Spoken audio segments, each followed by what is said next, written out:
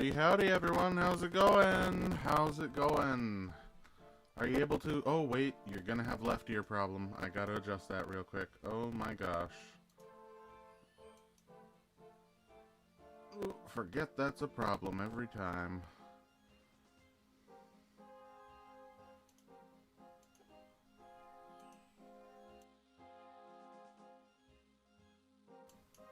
I should no longer be in your left ear. Welcome everyone. How are you doing? Oh, we're streaming on a Monday. Thanks to the poll of last video, we have moved our live streams from right ear gang rise up. Oh, you got your headphones in backwards. I'm sure it's fixed by now. I hope it's fixed. Should be fixed. I'm gonna double check the settings now. Thanks, boating mishap. Making me double check settings. Yeah, one channel. Okay, no, that definitely should work. Okay. If it's only in your right ear, then your left ear is disabled at this point. It's fixed. Yeah, I figured it was. Anyways, hi. Good morning, everyone. Or good evening to wherever you might be. In Britain, I know it's a little later on in the day. Australia, New Zealand, it should be near midnight. Hi. little later than that. If you have a night shift, then welcome. Yeah, today we are cracking down on some more Ogress Shamans. Decided to start out here. I just checked when our tree will be done. It'll be done in about 15-20 minutes, so next run we'll be able to finish up we get to visit the apple tree, and until then, let's get prepped and going. 6 a.m. New Zealand time. Oof, that's a little rough for that's a rough time frame. Unfortunately, for some reason my audience is quite global, so there's never a perfect time for everyone, unfortunately. I tried going a little bit later this time.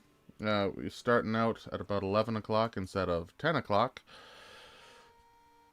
So, early risers might be able to see me, I guess, or people who have the night shift. You know who I'm talking about. Yeah, oh boy. Man, it's weird to be doing this on a Monday, that's for sure. Hopefully we can get lucky today and actually get on with things. 8 p.m. is a great time. Where are you at for 8 p.m. there, Nevs? Is that, yeah, I would imagine that is a pretty good time. Honestly, Netherlands, okay. And so then, yeah, this probably will be a good time. I'll probably start 11 a.m. or this time. Oh boy, I'm still waking up a little bit, even though it's 11 a.m. I had a rough couple nights. Allergies are getting real rough. You ever had allergies that make your eyes like close up so you can hardly see it all, and they're bright red? Oh, it's brutal. Allergies are fun. Can't wait to move to Svalbard. I would in a heartbeat if that was actually an option. I'm a fan of the cold and the lack of vegetation, but unfortunately, it's not in the cards for the budget. There was actually a post a little while ago about, you know, if you had to choose one of 3 things and you were given, you know, $500,000, what would you choose? And it was like Svalbard, a room, like an enclosed room in the middle of, like, and you had to stay in the room for like half a year, or like there were these 3 options, and like the Svalbard one was like, oh, that would be really nice. I get to be alone with my thoughts, with expenses paid, and not have, you know, crippling eye allergies. I thought, oh, that might be kind of fun, but nevertheless, no, unfortunately. Obviously, that was, you know, just a fun little fakey poll. Anyways, today on the docket, besides this, we got a few updates for that series that I talked about the other day, which is kind of fun. Did any of you remember what I was talking about? Who here was here the last live stream? Room All Alone. If I have my PC, yeah, the Room All Alone was like it did have a PC, but you weren't able to message or talk to anyone. Yeah. Okay, so you remember it. Does anyone else remember that conversation, or are we with a new group here? I think Boating Mishap, you were definitely here, Lantura. I'm not sure if we mentioned it while you were here. Morning, Relix. Morning, Anite. Anante. There we go. Good morning to you, too. Yeah, it was about the possible multiplayers group OneChunk Ironman series that I mentioned. Do any of you remember that? I know Lelouch remembers that, definitely. How about the rest of you? Either way, while you're thinking about whether you remember that, I've been in touch with a couple of the other chunkers, and we are officially going to give it a shot. Whether or not it works is entirely up to editing time, like, because we all have other chunkers as well. We're a little unsure how it's going to pan out time frame wise, but it's going to be really fun regardless. I've already had quite a bit of a blast setting up and playing the new account. There's some fun stuff. I also plan on probably releasing a behind the scenes video of that of the setup and series start, which might be a little bit longer than the edited version that I'm going to be making. So for any of you like really wanting the full experience, that would probably be an interesting take on it. But either way, it's going to be really fun. It's probably going to be another month before that comes out, because I want to really put a whole bunch of time and effort into making that as good as possible. Yeah. On the other side, ChunkMist is progressing well. I mean, the video is coming along. Let's see here. The last ChunkMist video. When was the last one? That was May 13th. It's now the 18th. Yeah, we can expect it probably the 26th, 27th, something like that, in terms of when that video is released. Hey Tiger, how's it going? Welcome to the stream. Yeah, so we got some fun stuff in the shoot, so to speak, for video content, and I hope you all will enjoy the live streams. I'm still a little bit on the fence on whether I still want to do this twice a week or once a week. I'm still thinking twice a week for now. It really just depends on how much time this other series is going to take from me, because it could be, you know, I work on it a couple hours, you know, an hour or two a day, or it could be like an all-consuming, like, I don't know yet. By the way, you better not be top in chat. Oh, well, I mean, that's funny. Top in chat, the top chatters is people who have been here the longest and consistently talk. So if you're here, I think it gives you 25 experience every like 5 minutes or so, as long as you have an active chat every 5 minutes or so. I think that's how the top chatters or the top fan awards go.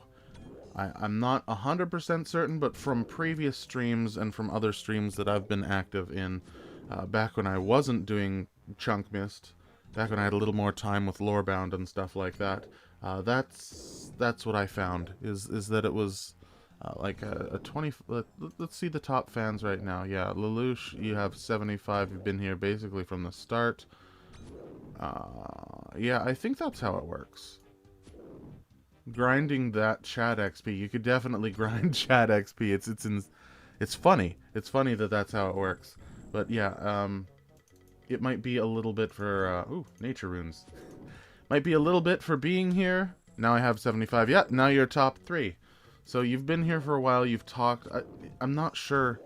You know what? We're gonna look it up. How does YouTube's top fans work? Afternoon Relix can't hang out long. Actually, I have to work today. HVAC is down at work. It's like 86 degrees Fahrenheit in the building. No, that's fair. That's fair, the Relic. Good luck with the HVAC. That's awful. That's rough. PSA, do your farm runs. Yep, my farm run is in about 10-15 minutes. My tree should be done. So I timed it so we actually get to finish the tree and do the tree, not absolutely first thing today, and by complete accident also. But yeah, PSA, do your farm runs. Everyone watching here, do your farm runs. Farm runs good. Oh, where'd my badge go? Weird. Which badge? The top 3 badge? I think you had like a number 3 badge a little bit ago. I think it resets every stream, so I mean, you have the cake tin badge. It shows up, then took it. I took it. Yeah, it's a competition. So if other people talk and interact more, then and with like not just like lol every 5 seconds. It gives that XP and it shuffles it around. Yeah, the tin. The tin is definitely still there. I can see the tin. That might be in your settings, but I definitely see the tin from my side. I see the tin, yeah. Must be on mobile. It must be, because I can see the tin. Tiger can see the tin. So yeah, okay. Here is the live stream leaderboards breakdown, so you know exactly what this is. YouTube's top fans refer to the live stream chat leaderboard that tracks the reward and rewards viewer engagement. Viewers can earn experience through stream interactions to rank on a public leaderboard, while some specific badges are awarded for long-term loyalty. Okay, we know about that. YouTube displays a gamified system to recognize active viewers. Viewers accumulate points by sending live chat messages, purchasing super chats and stickers, sending gifts, or simply watching the stream. A crown icon appears at the top of the chat, displaying your cumulative points for that stream. Clicking it reveals the leaderboard of the top 50 most engaged viewers. Okay, the top 3 most engaged users in the live stream earn special visible badges next to their names in the chat. These badges are reassigned in real time as rankings fluctuate. It looks like you can opt out in your YouTube account settings under the live chat settings. Relix, wanna trade grinds? I still need 350 gold nuggets from the Motherlode mine. Honestly, I might take you up on that if that was an actual option. I actually really like Motherlode mine. Yeah, we get badges. Yeah, you see that big crown with the number 3? That is the badge. That's the top tier. Oh, hey Lelouch. Getting the low alchemy tier. Thank you very much. I appreciate it. And yeah, now whether that, I think that did. Oops. What's oops? that Thank you very much, though. I appreciate that. Long-term channel badges. Lol. Is that the badge? The cake tin is the membership badge, and then the number 1, 2, or 3 is the that is the top fans badge, and I believe that resets every stream. Yeah, Motherlode is my favorite OSRS activity. I agree, MJ. It's one of my favorite too. It's so chill, and you get so many things out of it. It's great. It's great. Beyond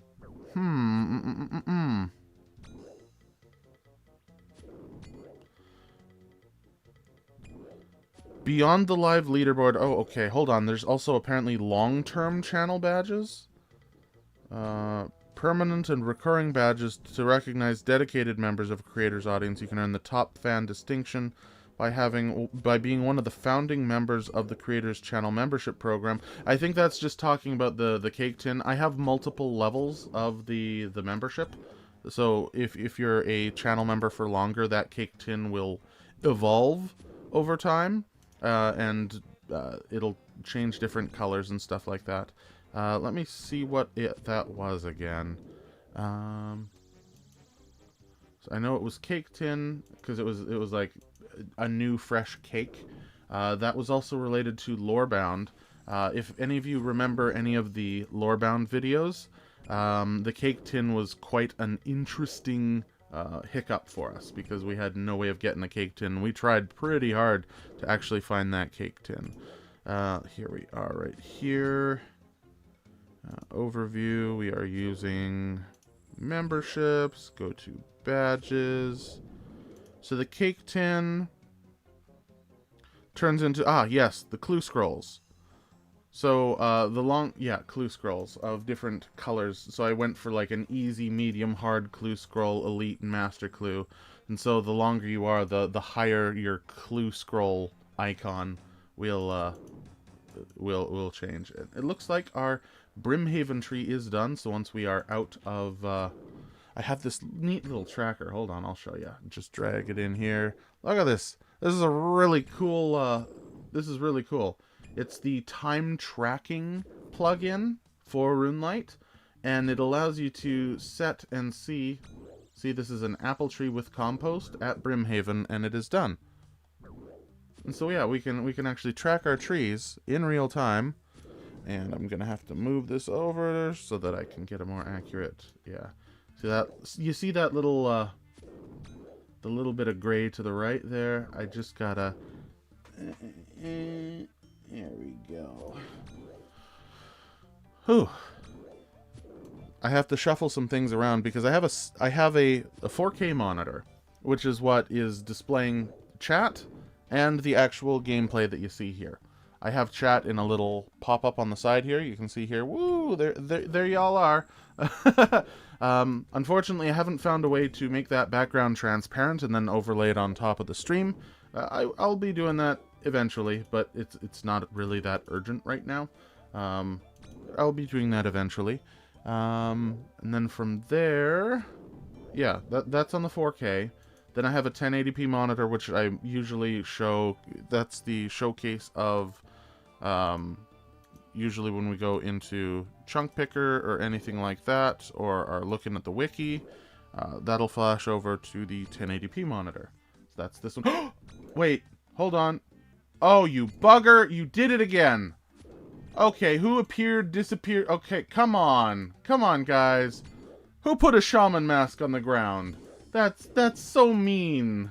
That's mean. Someone appeared, dropped the mask, and then disappeared. As an Ironman, you can't take items other players have picked up. I didn't even notice you coming in because I was looking at my other monitors. Ugh. I got super excited there, but I didn't hear the collection log sound or anything. Ugh. Brats. You brats. Shame. Shame. True evil is dropping shaman masks underneath my Ogress warrior. That is true. Oh, it was totally Lanterna again. I think you did that last time, didn't you? You're just going to the Grand Exchange and buying shaman masks, aren't you? But maybe by deleting a few of them, the game will realize that there's an output of shaman masks and will give me one. That's what I'm hoping. Yeah. And then we come by and drop a curved bone. I do already have a curved bone, but that would make me a little angry. Because, if a curved bone was that easy to get, then, ugh. That would make me a little sad.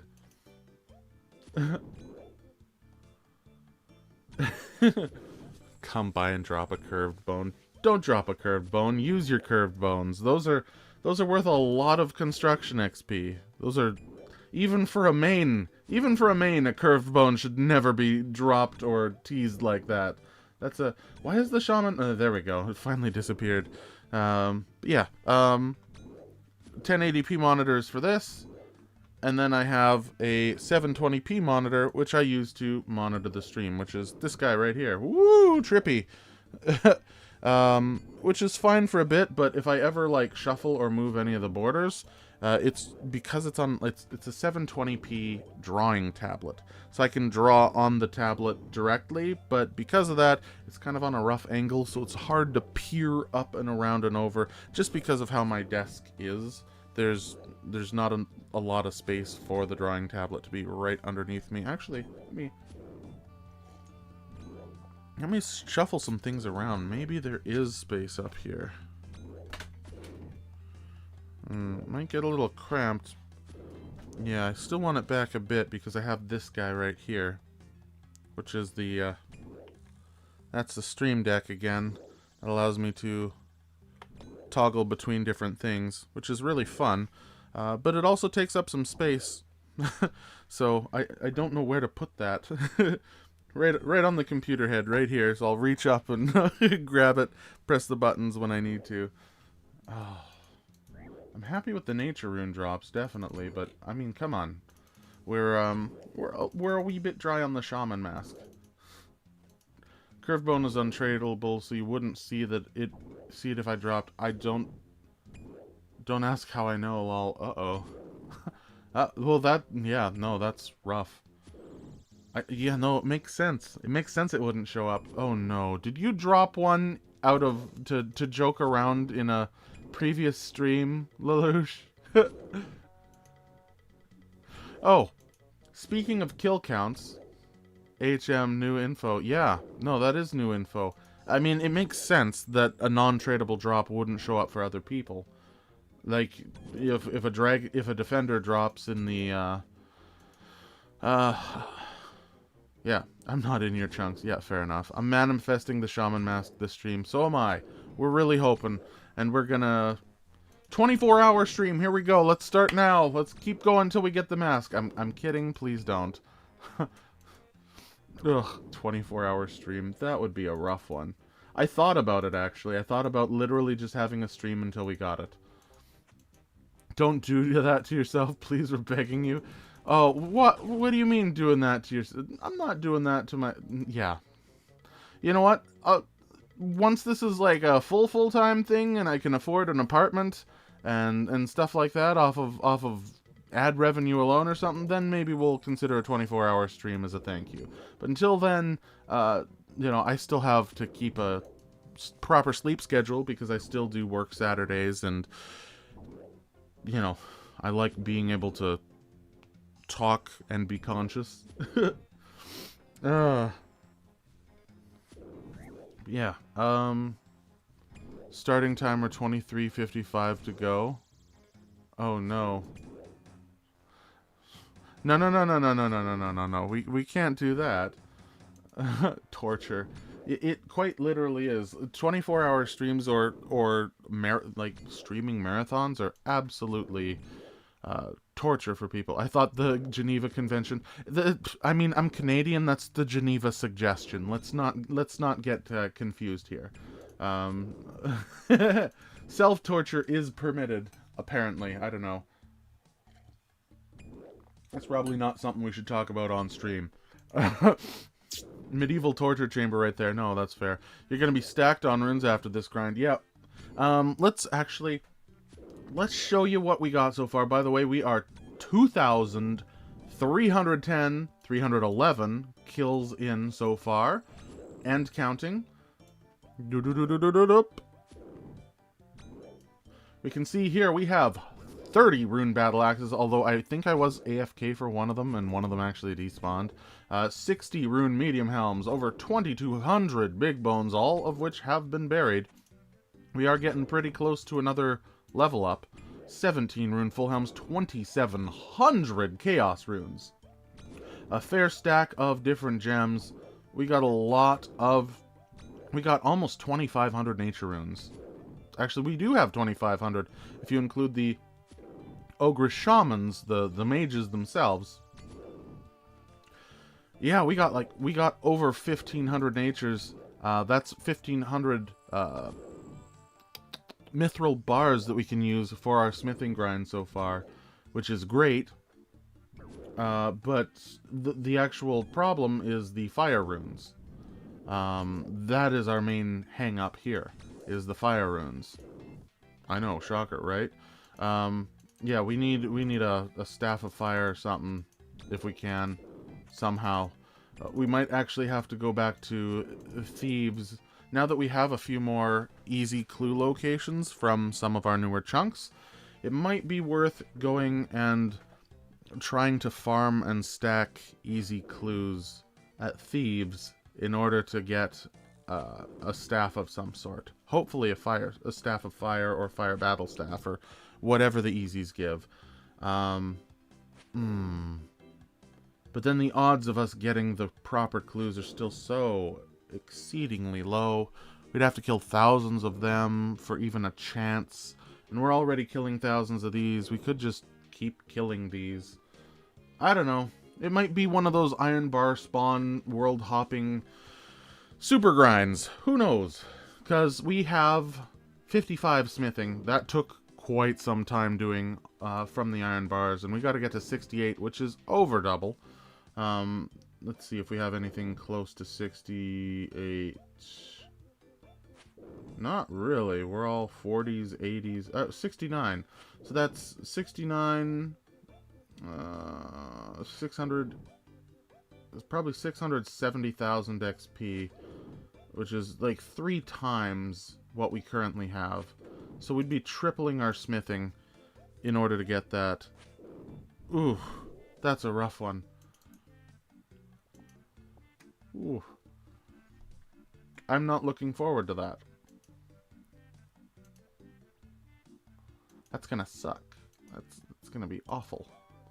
Oh, you know what? We are out of food. We're gonna do a quick fishing trawler teleport and get our tree. We're gonna see if our apple tree died. Hopefully it didn't.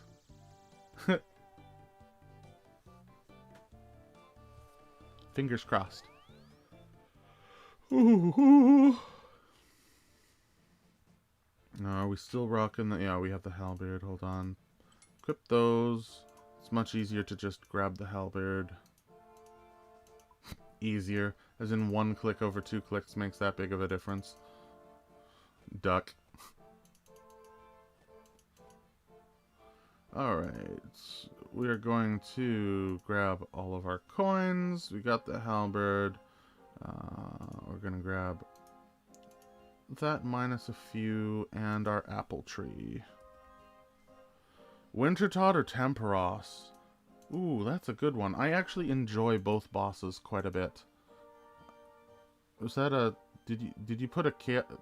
You put a talisman in a shark? Yeah, no. Is that referring to the nature talisman? Do I not have a nature talisman emote? No, I made the chaos talisman, but not the nature talisman. I better update that. I'll update that after this stream, actually. So that it has the nature talisman instead of the chaos talisman. Because I did that when we were in our ogre grind. Oh, look at that. Our apple tree is healthy. Yay.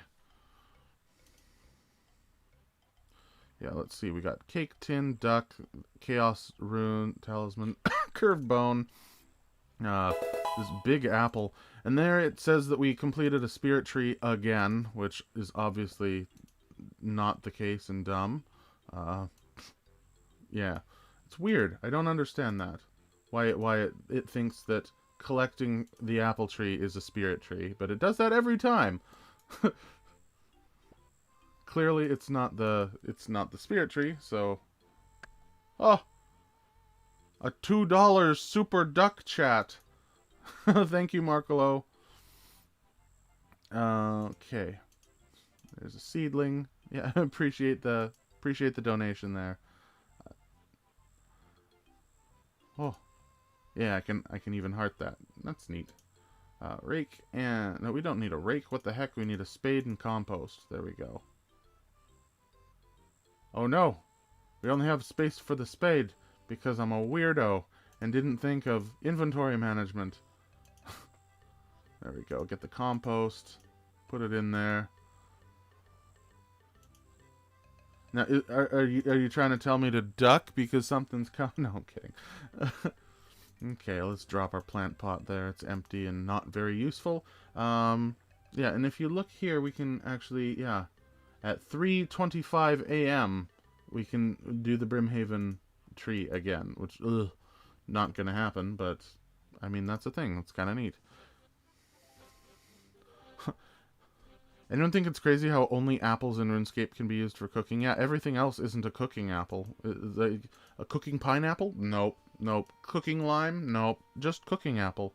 Yeah, no, ducks are just cute. Yeah, the ducks are cute. That's why I put them in there. And because on Lorebound we couldn't kill the ducks because not a single enemy or single person that we ever met mentioned the word duck. Ever. Could not find one.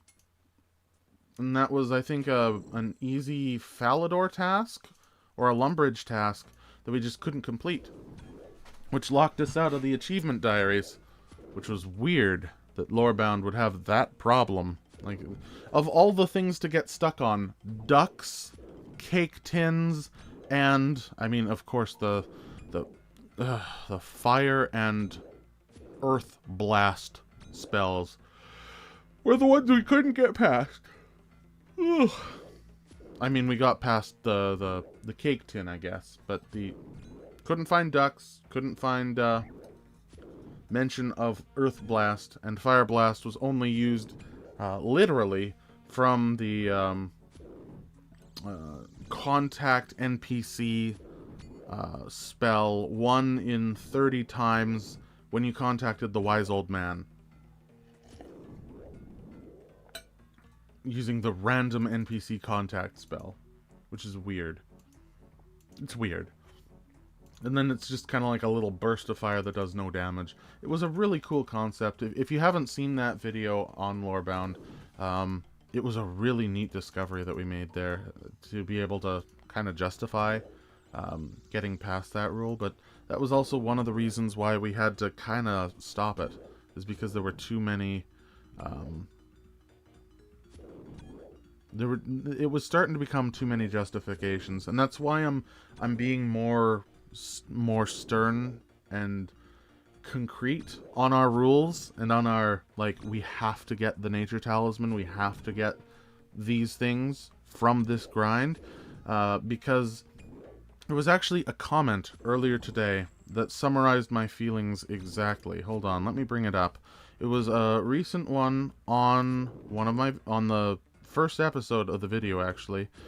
Where is it?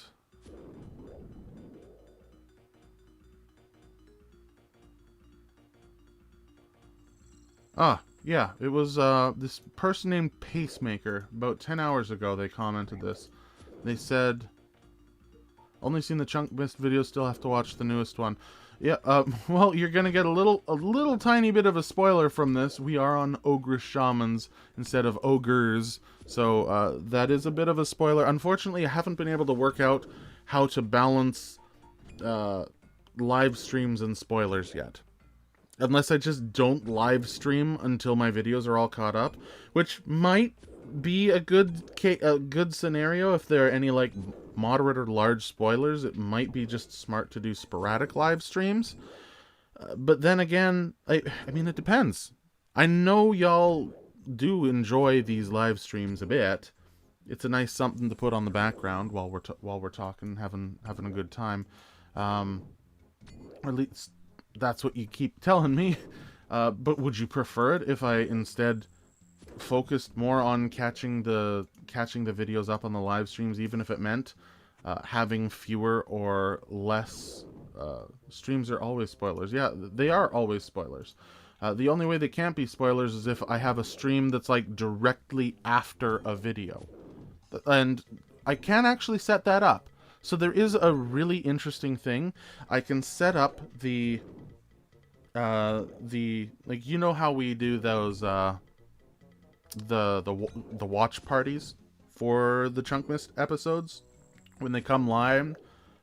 When they come live, we premiere those videos. Well, at the end of a premiere, you can set it up apparently so that it leads into an existing program. In other words, we can go from the premiere right into a live stream, which might be interesting because then it's a spoiler-free live stream. It's literally a continuation of the video. I really don't mind, but it is personal preference. Yeah, well, I mean, all of this is personal preference here.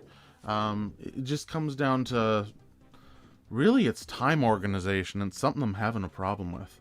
Oh, hey, Relix. It's Relix on Monday. Hello, yes. Oh, my, it is Relix on Monday.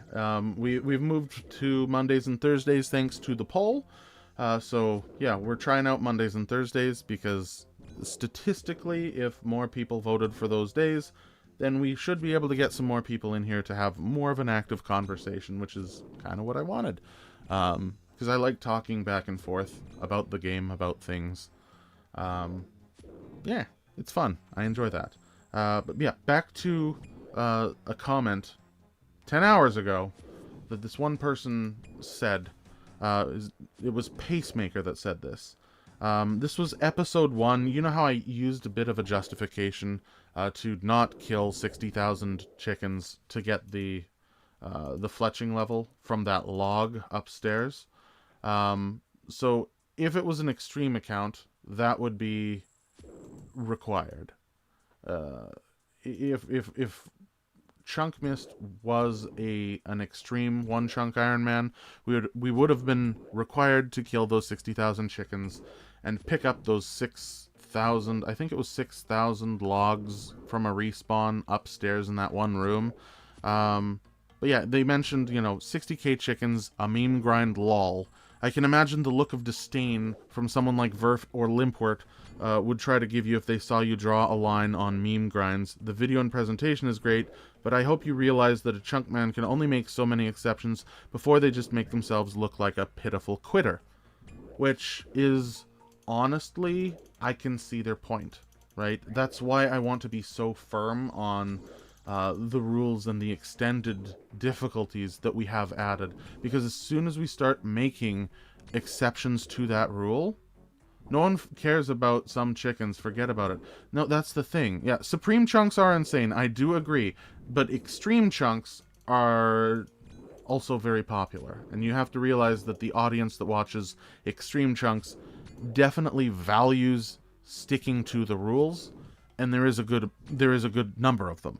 But there are a lot of people that don't want you to just keep bending the rules over and over. I want to stick with a set regiment of rules. And I feel like we've got a good... It's not about the chickens, it's about the account as a whole. Yeah, it's making exceptions over and over is the problem, and it's something that I want to avoid. So I'm not making any more exceptions. As soon as we get, we might be in this chunk for quite some time, because the Ogress Warrior, the Shaman Mask that we can get, is one thing. That is just a normal grind, right? The Nature Talisman is a whole different grind. You'll never be able to please everyone. Yes, I understand that, but being able to please myself with what I do and letting me live on a level of integrity, of stoic rigidness, of not bending over backwards because something's a little too hard, and persevering and striving through that, I think we're at a good balance right now. And I don't think that I don't, if I were to push over and say we're gonna relock it because we don't have a right proper method of smelting yet, so the headless arrows are too difficult to get. No, I think that's a line that I need to draw of we do have our methods according to our rules. We do have all of this, and we should be firmer with how if we change rules at all from now on. We've got to really think through it. You'll never be able to please everyone. Yep, every video gets negative comments. I know that. I'm not going to say to completely ignore them, but it might be as they might have useful information, but don't let it keep you up. It doesn't keep me up. it verified what I had thought. Because, like, there is a significant drop-off from episode 1 to episode 2, and you see that, right? If you actually go and look at ChunkMist and at the videos, we go from a very large portion of views to, you know, still a very sizable number, right? But, like, there's got to be a reason why people aren't clicking episode 2, right? And being able to figure out why, understand why, and then do your best to make sure that you find a balance between self-integrity and what people want. I mean, that's why I do polls all the time, is because I like to know what y'all actually like to watch and do. Yeah. Okay, what about... Okay, I was about to set up my Calphite Queen safe spot, but this comment, who do they think they are, a pitiful quitter? I hate this kind of elitism, holy hell. Yeah, I mean, don't get me wrong, Tavalis. I agree with you entirely. There is a level of elitism, but old school is very split when it comes to what kind of viewers there are. There are the Odablock fans and the Verf fans, the ones who really enjoy... I mean, sweaty content is what I would imagine it would be. Stream is YouTube only right now, right? Yes, the stream is YouTube only right now. Made me quit the game for a second? Oh no, I'm sorry. The comment made you pause for a second. What are you talking about, sir? We're talking about. I mean, just replay it. Hold on. The why is the algorithm. If you want the maximum number of views, you'll follow the Mr. Beast school of thought. Yeah, but the Mr. Beast school of thought is actually tailing right now. I actually mentioned this in the previous stream, is he's losing viewership now. Mainly because he didn't develop any primary relationships with anyone. Like, his live streams are very shallow, and they weren't targeting or talking to his audience. It was more like, hey, watch me do something crazy as I call up the biggest people and tell them to donate money to my cause. Like, that's okay entertainment, but you're not, like, connecting with your audience at all. He did that very early on, and that's why you saw such a stalwart fan base, and then he just dropped that for spectacle. And I think that's where his problem rose, is when he lost that connection with his viewers. That's why I am never going to not stop live streaming, no matter what. Because I feel like it helps me understand you a lot more. It helps me understand why you like the content that you like, why you don't mind watching me, why you don't mind watching ChunkMist or other Relix-related content. And without that back and forth feedback, I can't take your suggestions to heart, right? Do you ever track the viewer cohorts and find randomly or binge your entire series from episode 1? There are people who do binge an entire series from episode 1. That is kind of what I hope for the Lorebound series and for ChunkMist as a whole. It's kind of like,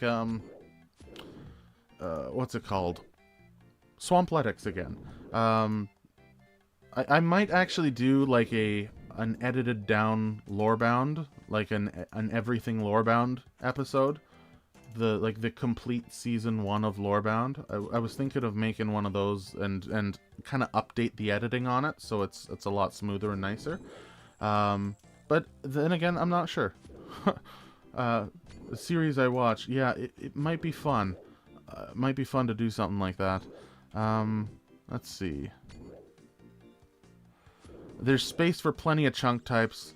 From the not too extreme, like ChunkMist, to the 99 rune crafting with no runescent mine limport. Yeah, that's the thing, is this entire... There's no one right answer here, right? And there's different viewers for each audience, right? I'm not looking for... to be the queso of RuneScape, right? With a salty, negative audience that calls me large barge. I mean, obviously, I'm nowhere near like queso. And you know, I see what he does. I don't know if I could live with that level of negativity all the time just for viewership. I really do. I saw actually a documentary on him the other day, and it was amazing. The not only the level of criticism, but the level of anti-capitalism that he's gone through. Like, all of the suggestions that YouTube recommends you do, he did the exact opposite of it and got to where he was in the streaming world. And it's crazy what he ended up doing. Yeah, I don't know if it's more like something's going to take months on end and be something even if the person who's doing it is not enjoying bending the rules or making fun. Don't torture yourself with. Yeah, exactly. And that's why I have set such a, I mean, it's a vanilla plus plus, I would say, or a semi-extreme with some different... The every drop one chunk rule is a supreme rule that I liked. I really liked that rule, and that's what I clung to. That's kind of the identity of ChunkMist, is the every drop one chunk account. And that's what I really enjoy doing here. And that's, like, yes, now we're grinding out Ogress Warriors for this, but, I mean, that's a collection log, obviously. But the Nature Talisman, if that rule was off, I wouldn't have to go for the Nature Talisman, because that's not a collection log, right? But that's part of the fun.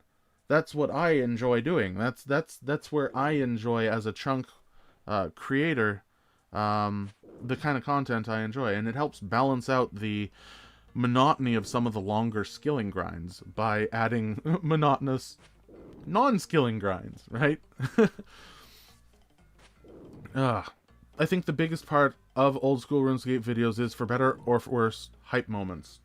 You want to tune into the next video because you see some crazy cliffhanger is resolved, and that's how network TV works. Yeah, and that is why every single one of my videos will end, like, if there is a roll, it'll end with that roll. So you have that cliffhanger resolved. There's still interest because it's like, oh gosh, they got what now? They like, for example, in the last video, it was, I mean, the ogre grind, right? Or the video before that, was, oh, there's the Ardoin Monastery chunk. Oh boy, we got the Curved Bone grind. The last video was, of course, all of the progress since then, and we hadn't gotten here yet.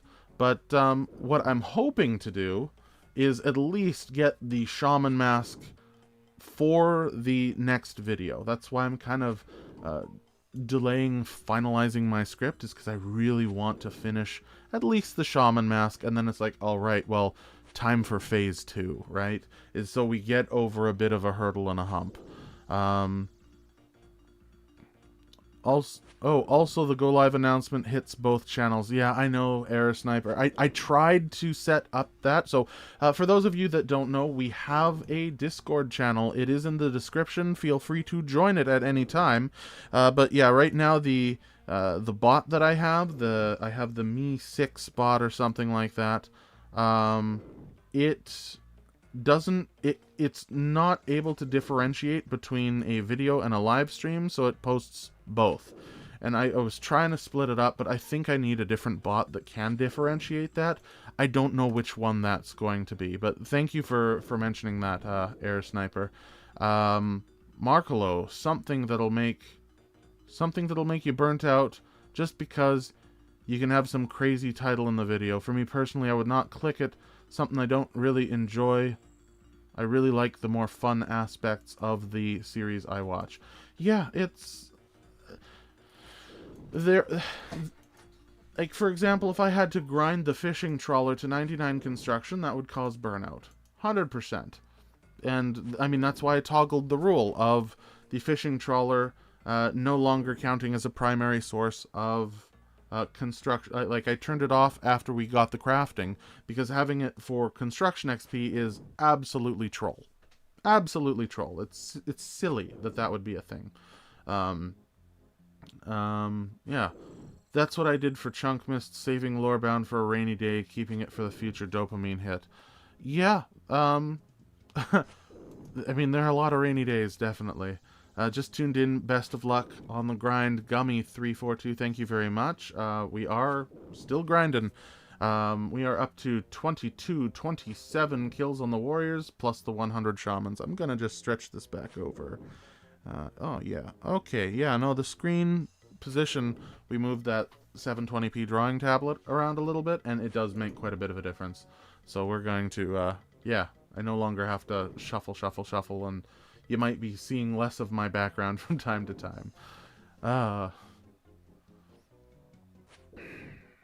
Yeah, let's see. Tell 'em Large Barge sent ya. Yeah. Just tell 'em Large Barge sent ya. Show us your YouTube analytics and give us an unsolicited advice of just trust me, bro perspective. I will show you my analytics. That is no problem at all. I don't see a problem with going over that if that is something that that more of you want to see. I don't just want to blather on about numbers if that is not something that you're interested in seeing, but I can definitely do that if y'all want that. The improved tile marker is a great plugin. Draws player/monsters on top of the tile. Oh, so I'm no longer okay. Hold on. I kind of like that too. Hold on.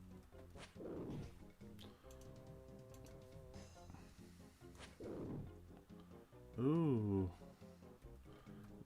Improved tile. Is it improved tile markers or tile indicators? I think it's improved tile indicators. Is that the one? I'll give that a try. Hold on. Ah! Look at that! You can see the difference there. Look at that. Now it's underneath us. That, whoa, very nice. Very nice, Karza. Thank you very much. Oh, by the way, I want to give a quick shout out, actually, to Rayna Chaos. That's the person who's quite often here, like chilling around in the live streams. Rayna made some amazing artwork that you can see in the pics, vids, and memes section of the Discord, and is also the thumbnail for this live stream. So a big shout out to Rayna. That was fantastic work that you did there. It's the first fan art I've ever gotten, which is really cool. I don't know of many other OneChunk RuneScapers that have fan art, so this is like, that was a really cool thing to see. Yeah, let's see. People want the dopamine hit without the work. It's the essence of old school RuneScape vids. Yeah, I mean, that's why Behemoth is working so well. Because they have, oh, here's some daily updates and some cool information that we've seen, and also here's some video submissions of people getting that dopamine hit, right? I would do that in a heartbeat as a supplementary thing to Relix if there was an audience for it, but of course Behemoth already has that basically in his pocket, so I'm not going to take away from that, because that would be silly to have two channels like that. 99 con at fishing trawler would be awful. It would take years. No, it would take decades. It is a 1 XP drop, and the amount, and keep in mind, each and every XP uses a swamp paste, which is expensive.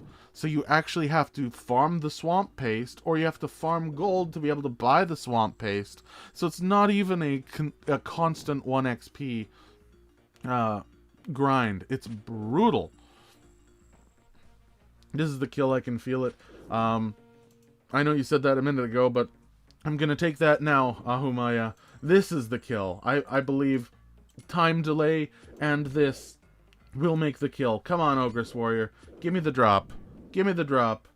Mind runes. Mind runes these nuts. Sorry. Woo! That one didn't work out too well, but nope, that was not the one. Okay, so I'm definitely interested, but I don't know if anyone else would be. Yeah, I don't know if other people would be interested in the analytics. I might do that just for kicks and giggles a little later on. If my but I don't know. I can maybe lightly gloss over it, so it's like oh, neat. But if we want some more in-depth stuff, maybe that'll be a poll later on or something. If my understanding is still accurate, describing calls to action is still great for videos. Not sure if the look at graph is still as useful, but you've been encouraging subbing, likes, and comments. Yeah, I definitely have. I could put like a, hey, you should subscribe earlier on in the video because it does help. I think... and I've been using, the last video actually had a card. So a card is like that little information. Hold on, let me see if I can show you. It's in this side. There's this little pop-up with a little eye that appears, boop, in this side of your video. And when that appears, that's usually linking another video. Oh, we got a strange plant, everyone. Oh, it's growing. But yeah,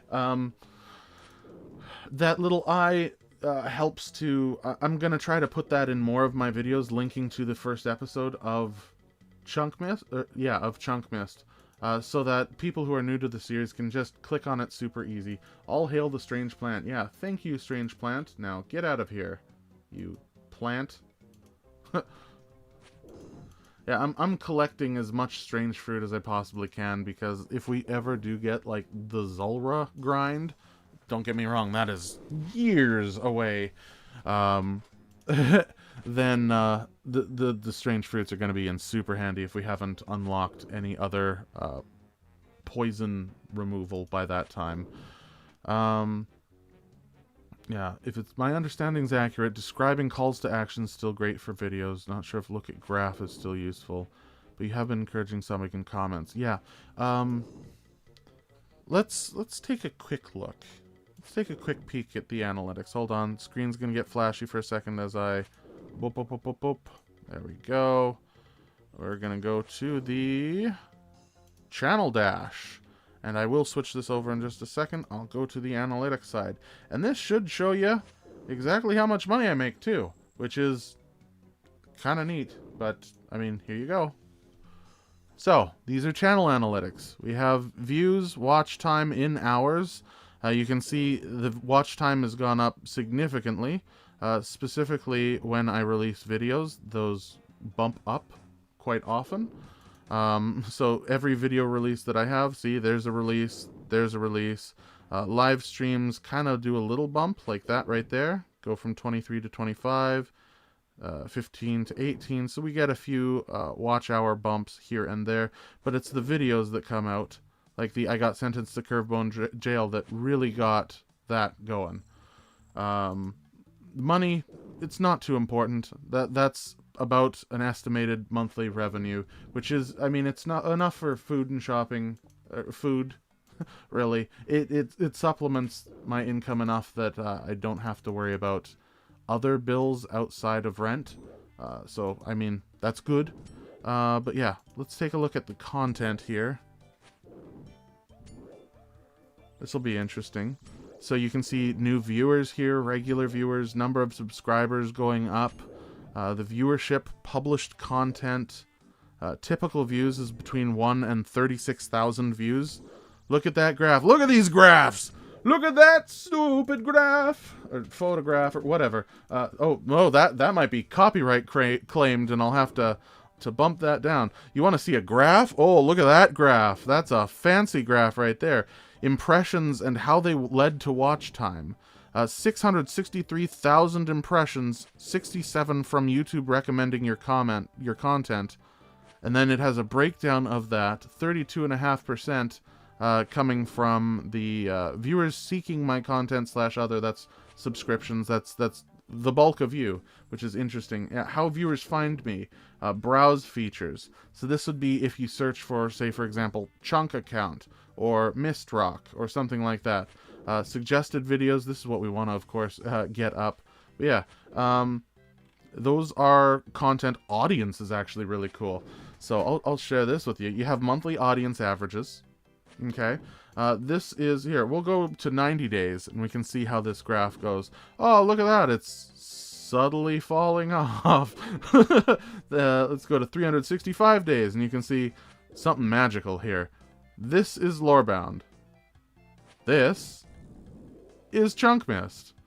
It was an extremely huge explosion there of content. Interesting that the click-through rate is only about 6%, but the average watch time is significant at 20 minutes. Yeah, and that's why it's still recommending my stuff to everyone else, is because the people who do click on it do end up watching the stuff. Except for, I've had some, yeah, that's total revenue, which is cool. But yeah, trends, videos to inspire you. This is all AI stuff. It's gross. We don't want to look at that. Yeah, let's see revenue here. There's estimated revenue for, like, since February. So that's, you know, multiple, that's a quarter. That's 3 months, I believe. And yeah, there are little spikes whenever the video comes out, like $100 when the Death Chunk video came out. The sailing update broke my Death Chunk, made 114 there. This was the live stream just the other day. There was that one guy who came in and gave me like $125 worth of gifted subs, and oh, that was a crazy day. But yeah, this is how it works, and this is why people push. Cohort data, please feed my autism. Yeah, this is cool. You can see, you know, March, this is when I decided, okay, this is possible to go full time. I'm starting to make more and more, and, you know, this is an amount that I can live off of happily. And then, of course, it dropped down because it was the episode 1 of the series, right? That's another unfortunate reason, but it is a reason why I was looking to other series as well, because when a new series comes out, you get another big burst of new viewership. Yeah. But at the same time, if that's what's needed to put food on the table, then that's kind of what's needed. So, you know. Yeah, how you make money. Watch page ads is most of that money at like $2,200 in the last 90 days, which is crazy. Like, keep in mind, this is pre-tax as well. So they take a bunch of taxes off of that. But yeah, this is really cool. I like talking about this stuff too, and I know it's not against the terms of service to talk about this, or at least I sure hope it isn't. But yeah, this is based on 300. Now, if you can do some math right here, this is what's really cool. So, I don't watch ads. Yeah, no, that's fine. Even if it plays for a few seconds and then you skip the ad, it still counts for something. But this is what's cool. The content performance, besides the estimated revenue for the last 90 days, is this. Revenue per 100,000 views, or the RPM. This number, $7.28, means for every 1,000 people that watch my videos, I am now both a premium user and a High Alchemy Club, so I getting some of that. It definitely am Ahumaya, and I appreciate it. But yeah, this is the average per 1,000, and that is based off of ads and premium users percentage. So if you don't know how YouTube Premium works, it takes all of the ads away. But what it then does is it takes the amount of money. Thanks a lot for showing behind the scenes. Yeah, that's no problem. Like, I am as open and transparent as possible here. There's no reason not to be, right? But yeah, there's say you pay, how much is YouTube Premium, Ahumaya? Is it $10, $20, something like that? Because I don't know the exact number, but what you do is you take that number and say you watch 100 videos in that month. That number is divided evenly up on those 100 videos, and that is the revenue that those people get from those 100. I pay €7.99. Yeah, so say you watched 80 videos in a month, Markolo. Yeah, I pay 30 for the family deal. Yeah, exactly. So with a family deal, you split all of the viewers up, you divide the number of videos, or I'm not sure if it's done by videos or watch time, but it's probably watch time if I had to be honest, and that's why my number is so high, is because everyone who watches my videos watches it for like 20 minutes at a time, on average. That includes people who come in for 5-10 seconds and then disappear. Because that watch time is so high, the viewership, the actual revenue is significantly higher than average.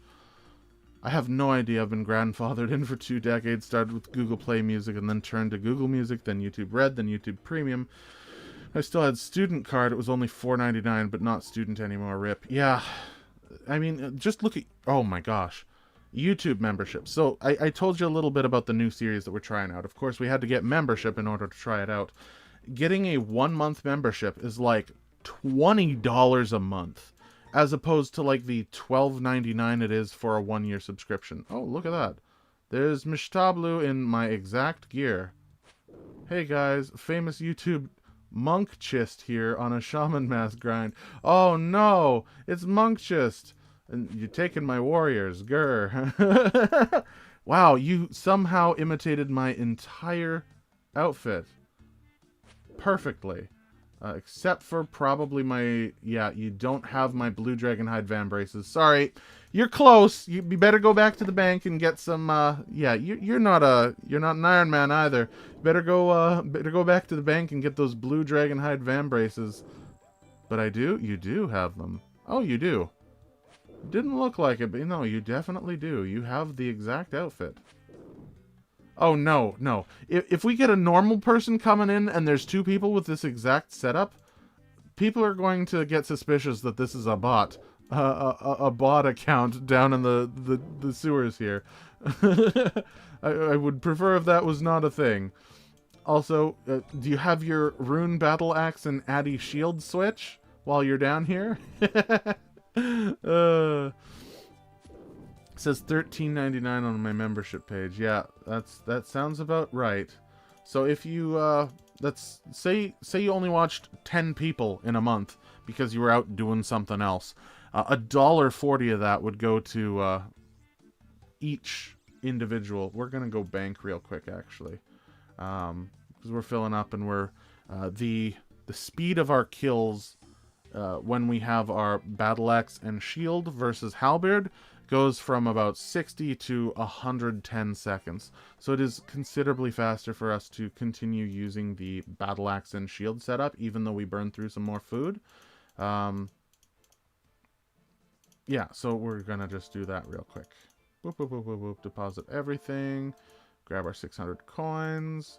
Grab a big wad of lobsters again. Eat one. More lobster. There we go. You know what? We're gonna see how fast we can go. We're also gonna grab... Where is it? Yeah, we'll grab an attack, defense, and strength potion to really power through this. We're gonna speed kill some ogres. See if that helps a little bit. Yeah, I don't know why they increased it. Like, Final Fantasy 14 is €10, but old school reclined from 10 to 12 something. And I was like, man, why? Well, it's you want to know the real reason why? It's because of loot boxes being disabled in RS3. So, I hate to say it, but the reason why old school prices were so low for so long is because of the whales on RuneScape 3. Because they were able to keep the company not only afloat, but keep investors happy with profits and returns and margins like that. Damn, time for another farm run. Yeah, Nebs, time for a farm run. Yeah, investors, keep in mind, old school is owned by a big conglomerate. And they want their return on their money, right? And because of that, their whole objective is to maximize how much they can squeeze out of each individual person. Old school doesn't exactly have that. It has a monthly subscription and that is it. It's a very consistent price. But they realized, oh, as soon as we add microtransactions to this and add all those suggested things like multiple tiers of membership, like membership with ads for cheaper, you saw so many people fallen from the game that they started to panic because it's like, oh crap, our consistent cash cow is disappearing. Let's rescind that and make sure that that they stay for longer. But what they're gonna do still is they still want money, so they're gonna bump that up. And if there's no major changes to their memberships, so in other words, if we keep still paying for it, then it's not ever gonna go down. Period. They're just gonna keep bumping it up until they start to see a loss, and then they'll hold it steady there, which is gonna kill the game eventually. But I mean, that's that's a future topic. That's sad. Oh, you got the medium helm this time. That's a nice look too. Yeah, it's sad how it works that way. Oh, look at that. You can hit 19s, and that wasn't even our max hit using the strength potion. Look at that. We have 90 strength thanks to that strength potion. We are going to hit like a truck. By the way, I have not leveled attack yet. We are hitting 82 strength, hopefully today. And then I can stop leveling strength and start leveling attack, because the inaccuracy of this is starting to wear on me. I did that because of the viewer polls in the last couple streams, but it's about time we leveled attack. It's about time we got to at least 70. We'll go from 60 right to 70, probably. Or 60 until we get the drop. Or maybe we get it right now and have to stop and get to stop training strength right now. Wouldn't that be nice? Oh. Okay, yeah, I have live chat on. Remember, YouTube doesn't like you, so change in your chat options. Change the top chat to the live chat. It's actually a button that you can click, and you can see some comments that you wouldn't have seen before, because YouTube is weird like that. Ah. Another beautiful day in the caves with the black skybox. Oh. Ooh.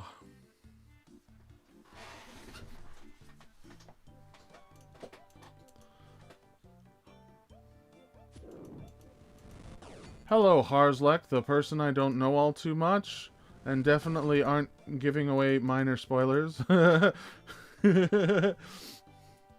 Congrats on the 65, though. That's great. Message retracted. Yeah, let's keep her hushity hush for now. For those avid viewers who are yeah, don't worry about that. Don't worry about our current conversation. I mean, it's 15 a month. It was like 5 a month when I was a little kid. It's 15 now. Yeah, I remember it being $6.99 a month. And then World of Warcraft was $14.99 a month. And that is the only reason why I got a RuneScape membership, is because it was cheaper. And because my parents wouldn't allow me to play World of Warcraft when I was 12 years old.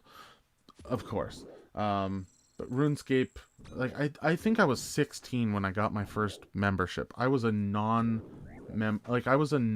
player for the longest time. So I completed all of the non-member quests and was like burying bones at the giants. Like, I'd collect Limpwort roots and bury bones from the giants west of Falador in that dungeon. And that's how I grew up on RuneScape, is in this non-member sadness scape of poverty, because we were trailer trash back then. Oh no, I pay for the full standard stuff, plus the premium companion app, plus 4 additional retainers. Oh gosh. Oh Maya, yeah. I would not, like, if the channel membership ever does blip out for a bit, I understand why. Maintaining that many things is like, yeah, that's harsh. That is harsh. I only pay the base. I have 1 character. Don't plan on making more. Well, yeah, that's how I used to play. Is I used to play on 1 character, and I only played on 1 character, and I didn't plan on making more until I became a content creator. And then it was like, well, you know, I have Lorebound, I have ChunkMist, and then I have Redacted. So and all of those are, you know, I'm paying probably almost $500 or $600 a year for the maintenance of those things, but not because, that's more because I need to, because without those I can't really make content, right? Like, how good is non-members chunk accounts? Not like that isn't fun to watch. Like, that's weird. That's I mean, it is what it is, right? Sometimes you have to do that to get by, but, like, yeah, you gotta use membership for things like this, because there's just so many levels of play that are excluded without it that it becomes boring, right? Pretend the conversation never happened, all the Jedi mind trick, exactly. I run an FC and do a ton of stuff, so the retainers are basically necessary, lol. Buddy, you are the cheapest membership I have on any service. I would pay more. Fair enough. The thing is I don't want to... I will never increase the cost of my membership. If you want to pay more, that's what donations are for, right? If you want to support me in other ways, that is what a one-time donation can be used for. I do not want to be, you know, I get that there are people with disposable incomes out there and they want to support creators and stuff, but I do not like taking, like, a set amount. Like, the only reason why I implemented memberships in the first place was mainly so the features that were tied to memberships could be given out. Like, the badges and the emotes and stuff like that, they don't exist unless you enable memberships. And I wanted to be able to do that, and, like, it was a struggle for me to find anything beyond low alchemy tier to really do anything with, besides, you know, a shout out at the end of each video. And that was, like, yeah, I can't see myself adding anything beyond that ever, because I don't think that, like, until I get a production team and everything like that, the content that I make is not worth more than that. It's like indie developers.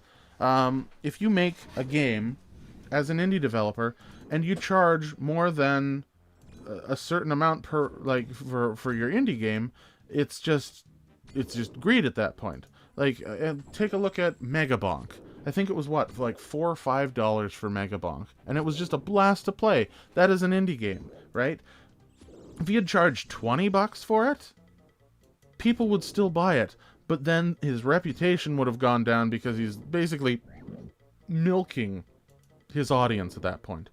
I am not that kind of person. I'm not that kind of person. You know, I don't need a Ferrari to be happy. I need, honestly, I don't need much else. I don't need a lot. Just popping in to listen to stream while I lay down and take a nap. I've been sleeping on the floor of my apartment for 3 years because I'm too broke to buy a bed, but I still got my one for $175. Yeah. Yeah, that's the thing, is, like, there's some basic needs that... But I got one for $175. Did you get a bed for $175? What would you do if you got a curved bone before the shaman mask? I would, likely have to laugh it off. I would likely have to laugh it off. Har's like, anyways, I'm out of here. I need to get ready to wake up and go to work. Yeah. Thanks for coming in, Har's like, I appreciate you coming in. Yeah. Oh Maya, beds are nice. Beds are one of the 3 things I'll always encourage spending good money on. You spend a third of your life in bed, it should be a good bed. Well, that's the thing, is you don't have to spend a lot of money for a good bed. You just have to be smart with how you buy things, right? I mean, look at my bed. You can kind of see it right here. It is a 6-inch mattress. Here, hold on. Twisty, twisty. It's like a 6-inch mattress up on a platform. That is what my bed is. It's nothing fancy. It works. It's the only thing that actually works with the height restriction in here, because, I mean, once again, RV, you have to worry about the roof. And the roof is a major problem in here, because it's only so tall. And so it's the most comfortable mattress I could find that was of the size requirement that I needed. I actually... it was comfortable, but it was actually too long. If you look here... Actually, hold on. Let me show you this. If you look here, there's actually a bit of a depth right here. That is because the mattress overhung. The mattress is all the way against the wall on the far end. and it actually overhung, so I had to build out this shelf and this panel in order to support the edge of the bed. Because it was too wide. And so I built this shelving unit. Like, this entire shelving unit is 2x4s or 2x6s that I built myself, and it's super stable and hardy now. But yeah, I know I built that to add an extension over to my bed because it's comfortable. Okay. Yeah. That's fun. Oh. Peak had a funny thing like $8 is basically... Yeah. Peak was another one. I really enjoyed playing Peak with... I have a friend group that's outside of RuneScape, and occasionally we would buy and play games together. And yeah, no, Peak was a blast to play. I enjoyed Peak a lot. I actually really liked the Baby No Money collab that was done in Peak as well. That was kind of neat. Megabonk's art style never appealed to me. That's the thing is, I mean, we're playing old school RuneScape. We should have some level of what art style does not matter to a lot of us. But yeah, I get it. There are some artworks, like, I mean, look at One Piece, for example. You know, people either love or hate that art style, and it can be a complete turnoff from watching the show, right?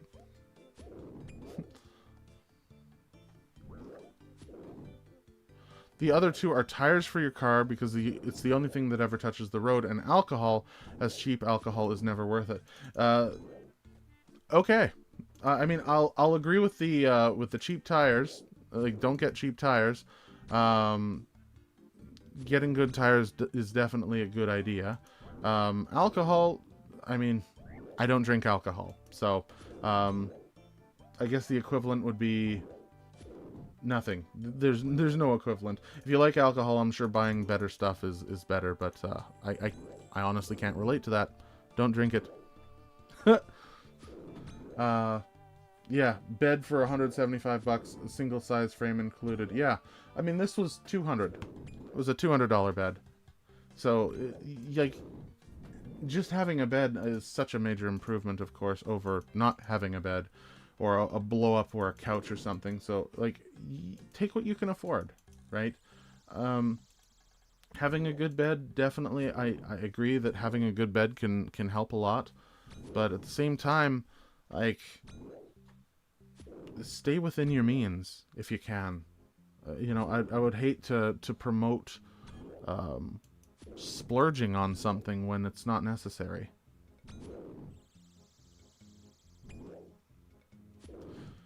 Bed frame can be whatever the mattress needs to be a new one for me, though. Yeah, fair.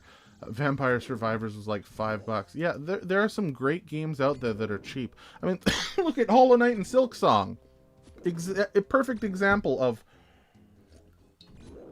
an amazing game that doesn't have greedy developers, and the audience and everyone understands that, right?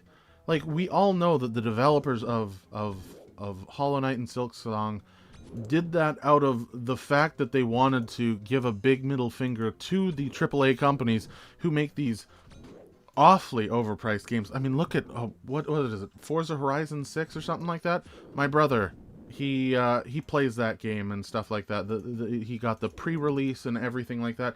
Cost him, like, he has the Xbox subscription, and it's like $180 or something that the normal price is for a game. $180 for a game in order to play this with the DLC premium package and all this stuff. That is an insane amount of money to spend on a game for but at the same time, I mean, who am I to talk? I have 3 RuneScape accounts, right? Like, nothing wrong with that at all. I don't encourage drinking alcohol. Yeah, alcohol is one of those things that if you like it, I mean, cool. I don't encourage drinking alcohol at all either. I would prefer, like, alcohol can do stuff to you, right? It is it's something that can form addictions. It's something that, Yeah, people who like it love it. But let's see. Hold on, we have 2 more minutes. Okay, time to bring out the halberd for a couple minutes before we rebank. And thank you, Mishtablu, for dancing there in the corner. It's fun to see a cheering squad here sometimes. Hopefully we can get this drop soon.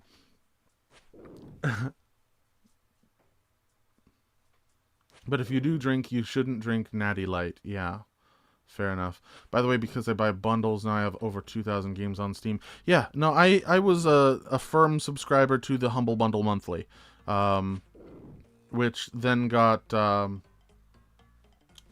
of babied into the Pick 20 thing. Video game addiction in terms of buying new games all the time is also a problem. It's kind of like alcohol, where if you've had one, you kind of have to keep trying different ones until you find the perfect game, right? The perfect drink. Let's see here. Let's look at my Steam library. We'll show you what I have going on here, because yeah, let's see how many games I have on here. A lot. I have a lot. Here. Whoop. I think that works. Oh, good. It kind of blocks out the top here. Perfect. We're just gonna drag. Yeah, we'll keep that. Ah, we can show that. Yeah, my previous YouTube channel's name was Rayna, and that was that's kind of stuck with me. But yeah, no, I have a lot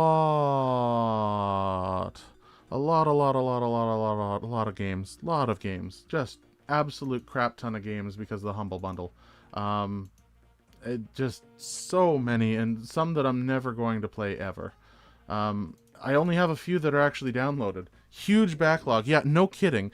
Here, let's click this little button right here. You can see what I actually have downloaded. It's literally Magic the Gathering Arena, Slay the Spire, Mugenics. I have Windrose for some reason. Oh yeah, I was having fun on Windrose. There's the Bazaar, Balatro, Terraria, and then Jackbox Party Packs for when I play with other people. That's it. That's all I have downloaded on here. But yeah.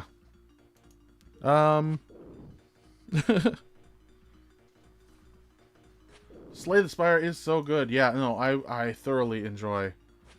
I miss your indie game reviews. Oh my goodness. Dynasty Star. That is a familiar name. I remember that from a long time ago. Oh my goodness. Wow. You're like the classic viewer. Holy cow. Huh. Hey, the most chill guy is streaming. Loved the account and so happy to see the progress you've been making. Well, I mean, we've been pretty static on the progress so far, but yeah, I think thanks for thanks for saying that. Oh my gosh, I missed a couple. Comments here. D-Bob, brother, do you take sponsors? You have good content. I'll shill AG1 for 30 seconds in one of your videos. We won't care. You make 10 times what you do. Bring from ads. Well, I haven't been hit up by AG1 or anything like that because I think the lorebound videos don't have enough views and the average viewership hasn't hit a point that it interests them. I have had a couple sponsors that have asked me to do stuff for them, but I am...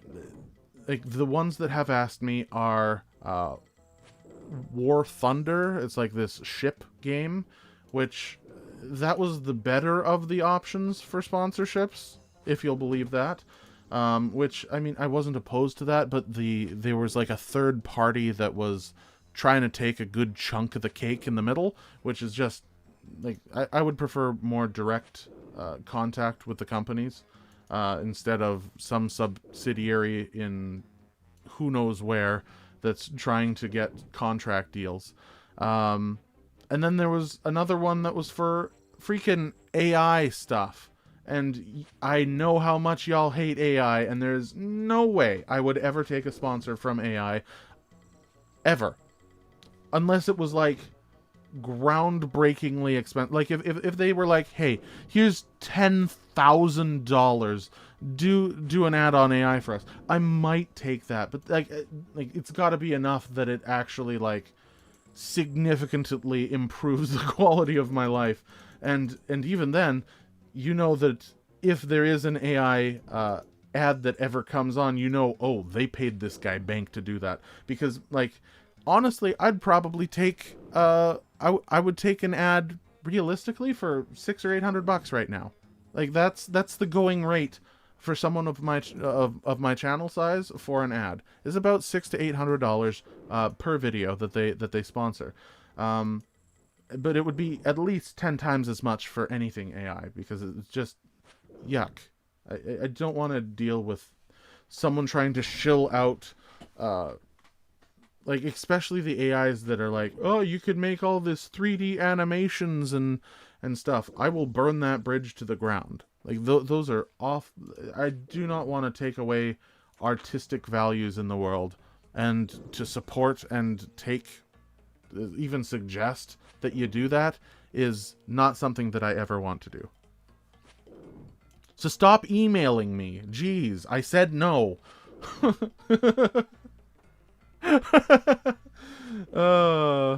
Something I'd be interested in doing if I had more knowledge in old school is try to play the game without using gold, unless gold is the only way to do it. Yeah, well, I actually thought of another one, is something very similar to that, Dynasty, is trying to play RuneScape without using any stores. Never go to a store, so you can't actually buy anything. The only use of a quote-unquote store would be like the bank. Right? Like, it would be interesting not to have access to general stores and having to kill things for things like knives or buckets or things like that. So things have like super, like a vial of water, for example. Something that you can buy hundreds of at a time suddenly has a very high value. Suddenly, the glass blowing skill to make those have an insanely high use rate of, oh, if I make my own vials, then I don't have to get them from drops. Like, it would solve so much if stores were not permitted, or at least if general stores didn't exist and like certain other utility shops didn't exist. So long as there's something in game that drops it, I think that would be a fun game mode to play once. I think that might be a future idea as well, because I think that would be fun. Yeah, miss your indie game reviews. Yeah, well, I enjoyed making them. Baldur's Gate 3 was the linchpin. When I did that one, I went all out.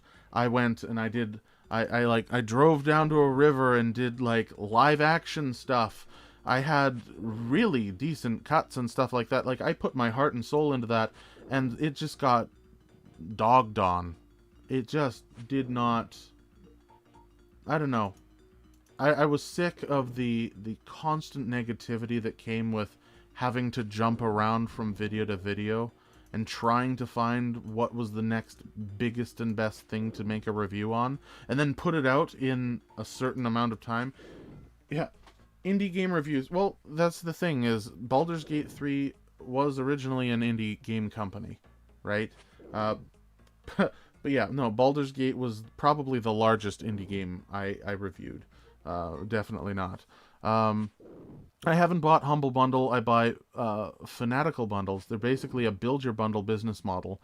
Bundle might have 15 games and you pick from the ones you actually want. Yeah, no, that's a really good idea. As a 3D animator, thank you, lol. Yeah, no kidding, Splooting Corgi. Oh, speaking of,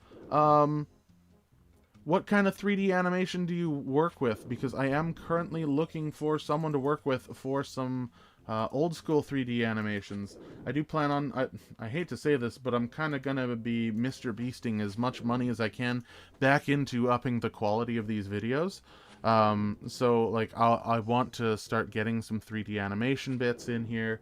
I want to start working with some, maybe trying to get some artwork commissioned and stuff for thumbnails. There are certain things that I want to try to do here to give back and around to the community as well. As soon as I can afford it, that is. But yeah, basically anything extra that I ever make is just going to go back into making the videos better. I've worked in the industry, sir. Deal brokers are the worst. The companies hate them too. Just email their sponsorships department. Fair enough. D-Bob, if you have any suggestions on what companies might be... Because if you've worked in the industry, do you have any ideas of who might be interested in working with someone like me? It might be interesting to get a little bit of a list going. And then I can email them. Be hilarious when your AI ad appears in the next video. That would be hilarious. That would be hilarious. And you know that if there is an AI video, they paid out the wazoo to get in there. So you can take that info right to the bank. There is an account that has no currency, kind of the same vibe as no stores. Yeah, it would have a similar vibe. Yeah. I don't know. Would you make an exception for stores where you had currencies? No, you probably wouldn't. But no, that is a no currency account. Would be even more restrictive than a no stores account, because there's some things where like you can pay someone to do something, which you wouldn't be able to do. But a no currency run, that's a step above what I was thinking. It's also a lot cleaner. I actually do like that idea a lot. Splooting Corgi, can you tell me what creator that is? I might want to take a look at those videos. That might be interesting. AG1 boot dev, whatever you want to work with, just email them and reference another creator they work with of a similar size. Fair enough, D-Bob. Thank you. Okay, I'll stop sending you offers to advertise my AI website and AI slot for brain chill. Well, thank you very much. AI Topalis / no, I'm kidding. Yeah, you make a fair point. I work in IT. I don't mind using AI as a tool for initial research brainstorming and as a search tool because Google is worthless. That's why I use Kage. Yeah, so I'm not opposed to using AI as a tool in certain scenarios. When it comes to creative processes, boo, do not like it. For brainstorming and for back and forth research, I even use AI. I use ChatGPT to, for example, what I do is I run my scripts through them. I don't have it change the script, but what I do is I say, okay, from this script, pick out the major key points of this video and start to like pick out these points and lay them side by side, and then that allows me to look through it in like a bullet points form. And then I can like make titles based on those key features. So all the ChunkMist video titles are based off of, okay, these are the most interesting parts. Now how can I adapt these in a non-clickbait but also non-misleading way in order to make a title that is both interesting and relative to what the video content is. Like the last video. Let's take the last video for example. Sorry, you're gonna get some flashing for a second. Last video is I got sentenced to curved bone jail, which is exactly what it was, right? We're looking for the curved bone, but like just that saying that implies that it's a prison, that the curved bone is a nasty something nasty enough to warrant the prison name. And oh yeah, we've got I didn't even know that was an emote. Mishtablu. That's kind of funny. Yeah. I will never use generative AI for art, writing, or replacement. Yeah, that's fair enough. Personally, I don't mind AI, but I understand people's grievances. Indie game reviews talking about Baldur's Gate. Yeah. Okay. Oh, we're all caught up again. Okay, so tried the style Jagex used last summit. It's really refreshing and good looking. Yeah, the art style that Jagex has been using recently is great. I'm literally looking at a list of OSRS sponsors, lol. Huh. Oh yeah, that account is doomed if their ship ever sinks because they cannot fix it. Yeah. Which account is doomed if the ship ever sinks? Which one are you talking about there? Sorry, it's been a few seconds since did I ask you to? Oh, the currency. Yeah, yeah, no. If there ever is a problem with... that could be a very dead series very quickly if they hit any walls that require something that can't be found otherwise. Like, full Mystic, obviously, can be gotten from drops from Slayer monsters. But, like, Slayer gear? Like, that in and of itself is deadly, because you need Slayer equipment to kill several Slayer creatures, period.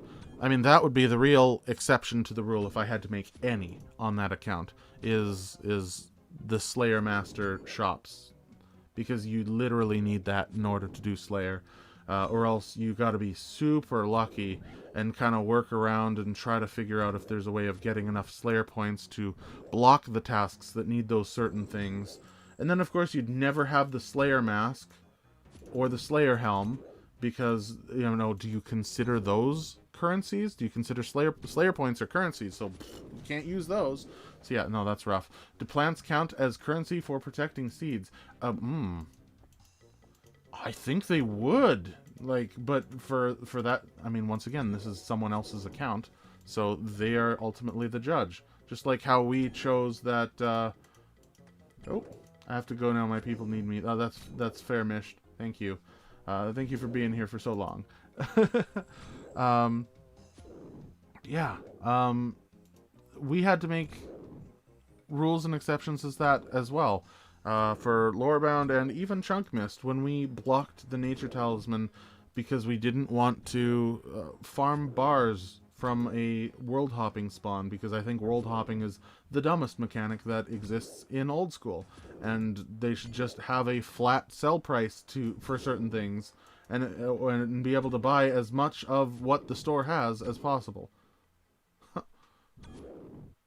Yeah, by the way, I have been attempting to get my quest cape. This is the first time I've made it so far in old school. My current account is the first time I've had skills over level 80, and I got about 40 quests left. Yeah, and the final quests are probably the most fun. If they aren't like the beginner quests that you just kind of forgotten, those final like master and grandmaster quests are by far some of the most fun you'll have in old school, period. They also unlock some of the coolest things. Yeah, I need to find the name again. Oh, thank you, Splooting, for... If you find it, if you don't, that's okay. That is okay. The channel is just called No Currencies. There we go. You want to know something that'll give you the most ultimate butt clench? No Graceful. Yeah, I mean, I don't have Graceful. But yeah, no, I get it. Jeez. You're all skill level 80s and you don't have Graceful? That's a little rough. I hope you have Boots of Lightness at least. They haven't uploaded in a long time. They're pretty active on Reddit. Yeah, they could be working on another... That's why I said no gold. Alternative currencies is fine, yeah. No gold versus no currencies is two entirely different concepts and rough. That would be rough. Can't for the life of me find the Reddit post about it. Remember, they posted it on Reddit right when Sailing released, but can't find it. Well, it sounds like Anante has found it. Let's see. Hope One Small Favor isn't your last, or Rat Catchers. No, I have Graceful. Oh, okay. Oof. Yeah, honestly, Rat Catchers wasn't terrible for me. I didn't mind Rat Catchers anywhere, like, as long as you don't have a kitten. If you have a kitten, then you're... Whoa, that's a terrible quest. But if you have an actual cat, then Rat Catchers is fine. That's a fine quest. Haven't started Fairy Tail 2, 40 quests left, no fairy rings. Yeah, that's rough. That's really rough. You like, thing is, you can start Fairy Tail 2 without all of the quest requirements, and you get the fairy rings very quickly. Like, you can get it within, like, 5 minutes of starting the quest. And as long as you've completed Fairy Tail Part 1, you can unlock fairy rings regardless of your other levels. Like, you get that real quick. I would definitely suggest doing that if I were you. I have done Rat Catchers and One Small Favor. Oh, that is good, Dynasty. You got those the rougher ones out of the way. Yeah, the roughest quest for me, I mean, One Small Favor is definitely one of them. Honestly, Fremenic Trials is a little rough because there is a part of it, especially the back and forth from the trader guy, that is very much like One Small Favor. And it just gives me One Small Favor flashbacks of like, oh, I want this from this person, but this person has this thing, and this person has this thing, and like that was giving me real bad One Small Favor vibes. So, not a fan of the Fremenic Trials quest, the first one, specifically for that subsection in that quest. What else would be a rough quest that I'm not a fan of? Sheep. The sheep catcher quest, the Plague City one, where you had to put the sheep in the pen before they had the update for the sheep's AI and movement. That was a rough quest. It took me like 2 hours to do that. Rag and Bone Man 1 and 2 are definitely rougher as well. I don't mind combat-oriented quests, but the fact that you have to like bleach every bone in vinegar and then boil it and then take it out, like, oh, yeah, no, I can definitely see where, like, there's a level of monotony there that I entirely agree with. Definitely. Yeah, Rag and Bone Man 1 and 2 is rough. I think, RS3 has a wish list as well, which is even worse. The combat part wasn't too bad. It's just the annoying to do all the other steps after. Yeah. I'm missing At First Light, Throne of Miscellanea, and 2 others. Like, Throne of Miscellanea should definitely be on your to-do list. Like, that's an insanely good quest, and the rewards are, like, missing At First Light. Okay, interesting. Wait, which one is that? Hold on. I can't remember that one.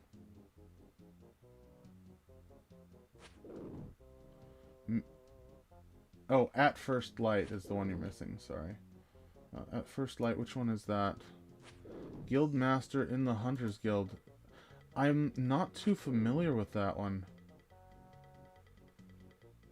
I don't know if I've done that one even. On my, my group Ironman is the most progressed old school account. It did have the quest point at one point.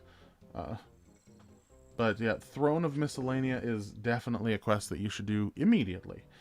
Because the rewards for that is, especially if you're an Iron Man. If you're not, then okay, that's fine. But Hunter's in my bottom 3 skills at level 40, and I think you need like 46. That is fair. I mean, if you've completed the Heroes quest, then you can complete the Throne of Miscellanea quest. Just reminds me to check my Miscellanea on my main. Yeah, exactly. You can get thousands of resources from Throne of Miscellanea. Like, if you haven't done Throne of Miscellanea, and this goes to everyone, do that quest. Because you put money into a coffer, and then you have literally the game print you out things. Like, hey, do you need 20,000 maple logs? There you go. Here's a whole bunch of seeds. Here's a whole bunch of herbs and teak and mahogany logs. Like, it's so good. It's so good. You definitely are missing out if you haven't done the Throne of Miscellanea. I would do that literally right now. If you haven't done that already. Like, do all the quests needed to get that. It shouldn't be that hard. Let's see. I hope they continue some of the older quest lines. Monkey Paws Curling, Rag and Bone Man 3. Well, that's the thing, is RS3 did that exact thing, is they had Rag and Bone Man 1 and 2, and then they had a mini quest called Rag and Bone Man Wish List, which was basically it was like 4 times as large as Rag and Bone Man 2. It was just this huge wall of things, but upon completion, the reward was actually significant. You know, the bone backpack that's in... Yeah, it's basically a giant bone skeleton monster thing in RS3, and you can fight it once a week for 10,000 Slayer experience. So, like, the reward for that, doing all that stuff, was actually well warranted. Plus, of course, it upgraded your bone sack to teleport you right there.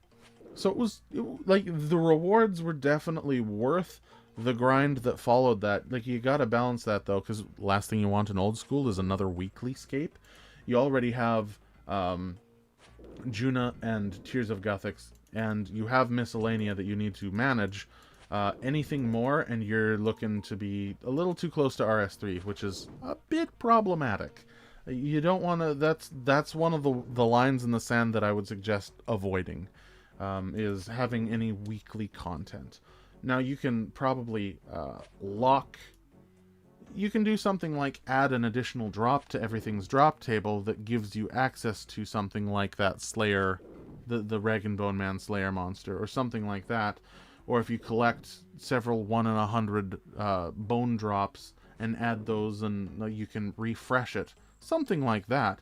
But if they were going along that reward style, but I don't know. It'd be tough to balance that. Still stuck at Perilous Moons. Yeah, Nevs, the Perilous Moons, if you don't know, their main mechanic is to punish people who don't have good armor. It's literally it's not a DPS check. It is an armor check. It is one of the only bosses that prioritizes maximizing your defense levels instead of your damage. Blood Moon sucks. Blood Moon definitely sucks. Blood Moon is the major test. If you watched my Lorebound series, I did that stuff. I did it in like full rune armor, but we had to get the freaking steel ring before I had the defense level to be able to survive long enough to be able to defeat that Blood Moon once. Yeah, Hunter's the bottom 3 skills at level 40, and I think you need 46. That's fair. Nothing stops me from doing TOM. Just took a break from questing the Throne of Miscellaneous TOM. I just took a break from questing and to level my rune crafting, which is my main moneymaker because I find Guardians of the Rift fun. Yeah, Guardians of the Rift is a good content. Honestly, if they had to implement anything from old school to RS3, it would be Guardians of the Rift, because that is such a good, it's such a fun activity. It's a lot of movement, it's a lot of back and forth.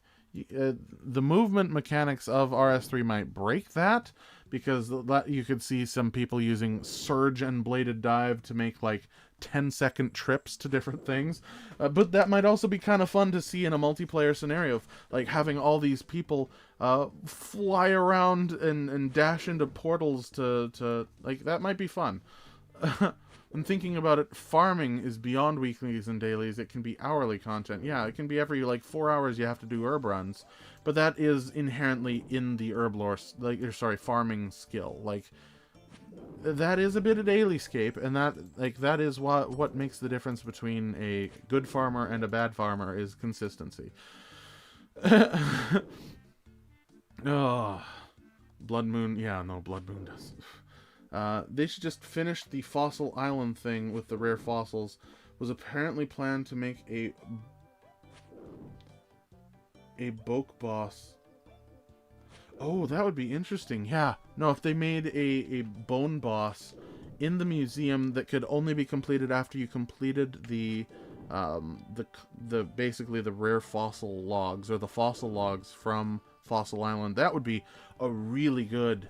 I like that idea. They should make a bone boss. That would be really cool if they incorporated that way. I just went and checked my miscellany and got 1 million from herbs and coal from 650k worth in the coffer. Yeah, that's pretty good. The bone boss. Yeah, the bone boss. I get you. I understood what you meant there, Lady Chunky. I want something like dungeoneering. Maybe not a skill, something more in-depth than Gauntlet. Loved doing dungeoneering when it came out in RS3, even as a free-to-play. Yeah. So, dungeoneering is actually a fantastic topic. And, man, I really wish there were some J-mods that actually watch some of these streams, because, like, being able to understand what the players actually want by getting down in the gritty with people like us would be, like, it's yeah. Anyways, dungeoneering, it definitely had some hit and miss things. Like, for example, tying completions to, Imagine Delves. Yeah, so that's the thing. I've played a lot of games, and I think if they adjusted dungeoneering to be more like Delves, where it's like the further you go, the harder it gets. Also, oh, what is that? The oh, there's another thing in RS3 that's oh, this would be really, really good for, oh my goodness. It's south of Lumbridge. It's, what is it? Oh, geez, what's it called? What's it called? It's like that weird tower thing. You can add... Oh, what is it? It's where the levels of the enemies got progressively harder. The further down you went, and then it rewarded you with, like, anima shards or something. There's this... Oh... You add the concept of dungeoneering with delves, and with that place of, like, rewarding you based on how far... Oh, they removed that, right? Did they remove that? That was good. They might have removed it, though. I remember the RS3 Chunkman I watched talk about it. Yeah, no, it was really good, but it was a little broken, because, like, there were things like, I had a dark... When I was playing RS3, what I'd do is I put a... there's something called the Essence of Finality, which is like a super end game amulet that you could store a spec weapon spec in. And then there was a perk in this area that you'd go into that would grant you unlimited spec energy for 15 seconds or so. And that it would refresh, it would have like a 5% chance on enemy kill to refresh. So what I did is I used like an AoE weapon like a Chinchampa, and I set the Essence of Finality to a dark bow spec. And what would happen is it would cause an AoE Chinchampa dark bow level damage spec to a large amount of area, and it would decimate the entire levels. And because I had Soul Split on, because Soul Split is, I mean, it's like a Blood Amulet of Fury on steroids. I just cleaned up maps. Just cleaned them right up. Just whooshed right through. Got just such a silly amount of experience. It broke it. I broke the game that way. It was insanely fun. Sometimes breaking the game like that is pretty fun, but it was almost like putting League's mechanics into the base game, which was like, you don't want to do that, right? But yeah, no, it was really fun. If they did something in old school kind of like that, with like a combination of increasing difficulty as you go further down, but like there are some bad things about dungeoneering as well, like the whole resetting floor mechanics, forcing you into certain floor levels and having to reset and then climb down those floor levels again for the bonus XP. I really didn't like that mechanic. Tying it to a skill doesn't make a lot of sense. But yeah, adding it more as a delve style where like the further you go down, the harder it gets, and then putting like checkpoints. Almost like think about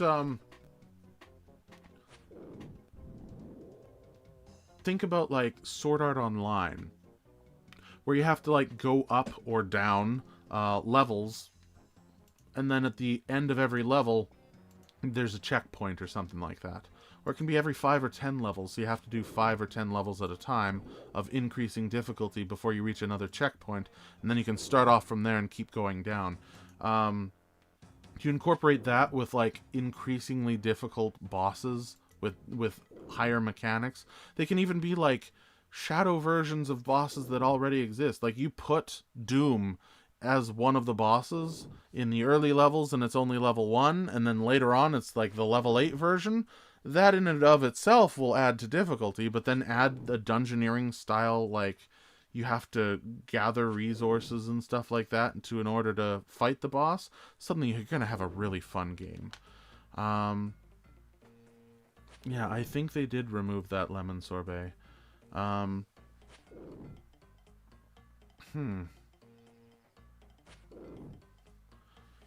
Gonna hop off. Good luck on the grind. Hope it's near. Thank you, Markolo. I hope it's near too.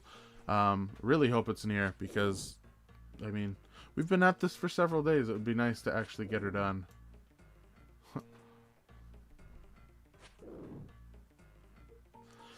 Issue with these dungeon delve type things, there's always a handful of gear combos that break the game. Yeah, well, that's the thing, is the dungeon delve type things, If they do it like they do in RS3 Dungeoneering, there wasn't anything in there that broke the game. You had to keep it kind of simple, actually. You keep special effects out. You give like damage boosts to full armor sets or something like that, and you make gear so that the base damage is higher than the outside game. But then you could literally, like, the Dungeoneering smithing, for example, would be a completely reworked smithing system from old school, because the RS3 Dungeoneering smithing system is very close to how they reworked mining and smithing in RS3, which I know this is a hot take, but the mining and smithing system in RS3 is better than old school's, I think. Being able to create rune gear at tier 40 instead of tier 99 is way different. And then having better gear at higher tiers with different ores is nice. And then having, like, even the highest level gear you could smith was, like, defensively was similar to Barrow's gear. Even though it was tier 90 stuff. That stuff was similar in stats to the tier 70 gear. So it wasn't like a direct, super scaled, like the high level Nechrite and Orichalcum armors were objectively stronger, and there's no reason to farm. Like that. One of the major issues with old school right now is how unproductive skilling feels in comparison to combat. Every major achievement that occurs in old school is, Furnace holds all your ores. Group Ironman would love that. Ultimate Ironman would love that. But yeah, it's just, it would work so well. It would take very little work to create, different colored rune style armors. You could even rip the gear right from RS3, just copy and paste that whole system, and you just have to adjust some of the armor levels down so that they're not overpowered. And suddenly you would have an entire smithing and mining system that's just, it feels rewarding and good to level up. The Enchanted Cave had a checkpoint system where every 10 floors you clear would leave the dungeon, go back and start at the checkpoint every 10 levels. The Enchanted Cave, what game is that? Is the game The Enchanted Cave? Or what is that? At least the Enchanted Cave 2 is like that. Okay, so Enchanted Cave 2 is the game. Okay. RS3 is better mining and smithing. Smithing needs a rework. By the time you get anywhere close to 99, nothing you make is useful to you. Furnace that holds all your ores. Yeah, exactly. This should be, in my opinion, if old school, if I could change anything in old school right now, it would be to rebalance and rework mining and smithing, and then probably crafting and fletching. Yeah, that would be it. Those are the 4 skills that feel a little bit over old, and like they need to be adjusted. And adjusted being the key word. Like, for example, you have all this armor. Black D-hide is up at 84 crafting. You can wear that stuff at let's look at ranged armor 70. Like, they should match those levels approximately. You should be able to make black dragon hide armor at level 70. Huey hide I would put up to 75ish. Right? Like, just some tweaking and adjusting of fletching and stuff like that. I mean, we have 87 fletching, so it doesn't matter too much for us, but like, holy cow, would that make a world of difference for especially new players. Keep in mind, if old school wants to survive, it still has to appeal and be better to incorporate new players. And that means teenagers, really. But you could have 99 fletching. Yes, I definitely could have 99 fletching. Not going to get 99 fletching until likely we unlock Auburn Vale. Because totems are fantastic, and I wouldn't want to do it any other way. I mean, unless we roll a dragon arrow or dragon dart tip grind somehow, that's likely not going to happen for us. You have a 6% engagement, average views of 30,000 per video. Let me double check that. Let me check that, D-Bob. Let's take from the 90 days here.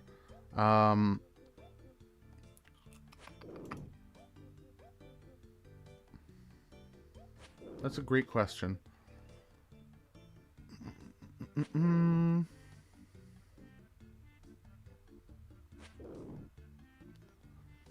We'll go to specific videos here. Like the curved bone jail here. We'll go through this here. Analytics for the curved bone jail video. Yeah, we're getting back into analytics for a second. Hold on one moment. Concurrent videos, reach. I think it's in reach here. Yeah, this actually has an impression click-through rate of 8.5%, with an average... Oh, hold on. We got a little event here. Count check. Right into Slayer. Oh, and that's a level up too. Oh, that's a big level up too. 31 Slayer. Moist. Okay, back to this for a second. Yeah, we have a click-through rate of 8.5%. That was at 17,800 views. Let's see if I have average viewership time. Here we are. 17 minutes and 2 seconds was the average viewership here. Averaging views of 30,000 per... I mean, this is the most recent one, and it's at 17,000. If we average out the ChunkMist videos, we have 17,000 there, 21, 29, 40, 49, 66, and 172,000 on episode 1. Obviously, the 172 to 66,000, that is the change that kind of spooked me a little bit. Of like, what am I doing wrong here? But yeah, I think if anyone enjoys the content, they end up watching through the content. So yeah, that's fun. There you go, D-Bob. Now you know. Yeah, average views per video, probably around 30,000. A little bit more, maybe. Someone just got... Oh, Tithe Chunk just got the Rocky Pet. Wow. Okay, now that deserves a couple gratses in the chat. Hold on. Also, why is my private off? There we go. Okay. Very nice. Still going for a certain bone. No, I'm going for a certain shaman mask. Hello, Rayna. Hey, we shouted you out just a little bit earlier. We used the artwork for the thumbnail here. We gave you a little shout out, and you're also in the description of this the live stream, so people know who made it, because it's fantastic, and I really enjoyed it. Holy cow, that's a lot of gratses. I mean, that's a pet. Yeah. Still getting caught up from the stats. Lol, had to go and look back. Yeah. Yeah. I think part of the problem is the generational divide. I don't want to be Baoman attention spans, but people born before 2000s are more amenable to grinds than those born after. Yeah, that's the thing. Yeah, exactly. Most of my audience is in the 24 and above department, because this is the kind of stuff we like. Like, we like grinding, and then we like a dopamine reward. We like that reward of completing something. A level up on the stats. Yeah, exactly. Slayer's currently 39 for me. That's pretty good. How dry are we now? 3 times? We are currently close to double. We're close to double dry. We have, it's a 1 in 1200, and we have 23 more kills until we're exactly double drive. 24 and above, aka unk range. Yeah, we're all unks here, so to speak. Okay, I'm just looking at all the recent OSRS videos with sponsorships. I wanted to match up with similar creator channel size / engagement. Yeah, it's... As I said, money isn't a major issue for me, and that's why I haven't really pushed into looking for advertisers for the videos yet. But I could definitely, yeah, if I work directly with them and actually like pushed forward and sent them emails myself, maybe they would appreciate. But I also don't want to come off as desperate. So like that's kind of the fine line of like where that is, right? Do they like it when people come to them, or do they prefer if, like, I don't know. I don't know. 24 and above, Unk range.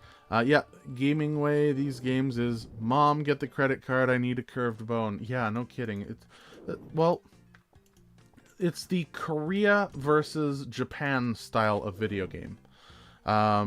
It's actually super common in Korea and China, actually, to have pay-to-win models incorporated into their games because it's a flex of wealth. And that is something that they enjoy, is flexing their disposable income and their wealth in-game by having incredibly expensive things.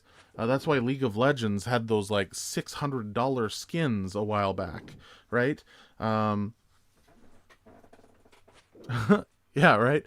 It's my birthday tomorrow, 31. I'm getting old. Well, congratulations on the Older Unk Club. Anything over 30 and suddenly, you know, woo, yeah, you're gonna start getting the back pain and leg pain DLCs pretty soon. The Ancient Unk, exactly. What does that make 33? I'm 30. Am I 33? I'm 32 or 33. Oh my goodness. How old am I? Jeez, I think I'm 30. Oh no. Oh no, I forgot how old I am. I'm getting, oh no, I'm getting dementia and old age. I'm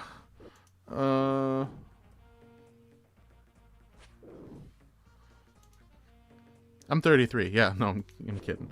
Yeah, I'm 33. I'm old. I'm old. I'm ancient. I am an ancient Unk. 33 is basically dead, I'm pretty sure. Exactly. Like, my YouTube career is ended before it started. I should have known all this stuff about algorithms and stuff when I was in my late teens. Oh, man. Yeah. It's the thing is, like, man, if only I had known how amazing the Runescape community was. Old school specifically, actually. I tried RS3. Didn't work out too well. But the old school community specifically, and the chunking community specifically, if I had known how well received things would be in this community, I would have started a decade ago. But, you know, I just didn't know. I didn't know back then. I didn't know. The best time to do something is now. Or the second best time to do something is now.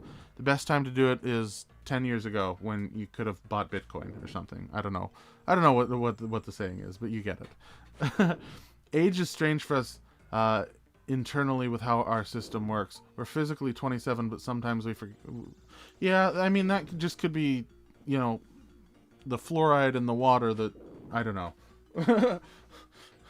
Who knows? It could be so many other things. Shaking my head, Unk over here wasn't a PewDiePie level YouTuber when he was still a toddler.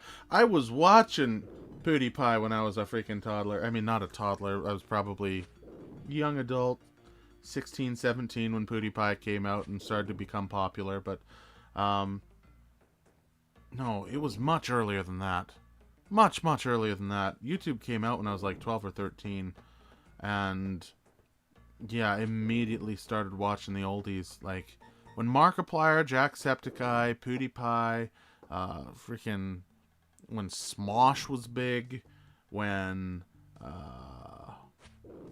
oh geez, there's so many, like, old names that you remember that were super popular. Probably are still very, very popular and definitely have their own dedicated fan bases. Like, I mean, Mark made his own video. Congrats, by the way. Or his own movie that was premiered in tons of theaters and stuff like that. Oh, we got Nevs. Nevs look like they might be here for a Slayer task or something. Oh, okay, bye Nevs. We had some influencers who got like $5,000 for retweeting a few posts. Yeah, it's insane. It's insane how much money there is in some stuff. Yogscast helped the big Minecraft boom. Yes, they did. No, I'm not. Oh, you're not. Hold on. You're definitely in the... Okay, you're in the stream. That's why you looked like you were on a Slayer task when you came in here. It's nice to see that you're actually a viewer. Appreciate you stopping by. Ooh, looks like we are all full up, and we can go on another teleportation trip. Huzzah! Like, look at these inventories that we're getting here. They're like just tons of runes and ogre heads and seeds and oh, you know what? We're gonna do a little bit of a bank viewing for a sec as well, because it's about time we showed off. First of all, our lobster is going down significantly. We are losing lobsters. We're bleeding lobsters. We're under the 20,000 mark now. We're gonna have to go fishing soon. Don't want to do that. Probably have to do more fishing trawler, because then we can get some better food, which is awful. But I mean, that's the case. Let's look at some of our stuff. We're getting, you know, hundreds, almost, you know, we're getting in the high, you know, T's, 80, 90 in the gem department. We are getting, let's see here, from our bull shark grind, we've had, you know, hundreds of maces and plate legs, 29 battle axes, 110 addy halberds. There's 62 rune medium helms. Like that's a pretty chunky number there. Our seeds are exploding. Look at this. As soon as we unlock Ents, we have like 200 Ent seeds to funnel into them. Like that's some bonkers stuff. We have 108,000 anima infused bark from not having, keep in mind, this is without a backpack. So this is just raw from events, 108,000 bark. That's enough to buy a lot. And then, of course, you know, we have 150 mithril kite shields. I'll probably keep these and not alch them, mainly because if we do roll the Giant's Foundry, that is 2 mithril bars per kite shield. That is a lot of smithing XP. I'll probably keep anything that is above 1 bar, actually. The one thing I will probably alch is, like, the crossbows, the addy crossbows, because I think that's 1. The rune daggers I'll likely alch. But yeah, bank's starting to look kind of funky. We're keeping that mystery box for a little later. Yeah, it's fun. Hold on, I need to get my battle axes and stuff. Battle axe and the kite shield. There we go, equip those, and then we have more space for a lobster. There we are. Let's get back to the grind. Hey, Bassbone 11. Nice to see other people around here. Of course, they're completely sold out now. But in YouTube, it's easier to make it natural and personal to you. Some of the best ad reads are the internet historian and common etiquette. Rather unwell tonight, but glad to catch the stream. Good to relax. Yeah. Thank you for coming by, Rayna. I appreciate it. Yeah. I'll definitely send off a few emails and see if they have a department. I'll need to add up the viewership averages a little bit more. And D-Bob, since you're familiar with that industry, how many videos back do they generally look at, or do they look at different series? Like we have again, back to here, you know, an average of 20, you know, you have 17, 21, 29, 40, 49, 66, 172. This is obviously an outlier, right? But we can probably expect 30 to 40,000 views just as time goes on. I'm just not sure. I have the list for you if you want it. Honestly, I wouldn't mind that list at all. Do you have access to Discord, D-Bob? If you could PM me that. There's Discord link to the Mistrock Manor. That is the new Discord server for ChunkMist and for all Relix related stuff. If you join that, you should be able to see me, Relix, in the sidebar there. If you can PM me that list, I would really appreciate that. If that's something you're able to do, because I would like to. I'd like to just talk and see if that's something that interests some of those people, some of those potential sponsors. That would be nice. Thank you. Too bad you don't have commission on this, right? That would be I'd have to figure out something there. Dedicate the next episode to you or something like. Thank you to dbob8 for helping me find the sponsor for this video or something. I don't know. Nah, Discord is off limits for me. I can email you or DM it here. If you could email, that would be fine. You can find that DMing it here. Like if it's a big list, I think there's a character limit in here that we have to work around. Look at desktop. Oh! Thank you. Yeah. Look at desktop. Yeah, I mean, nothing secret there. There's my desktop. It's JGX, Audacity, streaming stuff. It's just completely black. Sometimes it has a light bulb, sometimes it doesn't. All of the meme folder that you will never see in your life, because that is yeah. Meme folder is brutal. Relix can't even afford a wallpaper. Yeah, I'm wallpaper. For only $2.99 a week, you can help me get a computer that can actually run an animated wallpaper. Yeah, no, this computer, the laptop that I use, was a cheap Amazon laptop that was, I think it was $750 or something. It was a Christmas sale. It's got like a 3060 in it. It has 16 gigs of RAM. It's just a very bare bones laptop that doesn't have too much oomph to it or anything. But it gets the job done, and it's fairly energy efficient, and it was what my budget could afford at the time, right? Wallpaper engine.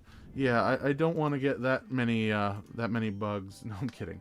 I could get something like that, but like, it doesn't matter to me.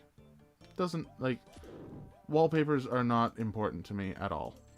I'm not staring at my wallpaper. I am staring at what I'm doing, which is a game, or it's you know, it's either the game or it's the editing software. So wallpapers really don't do much for me.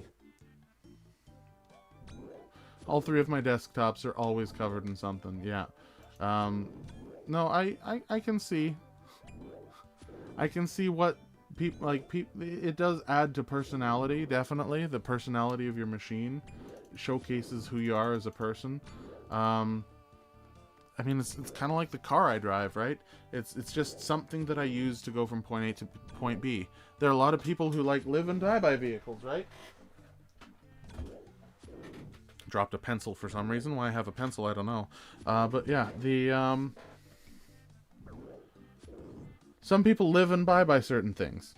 Like my youngest brother, he's a car mechanic, right? Like he has that certain level of spicy that allows him to absolutely love cars in every way, shape, and form. And that was what his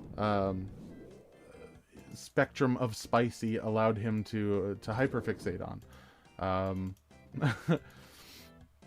And so, you know, he loves cars. But for me, it's just a mode of transportation. Wallpapers. For some people, that's like their entire personality is like, you know, look at this wallpaper that I made and stuff, which, I mean, don't get me wrong, there's some cool wallpapers. You know who I'm talking about. If you are the person that we had this conversation a little bit ago, you know who, you know you're who I'm. Yeah, amazing wallpapers. You can make some cool stuff. It's not something that really, like, it's cool to look at, but for me, it's just another layer of RAM. It's another layer of RAM that I need to be able to do that. If I had 32 or 64 gigs of RAM in this thing, then maybe. I did upgrade the computer's, what's it called? It's memory. I put a freaking 5 terabyte storage card for all of the footage that I'm getting off of these things. But besides that, yeah. It's, the computer does okay. I don't have wallpaper engine or any animated ones. I just find ones I like. Some are pics I've taken. Some are screenshots. Oh, got a triple drop there. The ensouled ogre head got me excited for a second. And some are screenshots from video games. Yeah, no, I mean, I definitely, I see the appeal of them. I do. It's, yeah. When I have a bunch of bread and cheese, yeah. They don't need to be fancy, I know. I mean, mine's just a light bulb, right? That's, for some reason, it isn't showing up. I don't know. Sometimes my computer uses up all of its RAM and then just decides not to display things. Like right now, my computer is literally like huffing and puffing trying to keep up with RuneScape and the live stream. Like, this is its maximum capacity. But that's okay.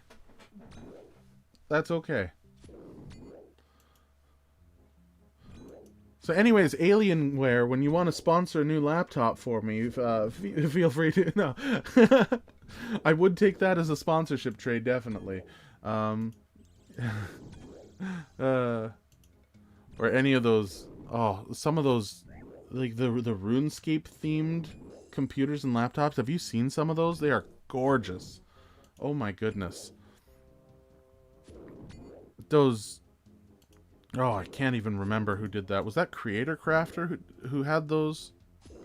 Not sponsored, by the way, obviously.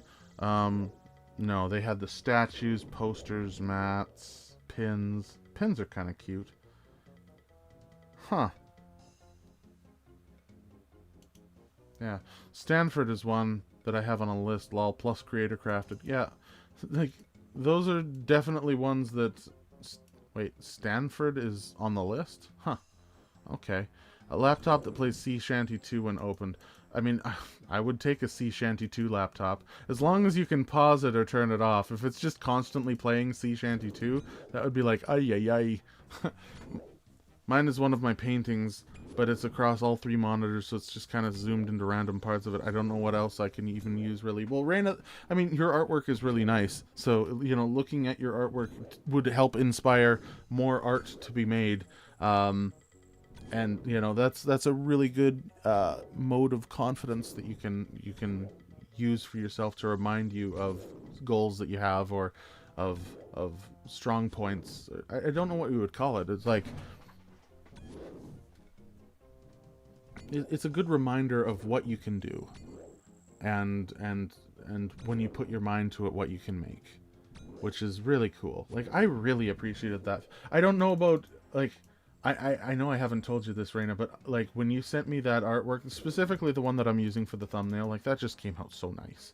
Not only, of course, did I ask your permission to use it as for certain things like the thumbnail here, but like I shared that with my friends. I showed people. I showed my family that because it was just such a cool... It was so cool.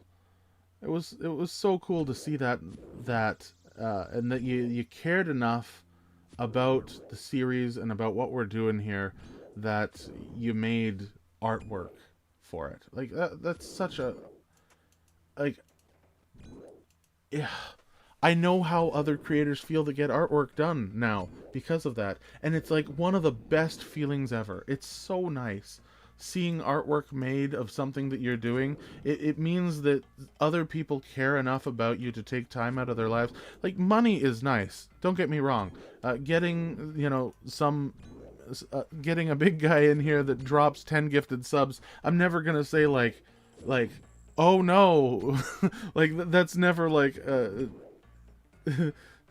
I'm never gonna not appreciate that, but the monetary value of artwork sometimes can be priceless because of the like, if I ever get like a nicer place than this, like if I ever get to the place where I can afford an apartment and afford regular bills and stuff, I will be hopefully posting artwork that people have made of the series and of different things up on my walls in that room.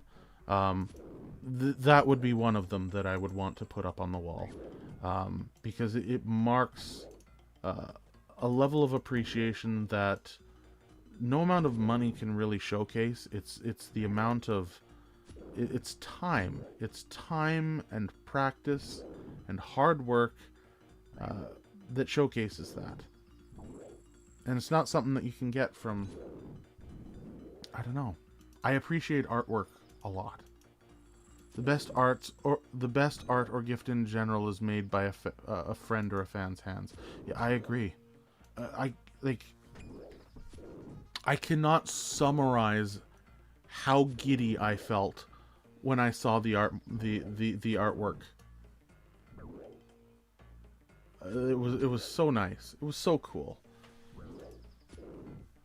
If anyone else has a talented hand, by the way, and wants to have their artwork featured for a thumbnail or an episode, by all means, head over to the Discord and post it in the pics and vids section.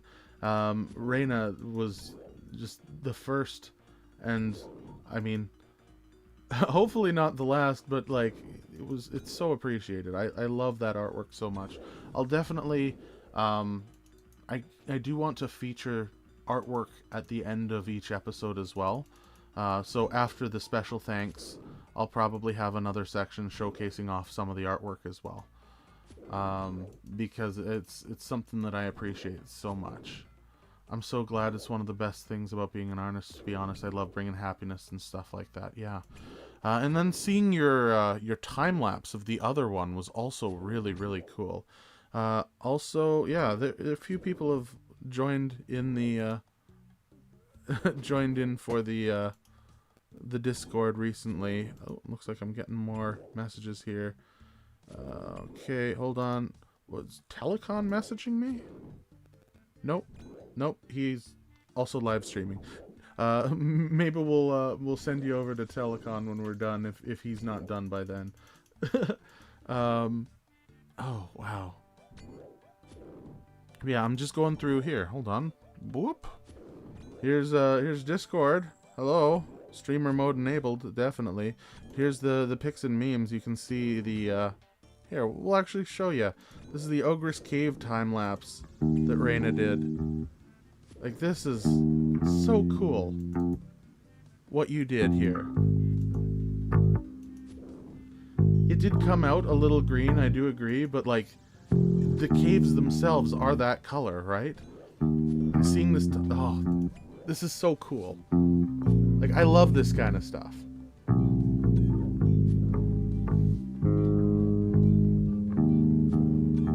Highlighting the rocks here, like you can see in comparison to the rocks. Look at that, it's almost a 1-to-1 angle there.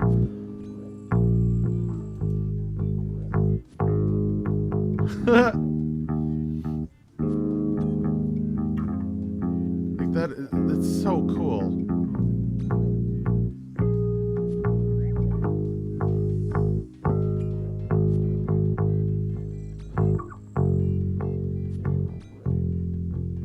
Hold on, I don't know if the music is copyrighted or not. I'm gonna just mute it for a second. But yeah, and then you're drawing yourself in there. And that's so cool. And then you're adding little special touches and things like that. It's such an interesting process as well. Adding there's the vines and the little rocks to the side, and oh, yeah, this was so fun. So cool to see. You even got the blobbies on the map, like, right. That's cool.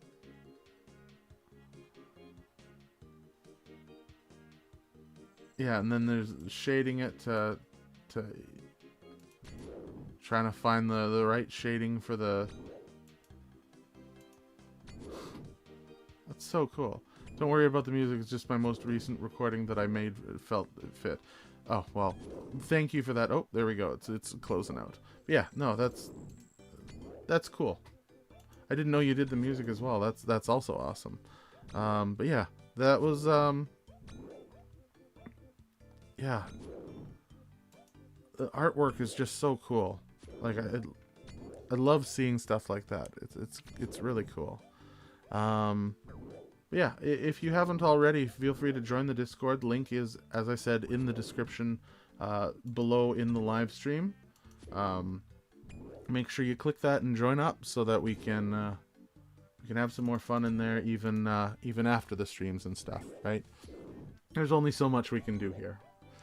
We've been here for, what, 2 hours and 40 minutes already? Feels shorter than that. For me, it does, at least.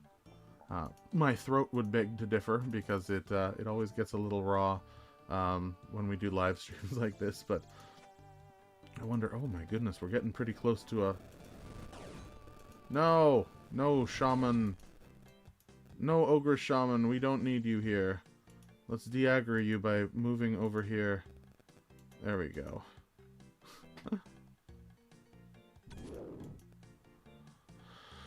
Oh, and we're back in the standard grind again. I should probably... I'm curious... Oh, holy cow, hold on. We're really close to some good levels here. We're 800 experience away from 82 strength, which then we can finally start training attack, thank goodness. We are also, like...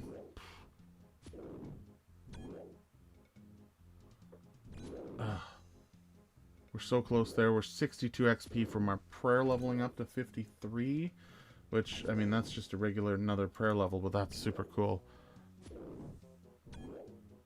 Sir, how do you like your data? How do I like my data? How would I like what you wanted to send? I mean, you can send it either via email or here. Yeah, email would be... I don't want to assume your flavor of nerdness. Please assume whatever the heck you want. I don't take assumptions as... I don't care about assumptions. So you can assume all you want. It doesn't offend me at all. I am probably one of the hardest to offend people in the world. The only thing that really offends me is when you try to destroy what I've made. Like, if you come in here talking about feet, that's not cool. I've, like, if you've noticed, spreadsheet with all the stats and the videos that have sponsors. Oh, geez. Yeah, if you could, that kind of info, if you have that, if you could send that via, feet. Yeah, please don't send feet. Yeah, any of that information, yeah, exactly. Jeez, no. We hit 100,000 subs, then we can, yeah, 100,000 subs here on Relix, then we'll bring out the toes. Until then, no feet for you. How's that sound? You don't want to see these toes. No, I do have feet, but let's leave those out. Yeah. I'm sorry, you did not know. I did not know you were footless. I am not. I have feet. They're just staying out of the picture. Spreadsheet it is. Yeah, no, spreadsheet would be great, actually. It would be best to send that to the... I think you can find my email in just my channel description. I have for business inquiries, send to, and then it has my email. If you send it there, that would be the best. And then I'll look over it, and that would be great. Just mention your name, D-Bob, or else, you know, I won't know who it's from. Yeah, that would be awesome. Thank you.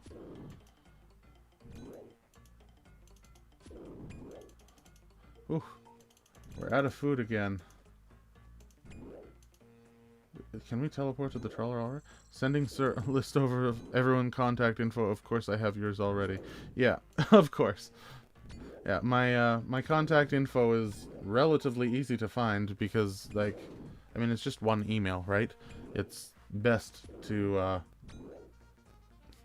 like, if someone really wants to be crazy, the thing is I can always just block a number and stuff if someone wants to be crazy and send me emails, and it's not generally polite to do so. Wait, whoa, ha, ha, ha, ha, ha, ha, ha, ha, ha! We just hit 82 strength. Oh, finally we can switch to attack and start training attack. Oh, finally I can be slightly more accurate. Oh, it's so nice. It's so nice. Accuracy. Oh. Congrats. Yeah, Woot attack. 82 is not a small feat. Ha, get it? Feet. No. Yeah, if you notice all of my content, it is except for like talking about what if you lose a max hit for not being in strength fighting style. I don't get another max hit until I hit 84 in strength, so we are actually away from that. So we don't have to worry about that. So training and attack does not mitigate a max hit. I'd have to train to 84, and then it would negate a max hit. But we're not doing that, so we don't have to worry. Yeah, jeez. Our prayer is actually really close to leveling up, too. Yeah, we have 2 more bones, and then that's done.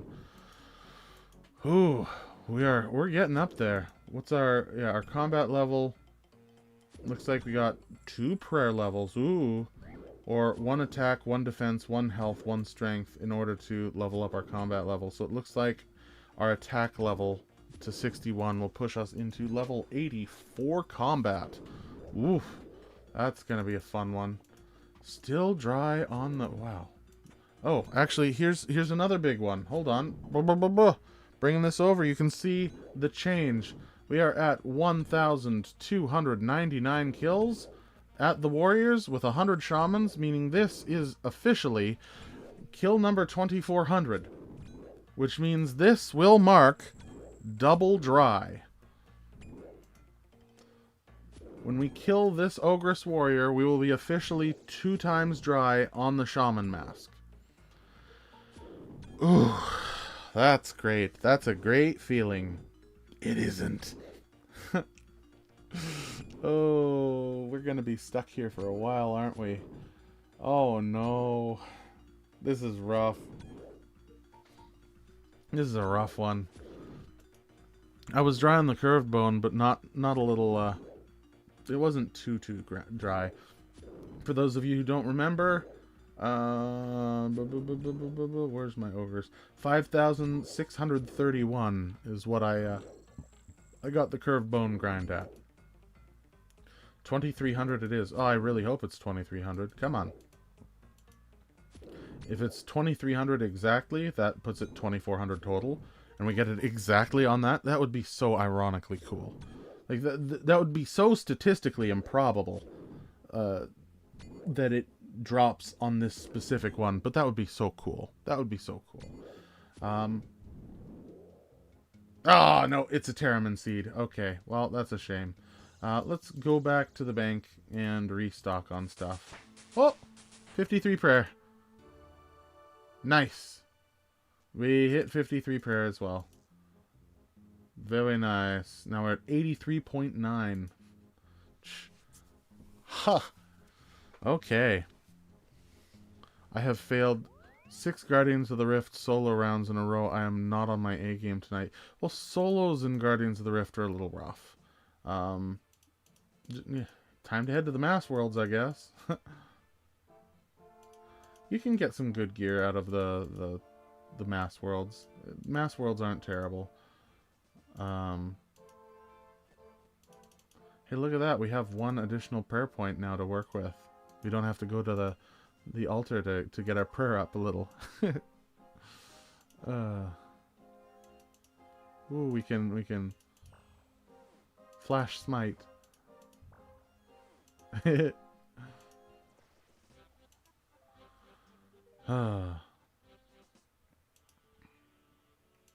Guardians of the Rift really does need a 1 pearl per game mercy drop or something. Yeah, that would be helpful. Definitely. And they could reduce the total pearls from the rolls in order to make it so you get the same average pearls, just to mitigate bad luck. Even then, like, that would be... It is advantageous for Jagex to do some bad luck mitigation.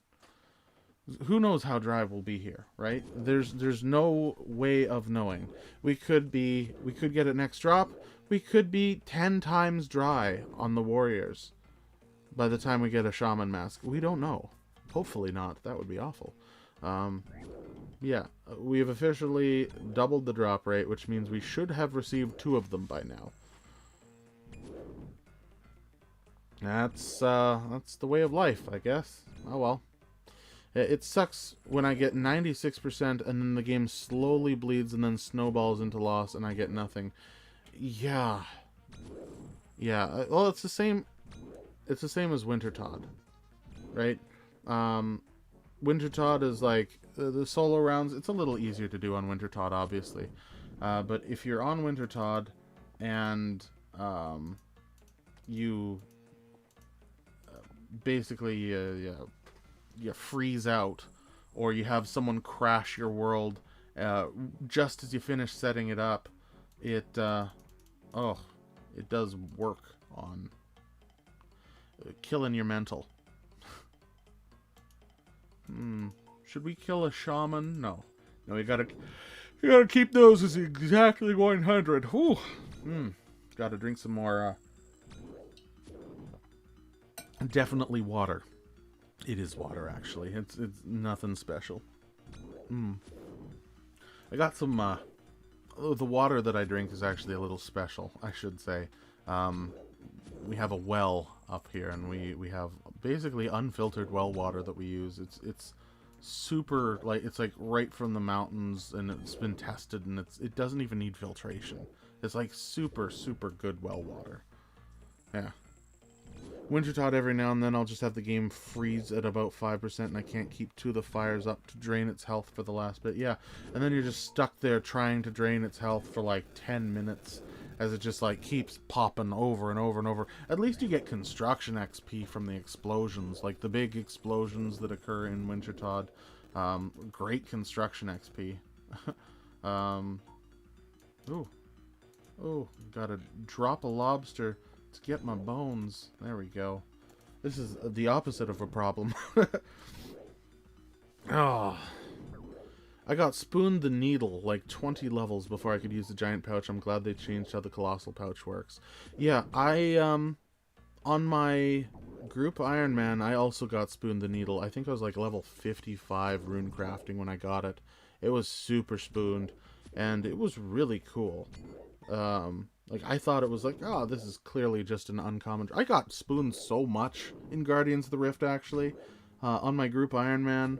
Oh, geez, I got spooned on a lot of things. The only thing I wasn't spooned on is... what's it called? Moons of Peril. Perilous Moons, I was not spooned on that. I have a love-hate relationship with that place. I actually really like the mechanics and the fun that comes with Perilous Moons and Moons of Peril, especially since, like, I had a full set of Barrow gear, so my armor was, like, up there. But it was, like, I was, like, 95 kills dry of doing all 3 before I got my second drop.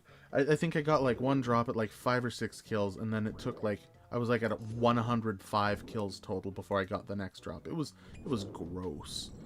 But that's statistics for you, right? Which is fun in and of itself. At least those Wintertodt rounds, you get a huge amount of points when you do eventually clear it. Exactly. Whereas Guardians of the Rift gives you nothing if you fail it. I mean, Zolcano's another good example, actually. Because, like, you can do all this stuff, rack up points, do, like, a solo mode, and then you just get hit by a boulder and die. And all of those points are gone. You come back in and, like, you finish up the kill and you get, like, a pittance of what you should have gotten. No, Zolcano is a better example, actually, I would say. Guardians of the Rift is definitely one of the top minigames in Old School. I agree, MJ, 100%.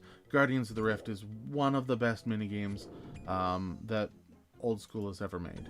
It takes a skill that was normally dull and monotonous and turns it into a moderately high action event minigame.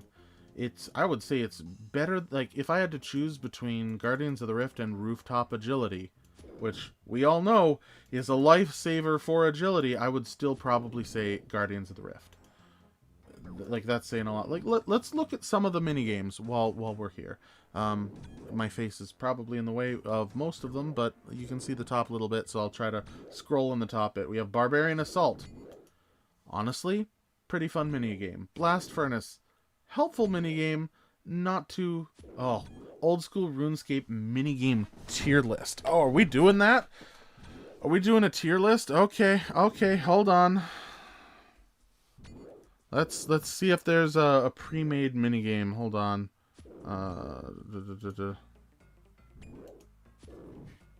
OSRS minigames.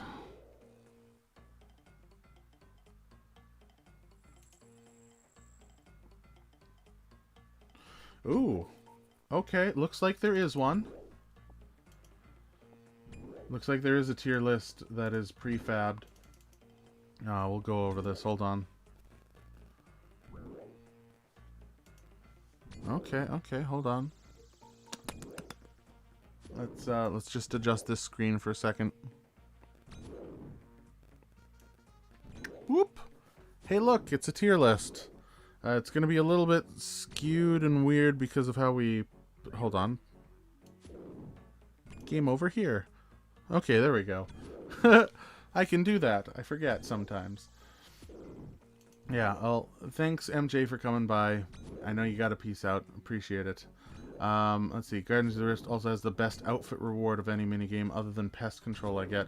I'd say Graceful's probably the best in terms of just an outfit reward that has so much utility.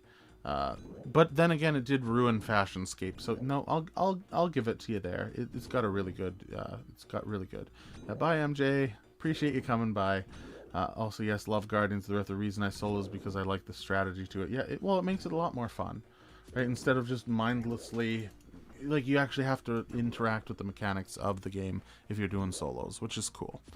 Yeah, tier list time. So we have Tithe Farm. Perfect C tier average. It's something that fills a gap, but otherwise is quite monotonous and boring. We have I think this is the Corrupt Gauntlet and the Gauntlet. Is that what those represent? I think it is. Is that the Corrupt Gauntlet and Gauntlet? If so, probably there. I do think the Corrupt Gauntlet... Is that Giant's Foundry? Oh, yes. No, that is Giant's Foundry. That is Giant's Foundry, definitely. Probably. If that's Giant's Foundry, that's an S tier. I love Giant's Foundry. If only there was a way of seeing what those were, but yeah. Pretty sure the sword is Giant's Foundry. Does that mean this little staff is the Gauntlet? If that's the Gauntlet, then probably B right there. Hollowed Sepulchre. I really like that in that mini game. Yeah, it's Giant's Foundry. Good. Anything to get more smithing out of my bars. Exactly. If I'm going to use bars and make plate bodies, or if I'm going to get drops of stuff, I'd like to be able to use those for something besides just money. And Giant's Foundry does a great job at reusing that. Inferno. Never have I ever. Never done Inferno.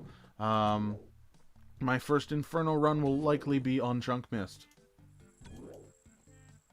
That's terrifying to think about. But it's true.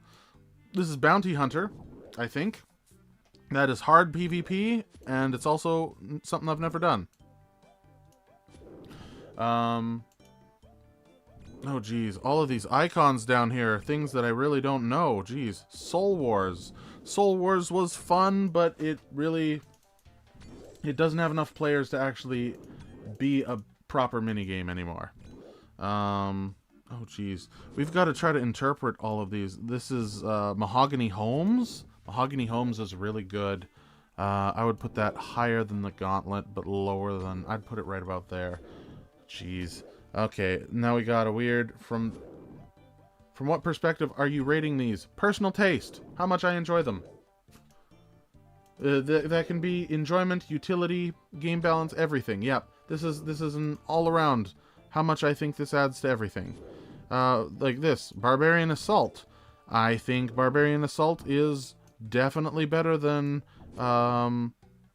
definitely better than the Tithe Farm in terms of what utility it can give you with the fighter torso. It also has a lot of interesting game mechanics for such an old minigame. But would I put it above Mahogany Homes or the Hollowed Sepulchre? No, because this is so interactive.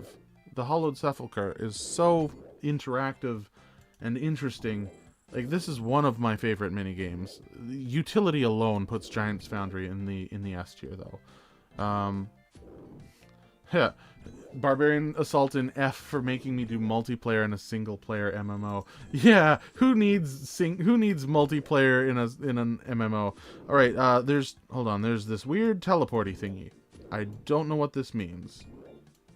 Does anyone have an idea of what minigame that could be referring to? Weird little swirly teleporty thing. What might that be?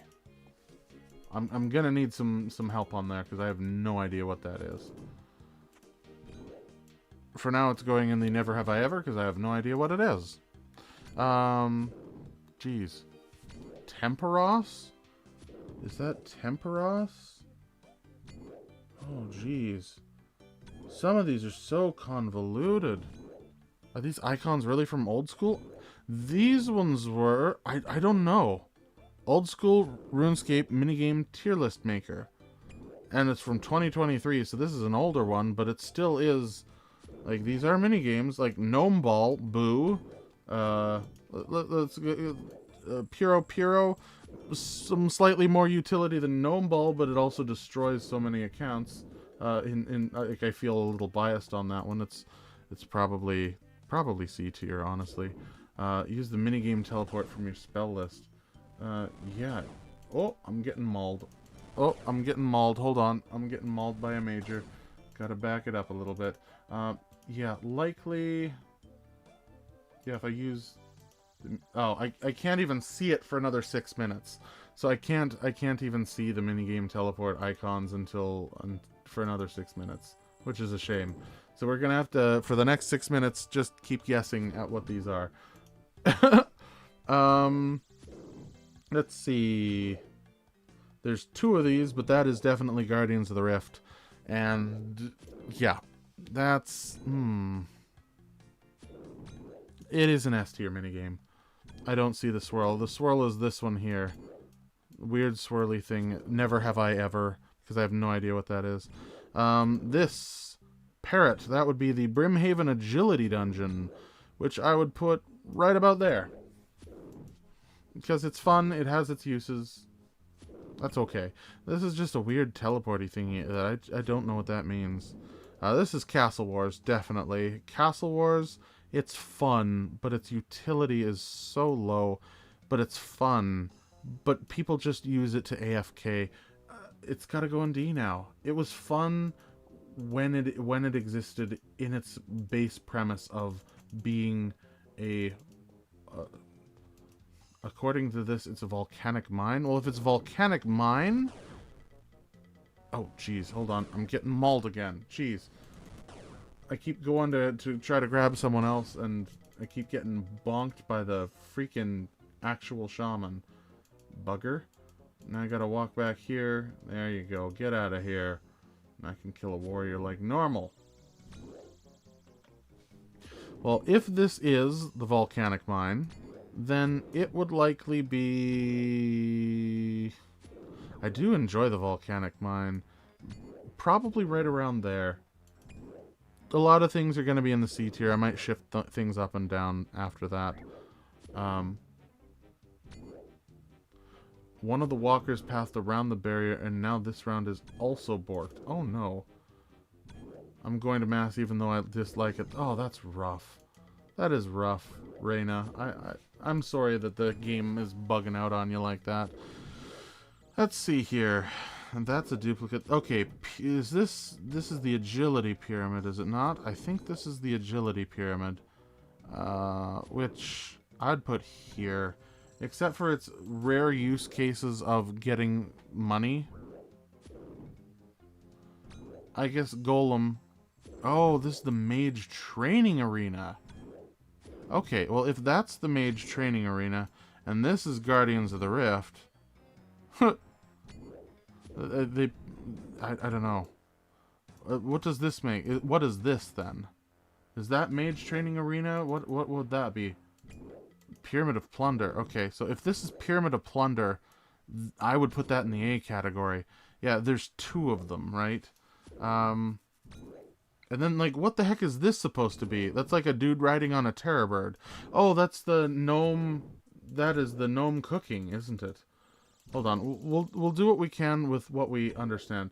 The other one in S is the fight caves. So, no. That's Giant's Foundry, is it not? I'll trust you on this, but if it's the fight caves, it still goes in S tier, honestly. The fight caves is fantastic. Oh, not Giant's Foundry. The one with the face. The face is the fight caves. I see. Still in S tier. I think that is actually where it belongs. Gnome cooking can go right there. Yuck. Let's see here. We have... What's the creepy face? What do you think the creepy face is? Anyone have an idea of what creepy mask face would be? Where do these come from? Isn't that the golem with the staff at the mage training arena? Yeah, I think that is. I think this is the mage training arena, in which case I'd probably put it there. But the face mask, I don't know what that is. That's weird. Let's see. This is probably the archery tickets, the ranged training, which can go about there. It's no, that can go in F tier. That's awful. That's not a great minigame. That's a terrible minigame. That's just yuck. Cat. This is the fight pits and the cats. I have to say, never have I ever. I've never been able to do that. This is Taibonai Trio. I like Taibonai Trio, but honestly, I'm gonna bump that up right there. This is the Rogue's Den. That's definitely Rogue's Den. That's the only thing that could be. Rogue's Den... It's better than Castle Wars, but it only has one use, and you only do it a few times, and then you never do that minigame again. Okay, let's see. Now that, the snake, that is definitely... No, okay, so this is Pyramid of Plunder, definitely, I think. And this is the Agility Pyramid. In which case, it would be about... Agility Pyramid, I'd put a little above Puro. Puro can go down. Screw that. Puro's down there. Rogue's Den is good until you never do it again. Exactly. Morning, Relix. Hope you get lucky on the Shaman Mask. We're already unlucky, but I hope we are lucky with the future Shaman Mask. We are getting to be pretty low on health here. I'm going to have to switch over to the Addy Halberd pretty soon, actually. If we look here, we've been just... I mean, we're face tanking things because it's faster. According to the wiki page, Pyramid is Pyramid Plunder and the snake is Tears of Guthix. Okay, no, that makes more sense. That does totally make more sense. We're gonna just go to Halberd and then we'll change these. So, Juna. The thing is, okay, so if this is, again, if that's Pyramid of Plunder, it goes there, and this, Juna, where do you go? See, I'm torn between it because I really like it on my regular Ironman accounts, but I really hate how it is actually weekly scape. But it is really helpful. Bottom of B. Okay, yeah, bottom of B. What is this? Okay, that is a tower. What is that? The weird tower thingy. You know, this is almost fun in of itself, trying to interpret and figure out what these minigames could represent. Hold on. Now that we have this, okay, hold on. Yeah, so Blast Furnace. Do we have a Blast Furnace one? Nope. Don't have a games room. Don't have a bounty hunter icon. Actually, that's probably this. That's probably the bounty hunter icon. A fishing trawler. Oh, fishing trawler. Oh, boy. Oh, the Tower of Life. That 100% is what this is. The Tower of Life. Honestly, utility's really low, but I do kind of enjoy it. I'm going to put it here because it's still enjoyable. That is exactly what that is. That's the Tower of Life. Fishing trawler. You know what I think about the fishing trawler. And even then, I would put it right there. I would still put it under Castle Wars. But I would still put it above Right about there.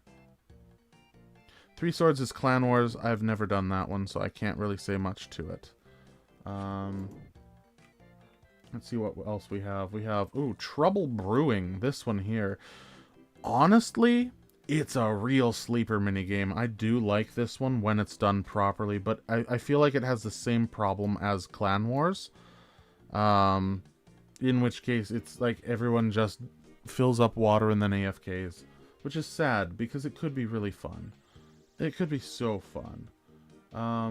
Nightmare Zone, that's what this one is. Nightmare Zone, I would put that solidly right around here in the C tier. Mate, just shared with your email. I appreciate it. I'll take a look at that after the stream. I appreciate you doing that for me, D-Bob. I really do. That's actually Pest Control. This is Pest Control? Let me know if you got it. Oh, yeah. Hold on. Just a quick...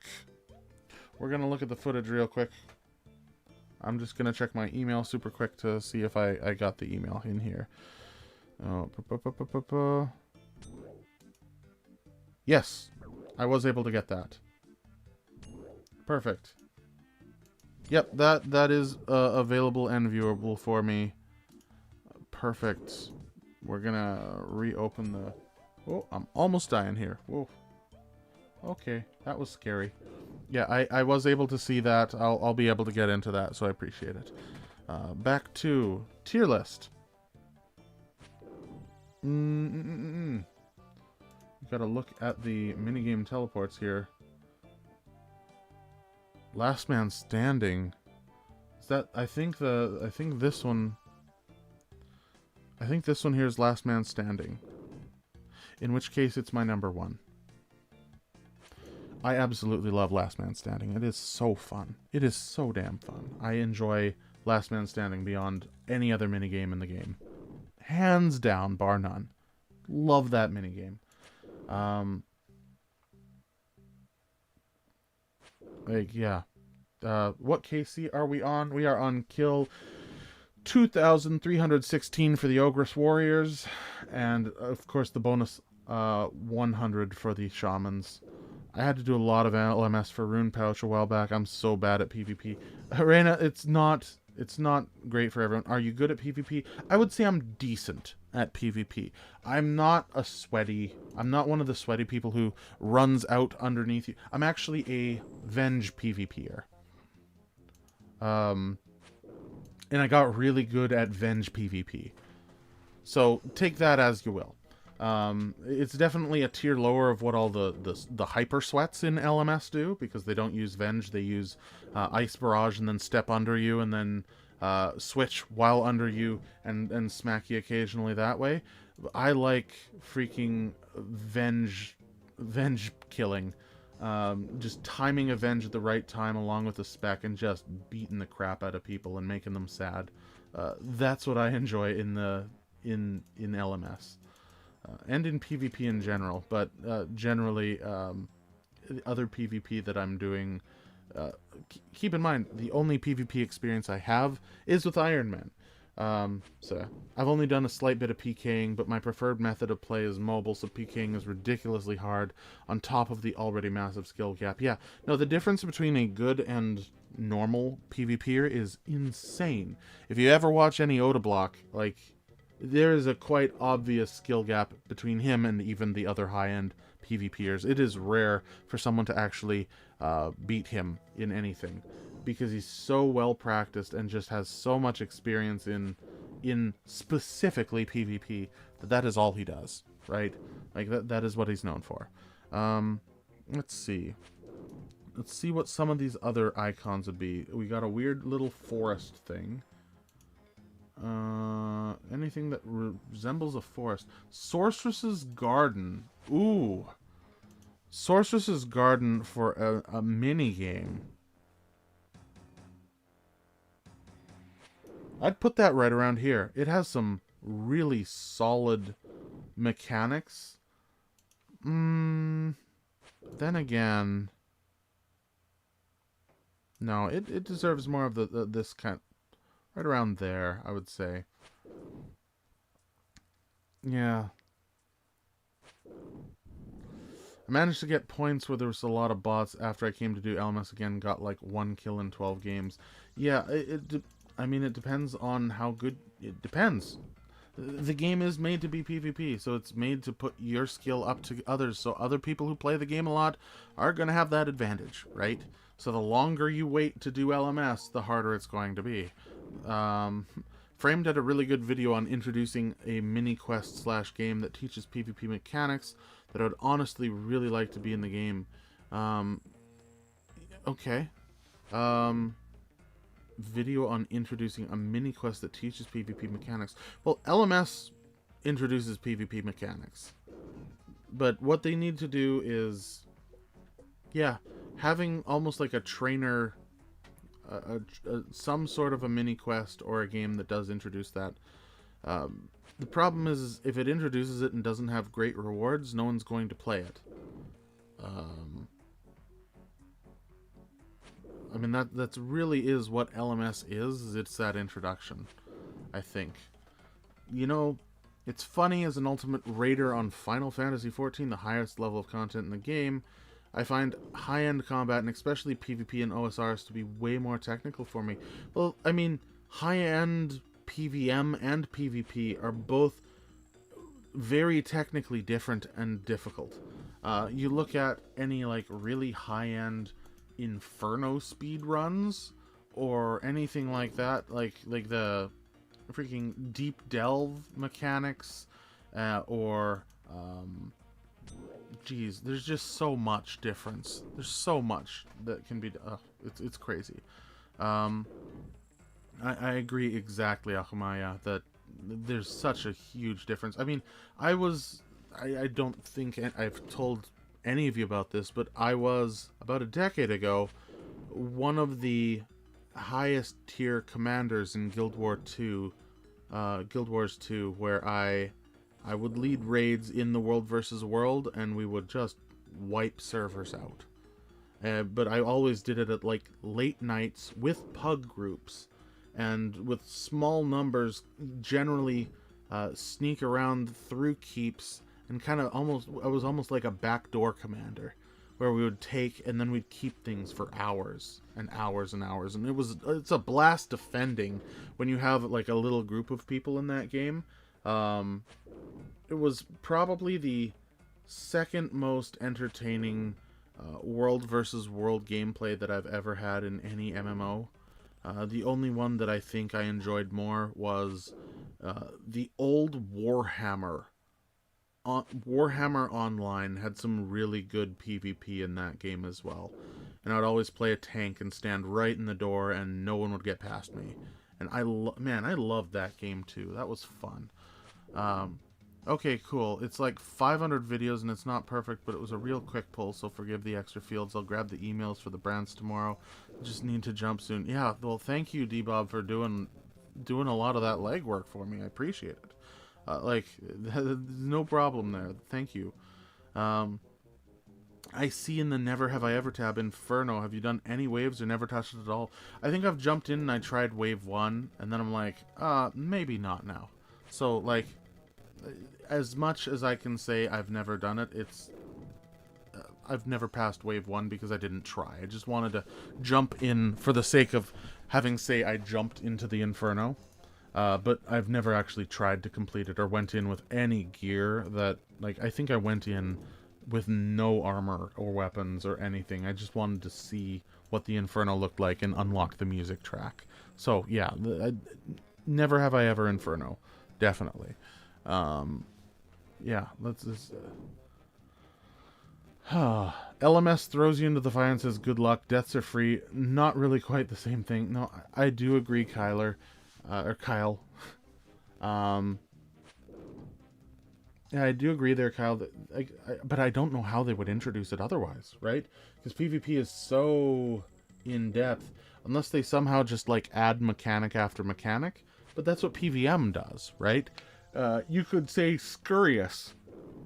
You could say Scurious is a great way of training for PvP because it uses different combat styles that you have to switch between. And you have, but like, you don't have to switch weapons. The Gauntlet, honestly, is a great training for PvP because you have to switch weapons and you have to switch prayers. The Gauntlet, honestly, is probably the best equivalent of training for PvP that I can think of. No skill gap if no skill can be formed. Well, if that, yeah, fair enough.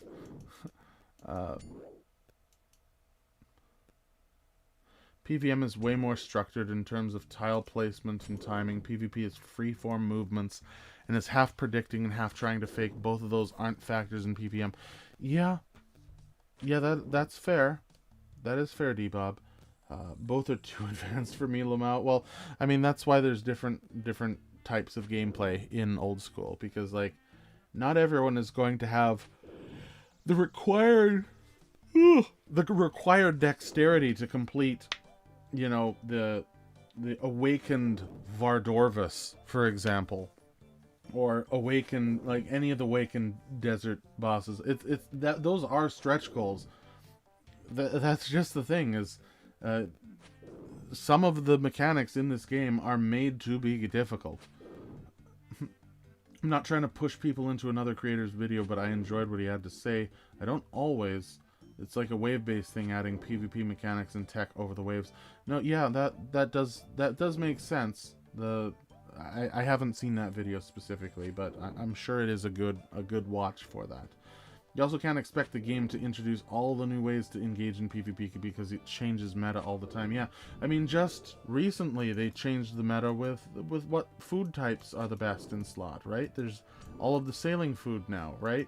And that changes when you tick eat and stuff. I will stick with my PVM unless the clan is running wildy bosses. Just too much going on for me otherwise. Yeah, and then there's, of course, single person versus multiplayer PvP, which is a whole nother... That is a whole nother wall of stuff to get through. Because then it's just pile on Ice Barrage and Blood Barrage and see if you can snipe off one or two people as, you know, 50 people flood into your Vedion kill. And then while also dodging the boss and also watching as some of your more cowardly teammates are fleeing, or other people on the other team are trying to cut you off. Like, oh, multiplayer PvP is... That's another ball.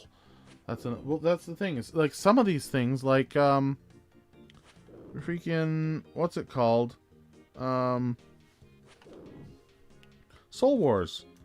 Soul Wars and Castle Wars are perfect welcome zones that could be introductions to PvP, right? Because they have, or multiplayer PvP at least, because it does teach you some mechanics like that. Honestly, they need to take some of the mechanics from Castle Wars and incorporate them into the wilderness, like the dungeons with the mines that you can kind of like mine through and then collapse on your opponents. Like, that in and of itself is a really cool mechanic that you can play around. Oh, am I still training? I'm still draining bloody strength with my halberd. That's sad and unfortunate. There we go. I'll be jabbing them from now on.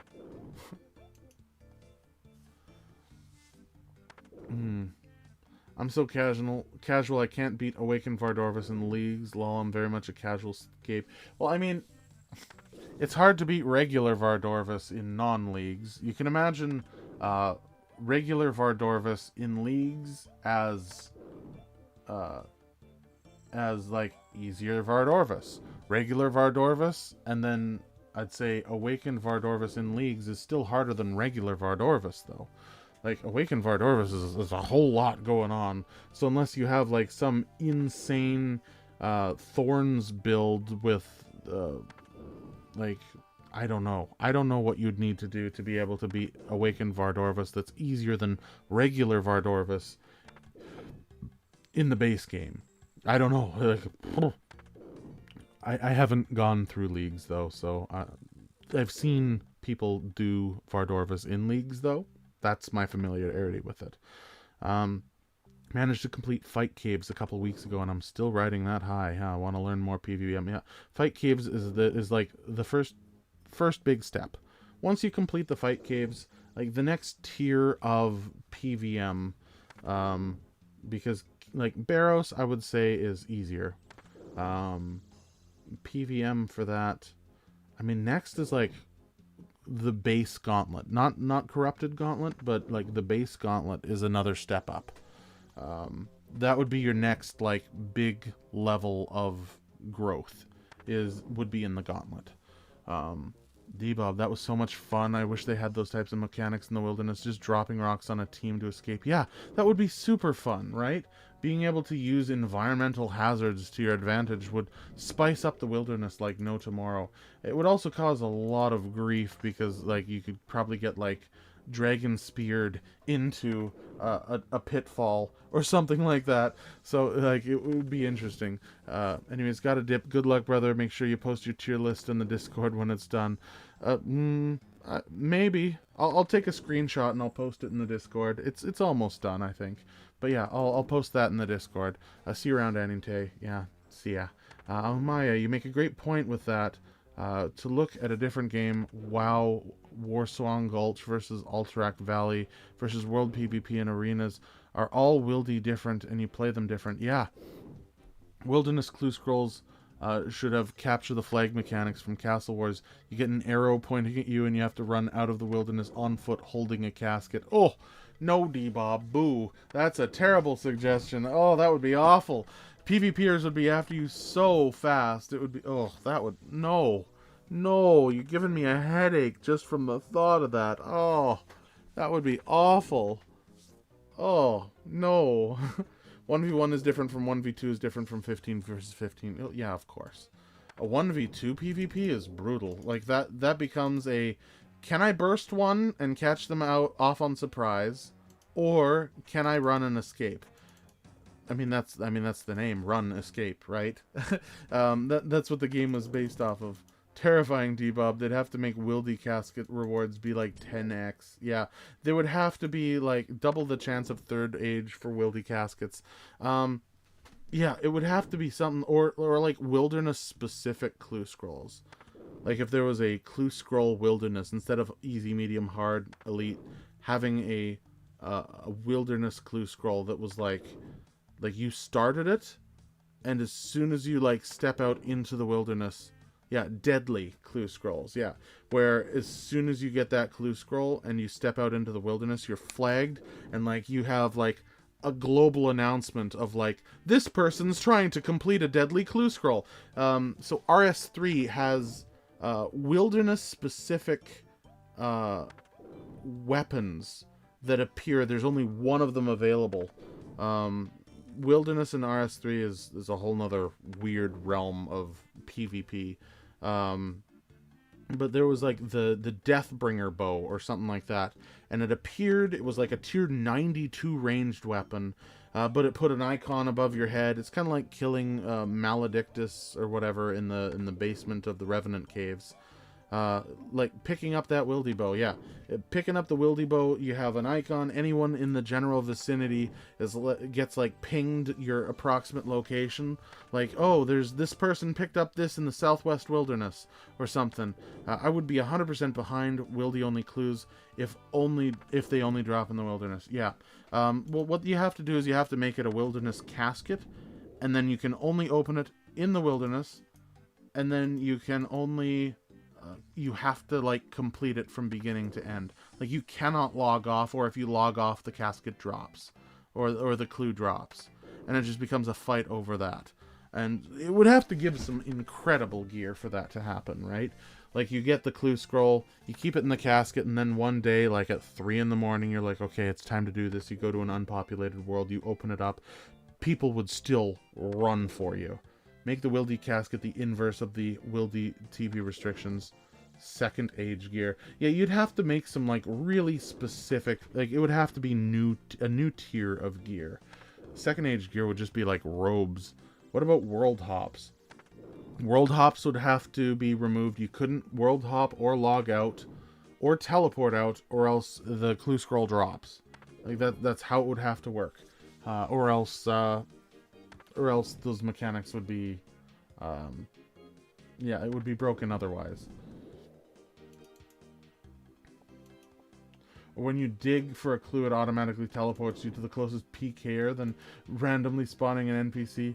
Oh, or it gives other people with skulls the option to teleport to you if you dig in a certain area. Like it summons a PKer.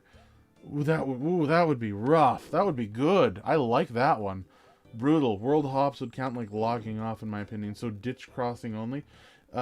For successfully, yeah, you have to cross the ditch in order to make the target teleport from bounty hunter teleport to the clue person. Yeah, exactly. Like it gives someone a free like it gives them the option of like, hey, you're not in combat currently, would you like to be? And then it gives that PvPer a free bounty hunter teleport to the person. Yeah, all the PKers would rather kill each other, so it would be balanced. Well, that's the thing, is the PKers would suddenly be farming monsters in the wilderness to get the clues, especially if they were like PvP based weapons. Like if there was like the Vesta longsword as a rare drop. Like, I bet you that would, like, just that in and of itself would be enough to get PvPers active, looking for those people. Like, I could get a VLS from this. Any of you who don't know the power of a Vesta longsword, mwah, those things are dangerous.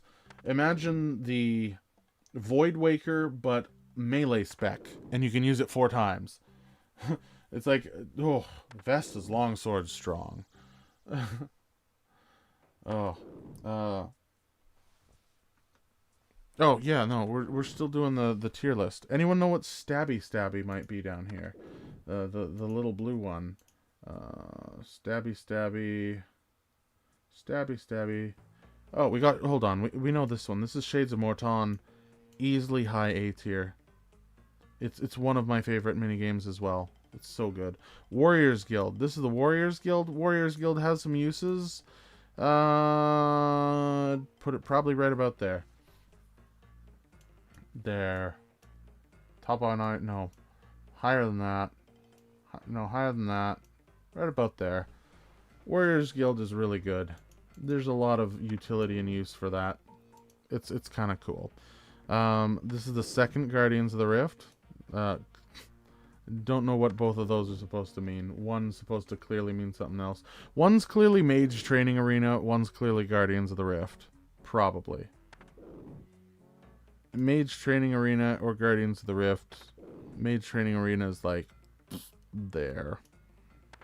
Not too great. What's a creepy eyeballs? Anyone know what creepy eyeball would be? Pest control low C? Oh, yeah, no, I put that there. I didn't adjust that yet. Sorry. Pest control.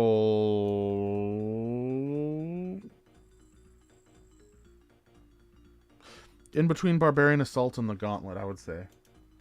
Sorry, that needed to be adjusted. That was we questioned what it was, and then we didn't get to place it. Thank you for pointing that out, Lelouch. Last one is, looks like grass. What would that be?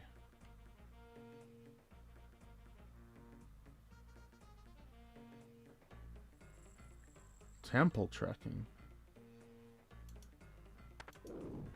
If this was temple trekking,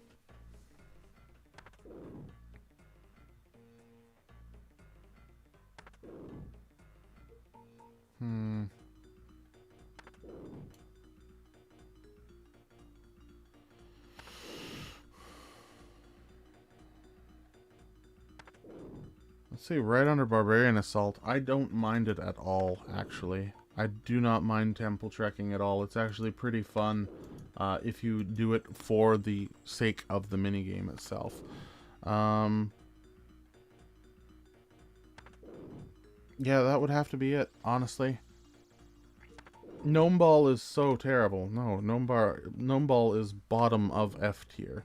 There is literally nothing worse than that. Mahogany Homes is this, which is top of B tier, right there. It's the weird house. Or at least I think it is. Yeah, I think that's probably the final tier list for minigames.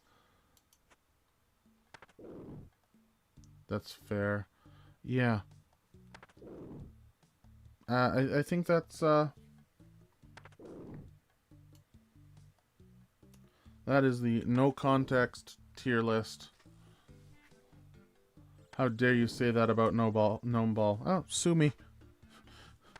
If you don't like the Gnome Ball like that, I've done Gnome Ball. It gives you nothing. It gives you like tiny amounts of agility XP. I would rather do freaking gnome deliveries than that. Pyramid of Plunder probably my favorite. That's fair. Pyramid of Plunder is a decent one. It's up there. I'm just gonna post that in Discord, in the pics, vids, and memes. There you go. If you wanna see a screenshot of what we did, once again, link to the Discord is in the description. You can join whenever you want. Any reason to do Gnome Ball seems inoffensive, but boring. Well, it's literally agility with extra steps, and it's like if there was a multi-person, like it was a multiple player Gnome Ball, that could be cooler. But it isn't. Oh, things are gonna blink for a sec. Oh, hello. Hey, Bob. Hey, Bob, you gonna abduct me again? Thank you, Bob. Oh, geez, it's the actual island. Okay, geez. Okay, where are we going? Where are we going? This side. Yeah, if during this zoom in you right-click, you don't even need to figure out what side is what, because, of course, it's the same. So, fishing net. Get the fishing spot. I know the game looks gray. That's because it's a mini game. Yeah, Void Island. Yeah, no kidding. This escape rune, which is clearly out of Chunk, right? This isn't even Runescape anymore. Oh, whoa. Mama, what's going on? Okay, hold on. That is delicious. Take a little cat nap. Done. Go through the portal. We're good. Okay. I'm just setting this up real quick. Hold on. There we go. Back to the second. Sorry, I was setting up the second. 650 fishing XP. I do that mainly because if we get the Prison Pete minigame, then we can get some cool stuff. So it's still worth doing those. The fishing XP is clearly not too important. Oh no. Freaking. The jab is a controlled. It doesn't even train attack. Oh, yuck. That's gonna level up. Oh. I think we have to keep our halberd on strength, which sucks. Which means we'll likely be leveling up more with our battleaxe. So as soon as this is killed, we'll go get more stuff. Ah. Making an ultimate Tileman OneChunk Gnome Ball Light Lock, no right click, no boots, no gloves, Ironman account with, you forgot with Knuckles in there, but yeah, no, that, jeez, oh, yeah, some of the things are definitely getting more and more crazy. Let's teleport to the trawler. Just think of having to chunk roll for random events. That would suck. Yeah. That's a shot at someone if I haven't seen one. Oh, no, that's chunk roll from random events. Yeah, if you had to chunk roll to have access to random events, that would also be that would be sad. Never having access to a random event because you haven't rolled the non-existent chunk that holds that particular random event. Like, imagine never unlocking the Beekeeper because the hive exists on another plane of existence. Okay, you know what? We're gonna actually take some gear this time. We're taking our 2 sets. We're gonna merge some potions. We're gonna get the full attack set going. We're gonna have our full lobsters. Equip those. Halberd is last case scenario in case we burn through all this in less than 20 minutes. There we are. And it's time for the Corsair Cove again.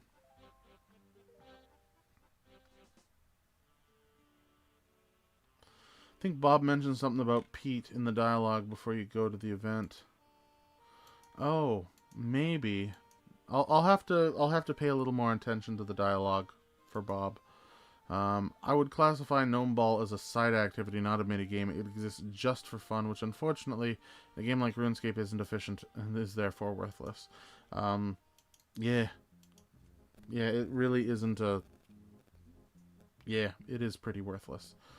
Gabriel Mann 6515 still here. Cool? It's cool to see you still here.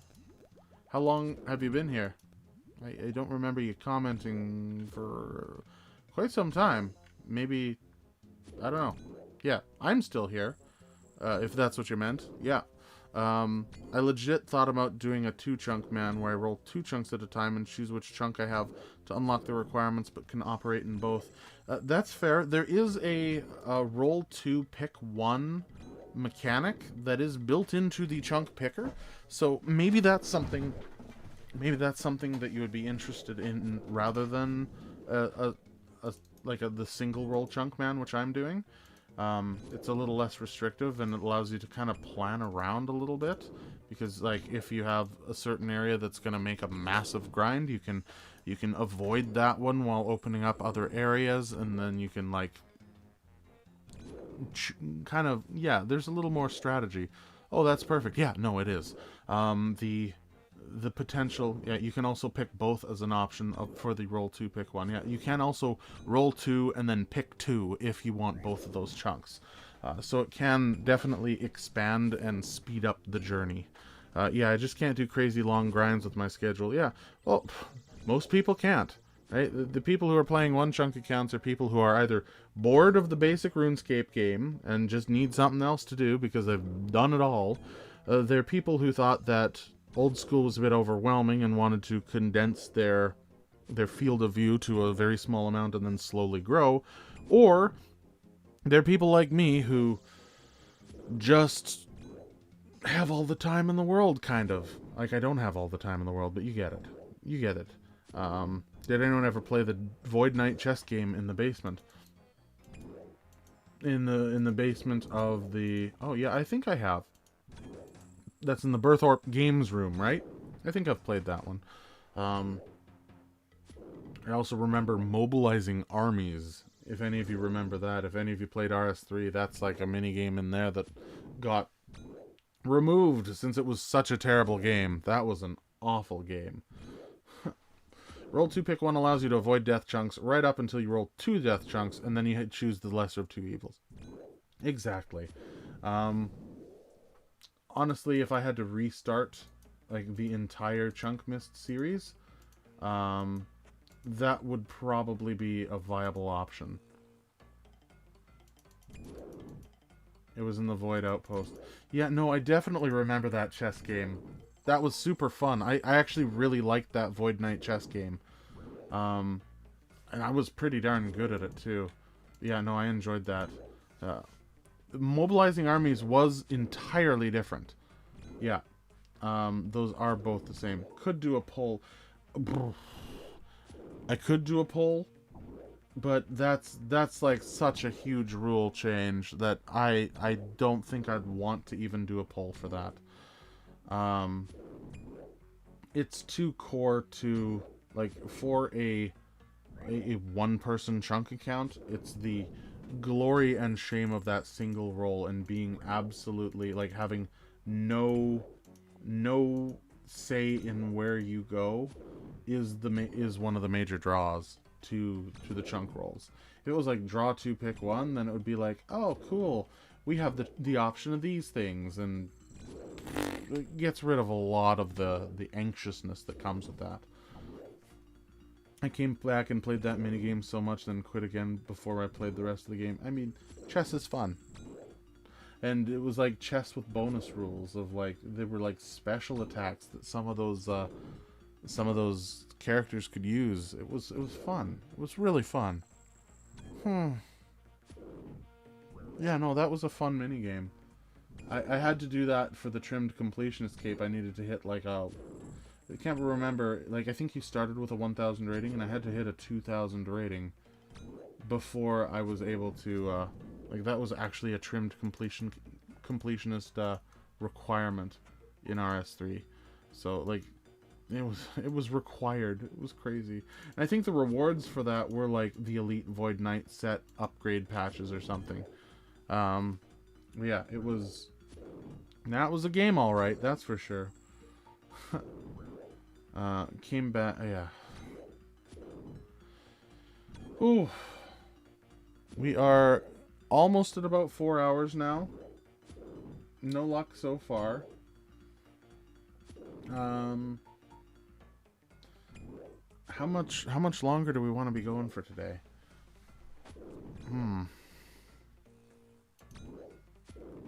We finish up this inventory, do one more. Do we finish up with this inventory, call it a day? I don't know.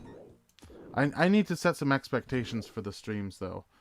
Because, like, we can go anywhere from 2 to 6 hours, right? Like, I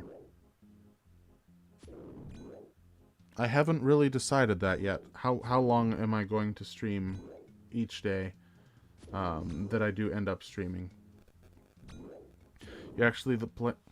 You're actually playing the game in this mode. It's more fun this way in restricted modes. You get to rediscover things like being a kid with this game. Yeah, well, like discovering that we could make the cider in our earlier chunks was like super fun when I realized that.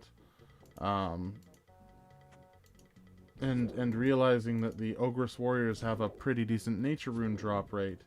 Not that we have any nature runes in our inventory right now, is also kind of neat. Like, what were these drop rates made for? Like, who in their right mind would go out of their way for this drop rate to be useful for someone? Like, it's not enough to grind out for a normal person. It's kind of neat. to make use of just what you have in your area.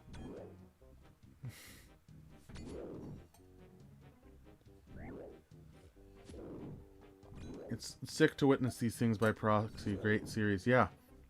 It's by proxy. That's the key word of being fun, and that's one of the major draws and the reasons why I can make this as content, is because it's still interesting via proxy to see when someone works something out like that. Yeah, like, I guarantee you 90% of the people like you aren't going to want to do all this themselves. Like, grinding out thousands of kills of Ogress warriors is not something everyone really wants to do. It's like the show Naked and Afraid. Yeah, it's something that might be interesting to watch, but something that you don't want to do yourself. Ultimate Ironman is very similar to me. It reminds me of just how much I cared about every item as a kid compared to just dumping everything in the bank and forgetting about it. Yeah, every inventory space is super important there. And, like, it gives more weight to different items. Like the rock shell armor is something that you can store in your player-owned house and has stats similar to rune, right? Like, that in and of itself makes it inherently more important. Yes, rock shell, exactly. You get all of that, all of the stuff up there that has zero use outside. Like, you have, yeah, skeletal, rock shell, and where is it? Like, any of that armor, the spined armor, like, that's never used outside of anywhere. But that's tier 40 armor that can be, like, put in a bank. Skeletal was my drip back in the day. Exactly. Like, that's cool armor that has no other uses unless you're on an Ultimate Ironman, and then it's like, bam. Suddenly, that is some solid base armor that you can play around with, that you can store and not have to worry about, right? Or using your stash units. Like, that I found was so cool. Being able to actually store stuff in stash units. Like, if the game... Totally not talking from experience. Yeah. 16,000 sour hogs for a dragon spear going triple dry after getting a ring of wealth to lower the drop rate at 8k, not talking from experience. Yeah, no, definitely not you, Tiger, that did that. Yeah. Going dry on stuff is just it's not too much fun. It's better to watch someone else go through that suffering rather than yourself. That is part of the game, though. Eventually, something will drop, no matter what. Statistically, it is impossible for you to not get a drop, as long as you are persistent with it. Period. It's just a matter of time and numbers. That's all it is. Time and numbers. Time and numbers. And probability. Like right now, I definitely have the probability to have gotten the drop, but at this point as well, every new drop is still 1 in 1200, so I'm probably not going to get it this drop, or the next drop, or the drop after that. Right? Oh, probability is so weird.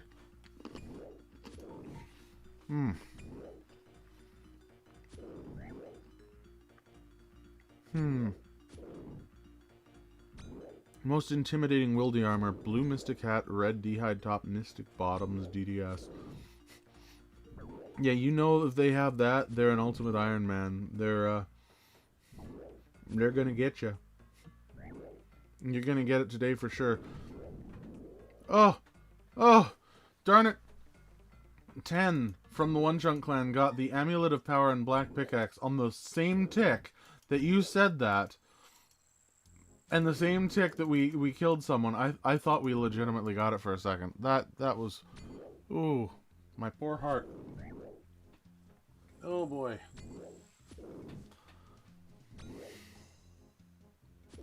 You know they're desperate and rabid like an animal with that D-Bob. Sorry. So, question for ChunkMist rules. What pets under 1 in 5013?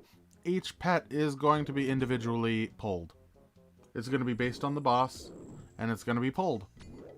Because there are some bosses that make sense, some that do not. Like, Huicoatl has a fairly common drop chance for the pet, but at the same time, if we don't have the gear to do mass worlds, Huey grinding for the pet, and we have to do all of our runs solo, then it's very likely going to be an extremely large grind that we are not going to want to do, right? As opposed to, say, the Amoxliatl. Those kills are pretty darn quick and has a moderate drop rate. That one, I would say, yeah, I would prefer to try to get the pet off of that one, right? So it's going to depend on each and every individual boss, whether or not we get it. Like we're going to be getting the bull pet, whatever it is, when we get beef. We're going to try to get beef, regardless of pull, because I think like that is a low enough drop rate for a pet that can be killed fairly quickly that it makes sense, right? I mean, the Pest Penance Queen is only 1 in 1,000. That's why, again, the pulls exist, right?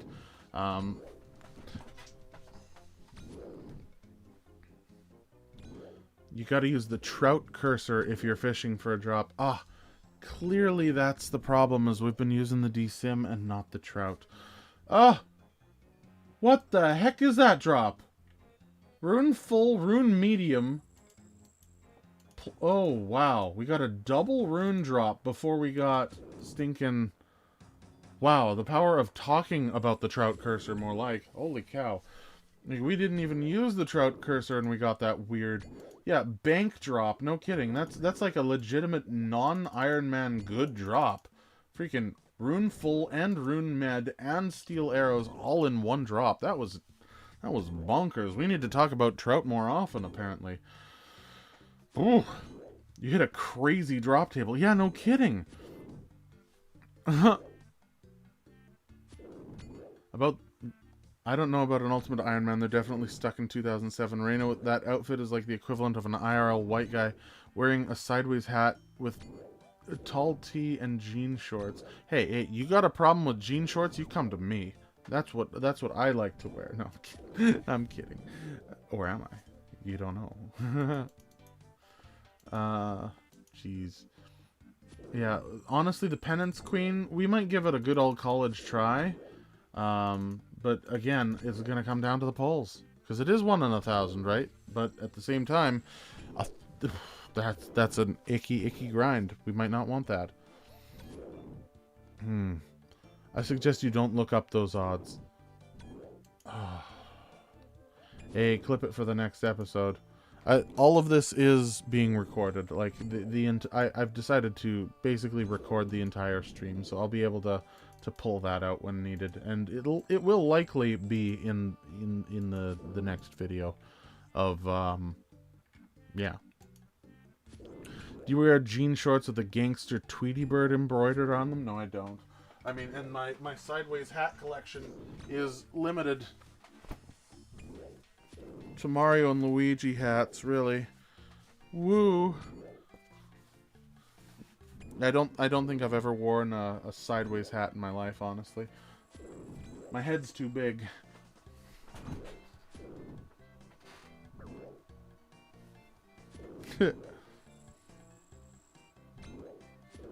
If you do, it's okay. I'll know that you're a true Florida man. Well, I am probably the furthest you can possibly be from Florida, like, in terms of demographic location. Wait, you should wear that hat sideways for the stream? No, I definitely shouldn't. It doesn't fit on my head properly, and it's bright green. You know what people do with bright green hats? They can put whatever they want on it. I don't want to be an easy photoshoppable object.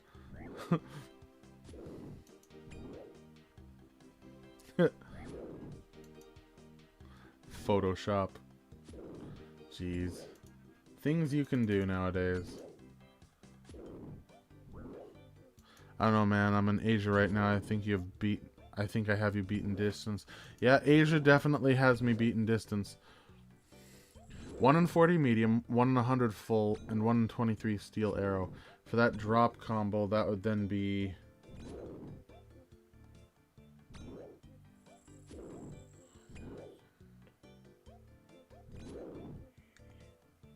It's like 1 in 92,000 for that exact drop combination. Yeah, that's gross. That's gross. 1 in 86, something like that. It's way up there. 1 in 92k. Yeah, I think it's way up there. I forgot the 3 on the 23. Yeah, the 3 makes a bit of a difference. When you multiply it by... Yeah. I hate that so much. We got a 1 in 92,000 drop before we got a 1 in 1,200 drop. I'm still in the market for one of those funny women fear me fish. Fear me, men turn their eyes away from me because I walk. No beast dare make a sound in my presence. I am alone on this barren earth. Hats? Is that an actual hat that is... Oh. That, you mean a fedora? Budumts. I don't have a fedora, unfortunately. Milady. See what you did? Oh my, see what... Just thinking of that. Nope, not gonna do that. Ugh. See, now it's stuck in my head. Now I'm gonna develop a gagging Tourette's syndrome. I'm sorry for anyone who has actual Tourette's, but like, yuck. Possessed by a fedora for a moment, no kidding. Stop it! Stop it! Let's not mention those. Oh, let's avoid the crazy archaeologist while we're at it, because I think the crazy archaeologist does drop one of those. Out here in Asia, we say "milady boy." Oh no! Oh no! No, that's in Thailand only, right? Oh my! I do own a hat that says my other hat is pants. Speaking of weird odds, I see like 6 people pull the Abyssal Green Dry within maybe 10 ticks of each other. Well, I mean, if you think about it, if there are 100 people all pulling at the same time, and it's a 1 in 1200, that means every tick that they pull something is actually a 1 in 120 chance of it being pulled on that tick. So yeah, that's fairly rare. But I mean, that's if it's 10 people or 100. 100 people, it's like a 1 in 12 chance of it dropping. And are there 100 people on a mass world on Guardians of the Rift? Very likely. So yeah, I could definitely see statistically how that would work. Immediate unbidden response. Yeah, no. Oh, more nature runes, yay. There are certain... freaking fedoras, they're... Ugh, no. Yuck. I could never... I can't understand people who think that way. One of them was the same guy who pulled 2 pulls in a row? Okay, well that's pretty rare. I hate how certain type of people have ruined the fedora because of... I actually like how they look. Yeah, it's... Yeah. Thing is, like... It used to be an interesting... I think it used to be decent. I think, like, it could be like one of those James Bond kind of style hats. Where it's used... Where it can be used in certain areas and not be cringe. But nowadays, it's just... It's so... No, you can't wear a fedora. It's like a freaking Hitler stash, right? It's not something that you can use without people looking at you weird. Don't ask me how I know that. No. That's a joke. That is a joke. Except for the mirror. In which case it's not a joke. Every man with a beard, if you've ever shaved your beard, has stopped at the stash for just a couple seconds. That is a truth right there. Just to see, like, and then they say, nah. And then they shave up. I is back and has coffees. Well, welcome back, Lelouch. Any fashion choice works if you follow rule number 1. And that rule is... Don't do it if it's cringe. Yeah. Or be more popular than the other person when you do it. I don't know. What's rule number 1 of fashion? Be ridiculously good looking. Yeah. Yep. That sounds about right. If you're ridiculously good looking, it doesn't matter what you do, because you could just get the pass. Yeah. Wearing a gambeson and sleigh and saying Malige. Ugh. You might as well wear one of those, like, full... Oh, jeez. So, oh, I'm getting flashbacks to someone that I know that I hope to never know more than I know as an acquaintance. This person wore the fedora, but they also wore a full black, like, overcoat robe that went right to their ankles in length, like a Star Wars Sith kind of robe. Like, it was a brutal combination. It did not help with their figure. They were a true milady kind of a person. I would not suggest wearing that combination ever. Brutal. It was brutal. Huh. Yeah, my brain's starting to shut off. We've talked about a lot today. Oh, but there was one other thing. Did his name start with D-O? No. I can't remember his name. I didn't get to know him enough to remember his name. It was that far of an acquaintance. Yeah. I think it was like Keith or Caleb or something like that. I mean, their name was like... Yeah, it was not a great combination about anything. I was upset that I realized that kissing a woman and cargo shorts were mutually exclusive at the time of my life. Yeah, cargo shorts are so nice, though. Like, I'll wear cargo shorts just to not kiss girls in the street. It's a perfect repellent, obviously. Because, you know, me and my frame just scream, girl magnet, right? How great would it be if you just walked past the background as your roommate? Oh. Yeah. Yeah, that would be hilarious. Except that it's a good thing this is an RV, because if someone walked behind me wearing that, no, it would be over. You would see this.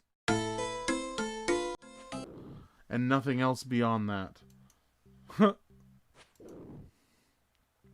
Zipper cut off cargo pants that unzip into cargo shorts. I hate to say it, but I used to own one of those as a child. Good thing I was a child and I couldn't have any. I think it was because my mother didn't like laundry, so she gave me those shorts so that I'd be able to not go through as many pairs of clothing. I think I had my summer and winter shorts. I was not a cool kid at school. Zipper adds extra damage to your knees when you fall. Yeah, it does. Bonus damage to your kneecaps. Oh. It really was. It really was horrible. Damn, we had the same mom. You never know. Watch D-Bob be an actual relative of mine, and they're just using the name to hide that fact. No. No, I have yeah. That would be kind of funny, but it's not the case this time. Oh boy. I gotta sit up, do some stretches or something. Starting to get a little bit. Ooh, there's only so many of these I can do while talking. Like at some point, I just want to just like turn my brain off again. Not right now, though, of course. Oh, we really should go back and bank so that we can... Yeah, after this kill, we'll bank again. Your third cousin 4 times removed? Is that even possible? Turning brain off is our job. I know it's your job. How many have you killed so far? We are up to 2,354 Ogress warriors and 100 shamans. So we are over 2 times dry by 54. We're 54 over the double dry drop rate.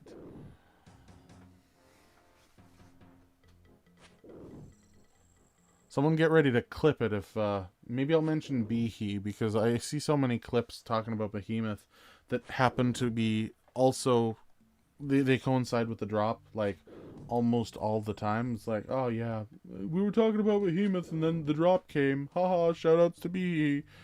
You know. So, oh, darn it, it didn't work. I was hoping. Let's make sure to try some different things. Maybe it'll get our drop rate up. Maybe if we do a salute between auto attacks. Natties. All right, gotta go. Well, thank you, D-Bob, for coming in. Thank you for sending me that the Excel sheet. I'll look over it after we're done the stream here. Kyle, is it better with a long grind? Doesn't have good drops, so you don't feel obligated to bank?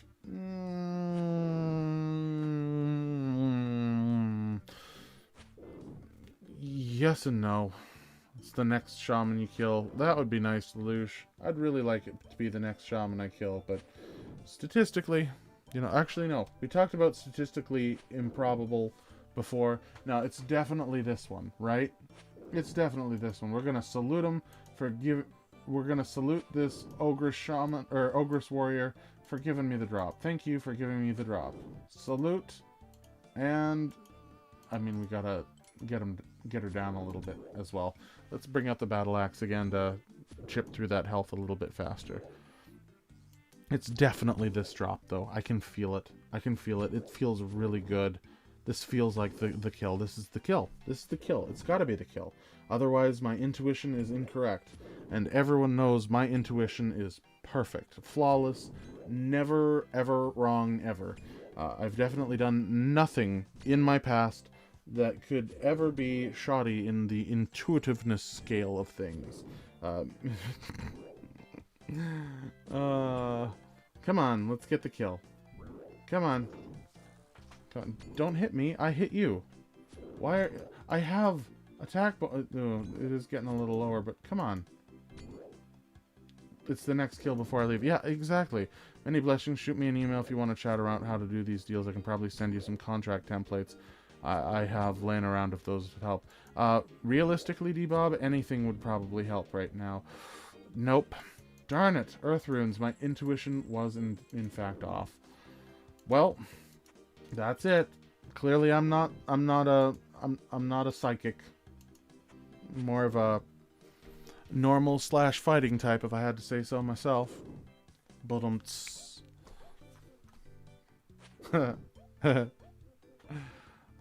starting to get loopy. Realistically, we're gonna stop at the... As soon as our inventory's full, we'll be done pretty soon here.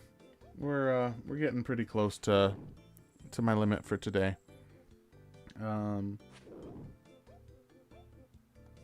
Yeah. If we do 4-hour streams, we can expect around 4 hours. That's probably a good spot to start and leave it. I will be streaming again on Thursday. I'll send you an Ogress drop now. Thank you, D-Bob. As long as you don't come to my world and drop the mask, that would be very thoughtful.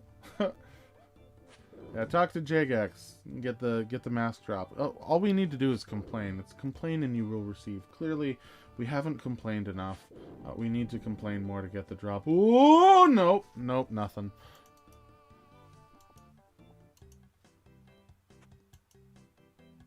Got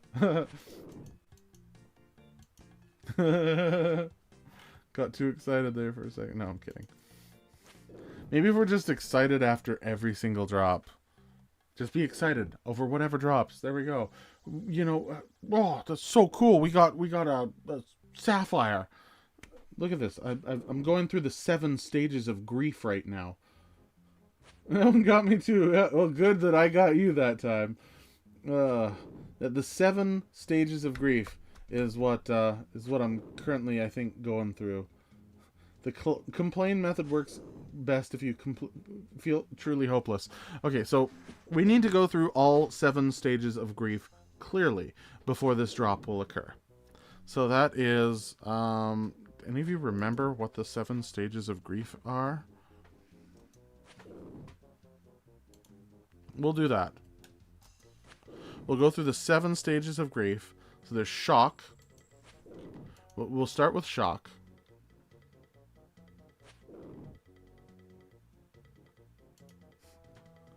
To be honest, you're super positive, which is actually something you do really well in. I try to stay positive. We're flashing. There we go. If you complain all the time, 100% of your drops will come after complaining. Yeah, no, that's very true. Okay, shock. Oh, I can't believe we just got steel arrows. Oh, what a shame. Oh, steel arrows. That's so terrible. Oh, I'm in shock that it wasn't that drop. Oh, shame. Shame. Oh, shame.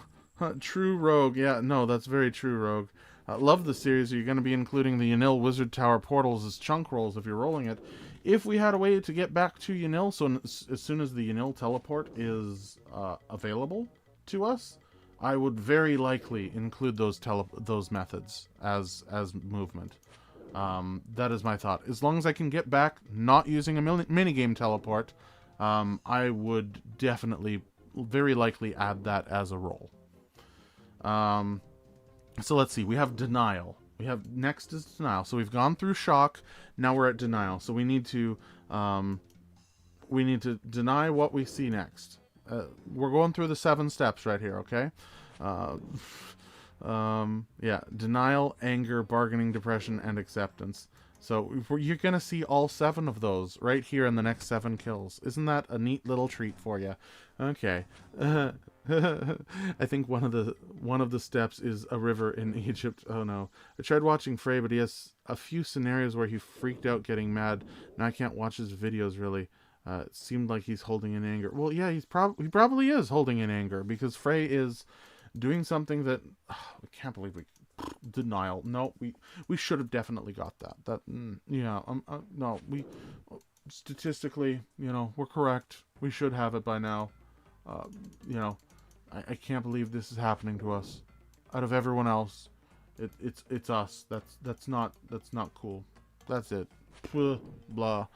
Yeah, no, Frey and Verf and anyone who's a true extreme OneChunk Ironman is going to have that problem. They're going to get stuck on... They're going to feel true anger, not just this fake anger that you're clearly going to see next when this drop occurs. Or it doesn't occur, or does, or doesn't, or whatever.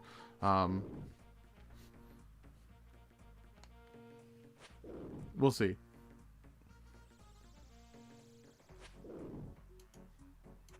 Can't wait for bargaining, right? You never know what's going to happen at bargaining. Who knows what I'll say during bargaining. I hope it doesn't drop during bargaining. That would be awkward.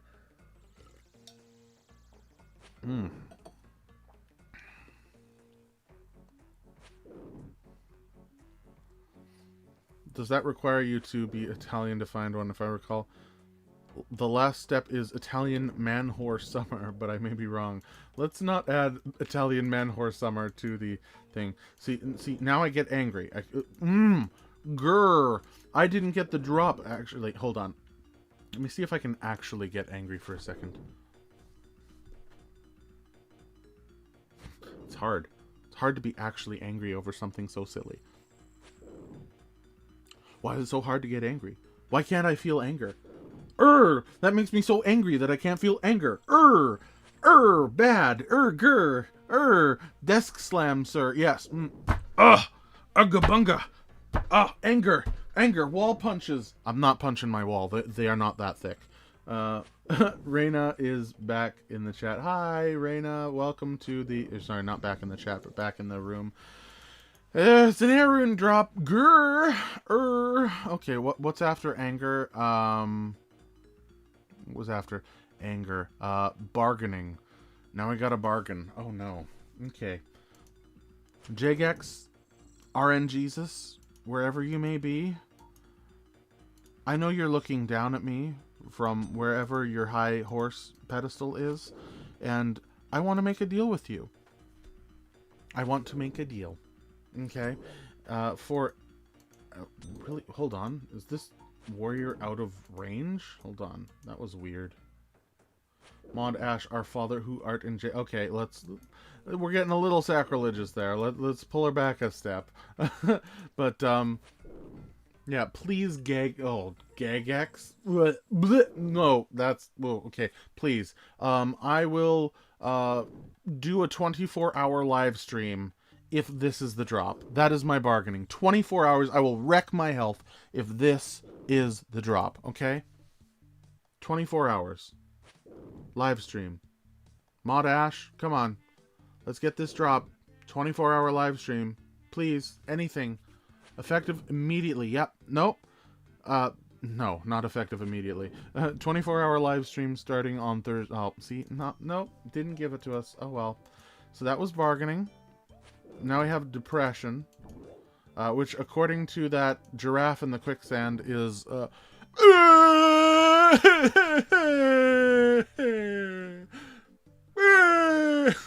my gosh! Have you ever seen that video? That is hilarious. It's I think it was a robot chicken clip or something. Just it's so good. This is giraffe in quicksand. Oh, it's so funny. What? Oh, yeah. No, it's this robot chicken clip about the 7 stages of grief. And it is, oh, mwah. It's so funny. So funny. Because of, I spit out my burger because of that. I'm sorry. I am sorry. I'm sorry. Can you forgive me? Oh. I told you, we're going through the 7 stages of grief here, and that was part depression. No, it's fine. We really don't need to act that one. Burger Destroyer Relix, which is funny because Burger is, you know what, we're not going to go into that, but Burger is something important. Oh. And No Man's Land completes the Araxor Speed Chaser as we get our drop, and I get excited again. Okay. I hardly know her. Sorry, Canadian confirmed. Yes, no, I am Canadian. What do you mean? Of course I'm Canadian. I said sorry. Okay. So, next is shock, denial, anger, bargaining, depression, testing and reconstruction, and then acceptance? No, that... Clearly we're going to go for acceptance, and then we're going to have to go whatever that Italian one was. Italian Man-Horse Summer. That's clearly the last stage. So this will be acceptance, okay? It's okay. I understand. This is my life now. This is how I live. I'm in this squeaky little chair in this squeaky little house. The whole cabin rocks when I move back and forth. That's fine. That's fine. This is my life. This is gonna be my life forever. I'm gonna just keep killing these ogresses. And I mean, that was a rune medium helm. I'll take that. Looks like we're gonna be stuck on this one. Every time we get a decent drop, it resets to that same one. Going to it's not Timmy Hortons, it's Timmy's. Going to Timmy's for a double, eh? Down in the back roads, going up for a rip, bud, eh? Yeah, that's right. Don't you know, hoser? I do a great Canadian accent because I'm Canadian, go figure. But that is Eastern Canadian. We just say sorry and, oh, jeez. I wonder about the bugs that are crawling on our walls, apparently. Oh, jeez. That was a really fast spider. So that's grief and depression right there. No. Yeah, so we have to still be accepting because, of course, that drop was pretty decent. Bugs. Yeah, bugs. Yuck. Letterkenny is basically a documentary, right? Yeah, no, Letterkenny is pretty darn close, actually, to... Oh, Chaos Runes. That's not the drop we need. Now we can move on from acceptance to, what was it? Italian Man-Horse Summer. How do we do Italian Man-Horse Summer? I put my proof for the Italian Man-Horse Summer in the pics channel of your Discord. We're gonna have to see that. Oh, like that. I see. I thought it was gonna be like Baba the Boopy. I'm a wear a speedo and make people very uncomfortable on the. What does the Italian do? That no, that's white. No, that's not the one. I'll do that. No, I'm kidding. What's the Italian one? Is it this? Is it Mamma Mia? So it's like, I'm gonna wear a speedo on the beach because that's how we do things. We like to make people uncomfortable. I brought my spaghetti and I'm gonna rub it all over my body because that is what an Italian do, right? Eat a spaghetti on the beach in a speedo. In front of children. I don't know. I'm a spicy Italian man on the beach. That's definitely the Italian Man-Horse Summer that I'm imagining. No. Mamma Mia. Don't clip that one. Skull. Yeah. Cancelled for that one. Mamma Mia. As I see like 50 subscribers drop off, I'm like, oh man. No, that's fine. If you don't enjoy a sense of humor, then by all means get out of here. Oh jeez. Anger bargaining to the... That's a great image. That's insensitive, Mamma Mia. It's okay, I'm born of insensitivity. I was molded by it. Oh. Back again, see you're still at it. Yes, we are, Curtis. Or Kurt. Yeah, we are, Curtis. Yeah, we're still here. We were gonna actually log out 20 minutes ago, but then we got into the 7 stages of grief. And unfortunately, we hit the end.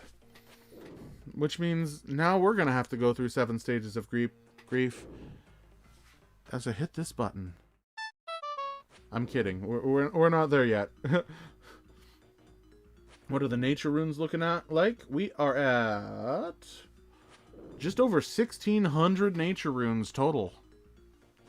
1,600 nature runes. Lamau got me. Yeah. Oh, man. I just got back. Okay. Time to end the stream. Woof. Woohoo! Yeah, our runes are looking pretty good now. We got 1,500 natures, about 1,300 death runes, 1,700 law runes. So if we ever do a poll that allows us to teleport to different locations, once of course we have a teleportation method back to our area that isn't a minigame teleport, you know, that is a legitimate method of travel. Or maybe what we do is we hook that to house teleportation. So I have to build a teleport nexus in order to unlock a location to teleport to. That might be interesting. That might be an interesting little thing. Huh. I'm gonna be honest, Italian man-horse summer lives rent-free in my head. That's very fair. I am definitely a whole lot of Italian man-horse summer... No, I'm not Italian at all. Shockingly enough. Can't you tell from my great impressions? No. Baba da boopy. Que cosa? No. Did you know there's an island off of the coast of Italy where 5 million Sicilian people? I don't know how many a million Sicilian is. Oh no. Did you really just pun me in my own chat? If you listen to 23andMe, I am what most would call an assorted cracker. That is exactly what my almost 23andMe says about me too. Doe. Yeah, I didn't use 23andMe. I used an Ancestry DNA kit, which is basically the same thing. But yeah, no, I am a very assorted cracker as well. Yeah, just all of Europe, all mushed together, and then that went to eastern U.S., then to Idaho, then to Alberta, and then that eventually moved out to where I am, which is still a mystery, which is funny. Haha. Haha. No one knows where I live specifically. Ooh. I'm not gonna dox myself for no reason, that's for sure. Oh, man. We're running out of steam, though. We are going to have to call our quits pretty soon. Brought my mole for good luck. He's good at underground stuff. Wouldn't that be great? I'm honing in on your location. Yeah, good luck, Rayna. Good luck on honing in. It's gonna take you many, many weeks and or months of watching streams before all of the hints slowly, yeah, your Canadian no one will mess with you. Well, yeah.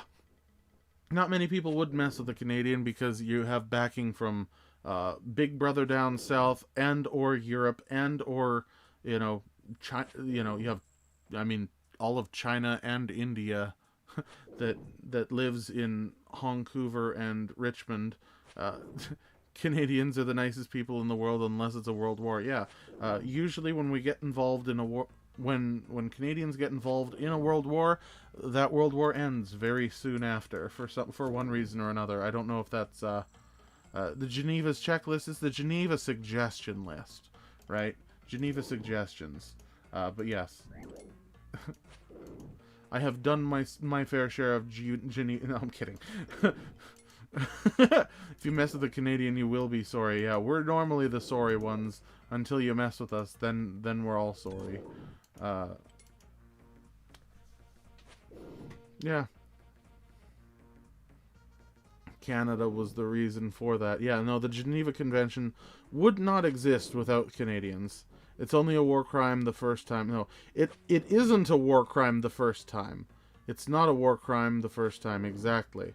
So you gotta think of more and more creative ways to do potential future war crimes, which aren't war crimes until you did it. Like, for example, the whole chucking canned food over the trench walls and then replacing them with live grenades one time. Wasn't a war crime until Canadians did it.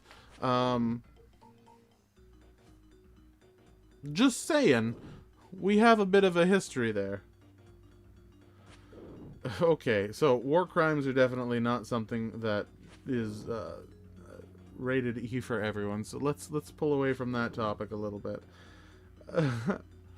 But what else is there to talk about? I mean, there's There's ChunkMist. Oh, sorry. Here's a trench raid. Oh, yeah.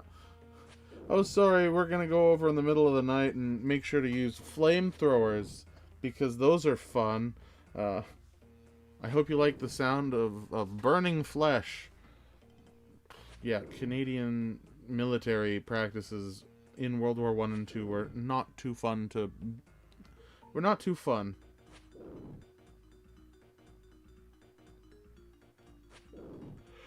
Okay, well, that's the longest pause of silence I've had so far. I'm definitely getting tired. So we're gonna finish up with filling up our inventory, and then we're going to call her quits. Okay, so we got 4 more permanent slots. Tell you what, we'll do a little bit more bargaining. How about them Oilers? I don't know. I don't watch sports. I watch old school RuneScape Chunkman accounts. You're asking the wrong person, Curtis. I get the joke, but yeah, I do not follow sports at all. How about them video game soundtracks? Yeah, let's talk about why I don't have video game soundtracks on loop like I did the other day, and why we're just continuously listening to Chompy Hunt over and over and over. That was fun. So yeah, my video got claimed by 2 separate entities for in-game RuneScape sounds. How's that for fun, huh? How do you like the YouTube copyright claim system? If there's a collaborator who worked with Jagex on a song, and it just so happens that that collaborator has a network that they work with, they'll automatically claim songs, even though it's permitted to use those songs in the fashion that they're being used in. Wait, black wizard hat trimmed. Don't trick me like that. No, Doom Eternal soundtrack. Yeah, no, we'll get the Doom on next time. No, I'm kidding. YouTube copyright processing is one of those fun hot button topics to get creators going. No kidding. You'll get your bone on the bass drop. Yeah, no, we need a bass drop. Thing is there's so many. Oh, you know what? Oh, we can't even play it because we don't have it. We don't have it. Oh. Hold on. Maybe I can set up... What I should do is I should create a music playlist and create that as a new source for OBS so that it plays that instead of... Oh, there's the spider again. Hello, friend. Man, you're a fast one. Oh, gosh. You are... You're schmovin'. Oh my gosh, that spider is distracting as all heck. Spider, yeah. Oh, and there it goes into a hole that I will never see again. Oh, yum. Yum, that's great. Yeah, that'll be fun. Okay. Wow, we're still at 4. Still at 4. Get his eggs for your energy pots. It wasn't a red spider. It was a black spider with a little red, like, hourglass. No, I'm kidding. It wasn't a black widow. They are very similar, though, sometimes. And sometimes it's hard to tell. Not a deadly red spider. It was a deadly black spider. Get his eggs for your energy pots. Yeah. Wait, isn't that strength pots? No, that is it energy or strength? Harlander, and is it red spider's eggs for energy? It's been so long since I've made potions, since I've been playing this game mode. It's been restore. Yeah, I think that's the restore potion. Yeah. Yeah, get his eggs for my restore. Not super restore, just regular restore. Yeah, that's the restore potions.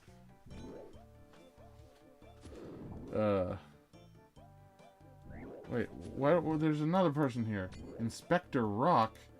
What's Inspector Rock doing here? Hey, Mr. Rock. How about them video game soundtracks? Woof.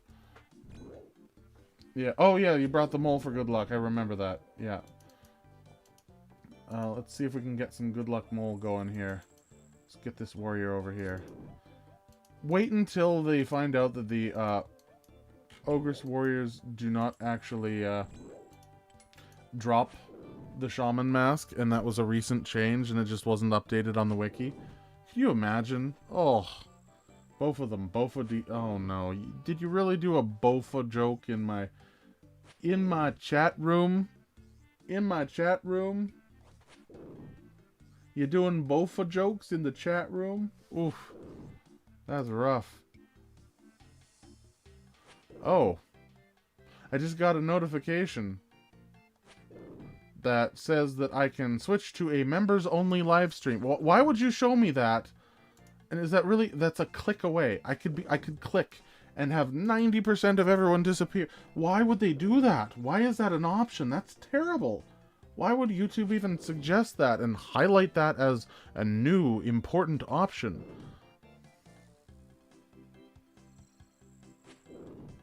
Oh, well, this is an interesting button, though. Wonder what this does.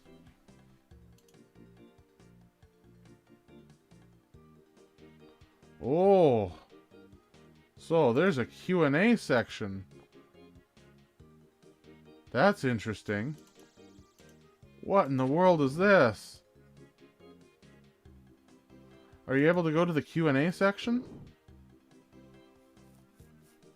That's an interesting concept. What the heck is that? Actually, I have a genetic condition, so I can't use both of these jokes. I have to use the Alfrediades jokes instead. Oh. Incentivize the streamers to push memberships, which YouTube gets a cut of, I'm sure. Yeah, no, they do. They do get a cut out of it. But that's still silly.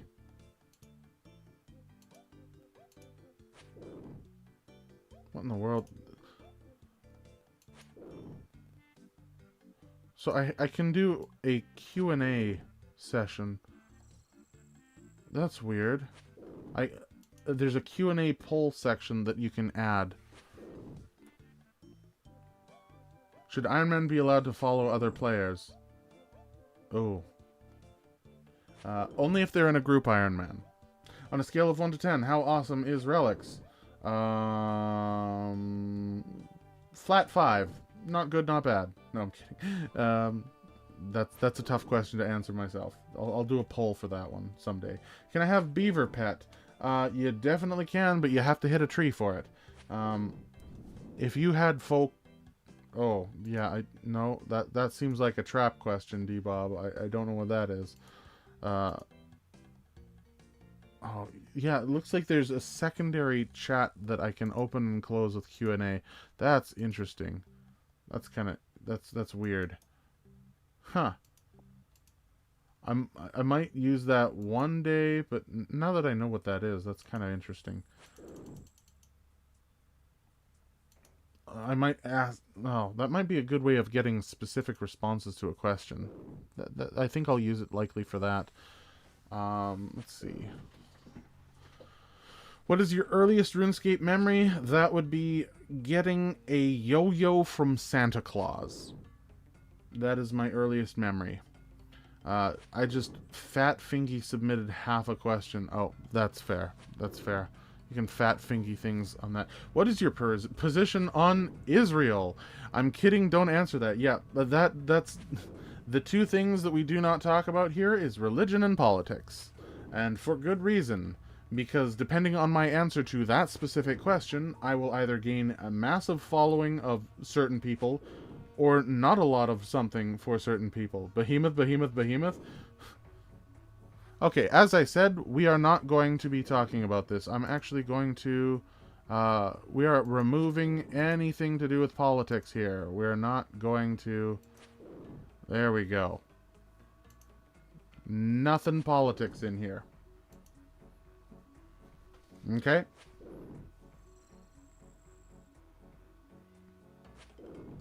We don't want that kind of... We don't want to talk about that. We are a... I make RuneScape content. You don't need to know what my political opinions are. Period. I remember back when they brought female characters in the game. I mean, there were female characters in the game for... I don't remember that. I thought... Yeah, that must have been a lot of... Yeah. People come here to escape all that. Exactly. Just say, keep politics out of my pixels. Yeah. Anytime I see someone do something political, I will, like, regardless of what it is. I don't care. Whatever is political, if I see it, yeah, I'm going to make a habit of deleting those comments, regardless of what it is. Whether it be supportive, common, popular, unpopular, doesn't matter. Doesn't matter. We don't need that. I am here as an escape from the world. You do not need to talk about the world. Anything. Yeah, keep politics out of my pixels. Perfect. That in and of itself kind of sounds political, which is weird. Yeah, people come here to escape. Yeah, my opinion is like RuneScape. Great for my own... Rayna, let's finish that sentence there. My opinion is... Oh, my opinion is I like RuneScape. Yeah, that is my opinion. My opinion on the European conflicts is I like RuneScape.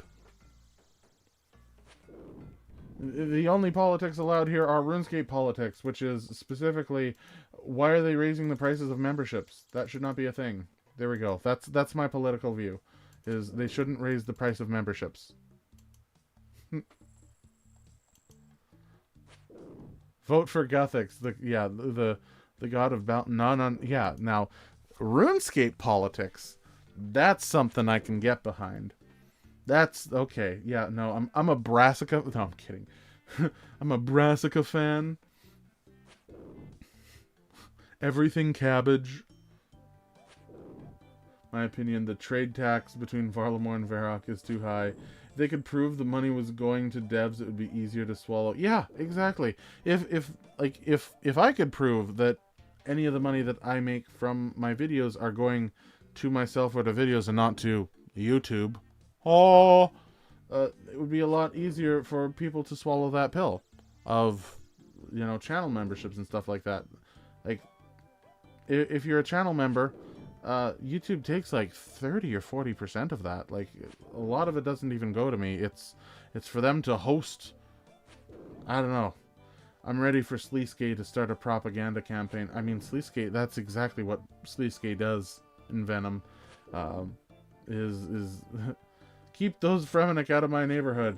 Yeah, well, I mean, the Fremennik did tear through the... Oh, okay, so, lore time with Relix. Lore time with Lorebound, with Relix. The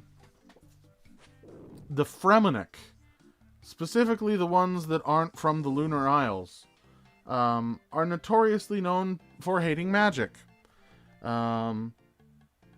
They went on a campaign around all of Gelinor, wiped out all of the Imkando dwarves, except for a couple who were hiding away, and also destroyed all of the altars, all of the rune altars. That's why the only in-world altars that you can access are things like the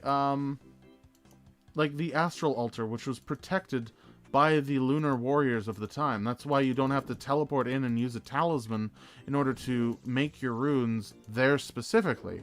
The ZMI altar is another example, but I think that was still cracked or corrupted in some way. But like all the other locations, that's why you have to use a talisman to access the area to enchant your runes, is because the Fremennik came and literally destroyed the altars, taking the power away from Gelinor. Speaking of, it is the residents of Lunar Isle themselves, along with V, an almost godlike Fremennik warrior who found Rune Essence and the Rune Essence mines and was one of the progenitors of rune technology and magic in general. All those runes you get as you hunt for the mask will be great for later chunks. It's going to be great for my current chunk, Lord Darkrai, because and I haven't really gone into too much detail about this. You know what? After we're going to hit, okay, so new goal, hold on. We're going to hit 2,400 Ogress Warriors. We're currently at 3,878, so we'll kill 22 more. Oh, that might be a good while. We're almost at 5 hours. I might have to log out and log back in, actually, in order to do that. I want to go through what else is in our chunk. And what that entails. Because you'd think, Shaman drop that is fun. You know what? We can do that right now while we're here. Because who knows? Maybe the explanation will give us some luck. Here is our current chunk list. Okay? For some reason, that always turns off. Hold on. We definitely have that one to still go. Okay, here is our chunk list. We have the Ardoin Diary Hard Task. That is a mithril plate body that we need to make a mithril plate body basically in the Port Khazard chunk specifically. We need to make that for a goal. Unfortunately, because it is an actual task, like a diary task, we are stuck doing that. There's no way around that, since now we have at least the amount of runes to be able to high alchemy stuff. The Karamja Diary Elite Task 3 specifically is Palm Tree, 68 farming. That's 65 with a boost. I mean, we're working up to that. Hopefully we're not actually at that at the time. That would suck. That would really suck if we had 65 farming and we're still in this chunk. But yeah, no, that's the not just standing clause coming into effect there. We're still doing our daily farm runs, so we're getting there. We're good. Actually, one more level. We are at 44 farming. Not that you can see because my face is in the way. But we are at 44 farming. And once we hit 45, we can start using berry bushes, which is cool. Myth body at least won't be RNG, just grind. Yeah, it is grind, and it's either grinding for nature runes in order to superheat. It's not nature runes, sorry, fire runes, in order to superheat the bars and stuff like that. Oh, there's some death runes and a double salmon. Yum. Looks like we can axe a couple of them. A few more questions. There we go. Get the axe out. Smack some more ogresses. Yeah, our other tasks again. So there's the Shaman Mask. Ta-da! Shaman Mask. Ta-da! It actually duplicates because it's an other task and it's an every drop task. So this is the collection log task, and this is because we have every drop turned on, so it actually shows up twice. And then, of course, we have the Nature Talisman from the Bull Shark, which we are getting runes from this, and it is technically a rune method of, arrows. We are getting arrows from this, so it is a legitimate arrow method. And because of that, we got the Bull Shark grind. What are you gonna do? What are you gonna do? Except cry a little bit on the inside. Yum. Tears give strength. Tears build muscles. Tears have electrolytes. Drink tears. Become strong. Don't know why I sound like Brom. Another mithril kite shield. We're gonna get our fair share of kite shields, that's for sure. I wish just grind was like the... That is the answer, is just grind, right? Oh, just grind. Yeah. So, for the plate body itself is actually the RD hard task. Is gonna be our major hurdle besides the drops, obviously. I mean, it's one of 3 hurdles, right? We have this drop, we have the Nature Talisman drop, and then we have the smithing grind. Smithing grind, I don't want to really start until we've killed enough warriors. Dodoy. Or at least got that grind so that we can just go from there to smithing and then hopefully be done. Probably not done. I'd need to do some math. I don't want to do some math on that. Math isn't hard, but math is demoralizing. Because if I find out I need like 50,000 nature runes to get to 68 off of mithril bars, I'm going to be really sad. That's going to be sad, and I don't want to do that. I don't want to math that. No. Boo. Actually, that's exactly what we're going to do. We're going to do some math. Because I really do need to know that. And that sucks, but it's true.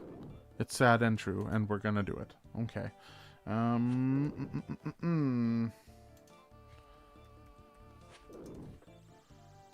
to head to Mithril Bars. And let's move that back into that corner there. No, actually, that looks okay on that side. We'll keep it there. The hurdle's definitely going to be the Nature Talisman. We already are a couple thousand kills into the Nature Talisman. So we get 30 smithing XP for making a mithril bar. And then we get 50 XP for turning it into an item that takes 1 slot. Likely, we will make arrow tips at 55 and just make a crap ton of arrow tips. So that would be 80 XP per bar. Okay, so we're going to take 80. We are going to see, okay, 60. We need 60. Technically, do we need 69, 68, or 67? Hold on. Mithril, 68. So we need 67. We only need 67 because we can use a boost. So 67, which is going to be closer to probably 600,000, 550 to 600,000 XP. Oh, hold on. I can just Google it. Hold on. Ugh, what am I, dummy? How much to 67 in OSRS? 547,953. So we're going to get out our calculator. We're also going to hit this. Hold on. Bonk. We're going to get out our handy dandy calculator. And we're going to go 547,953 divided by 80.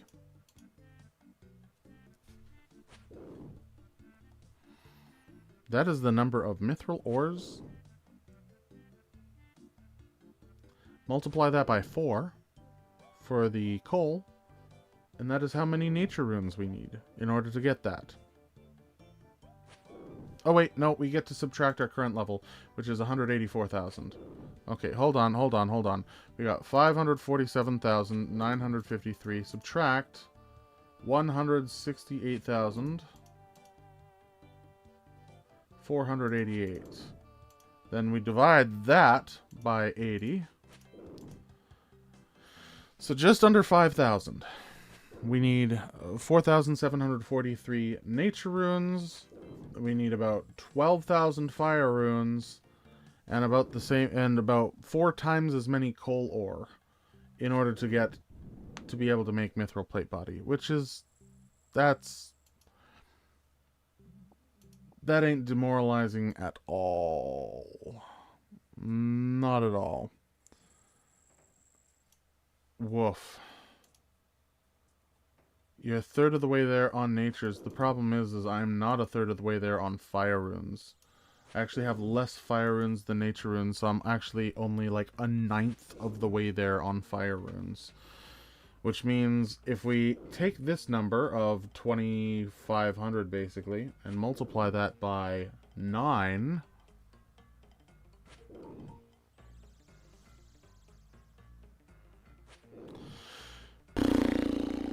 Yuck.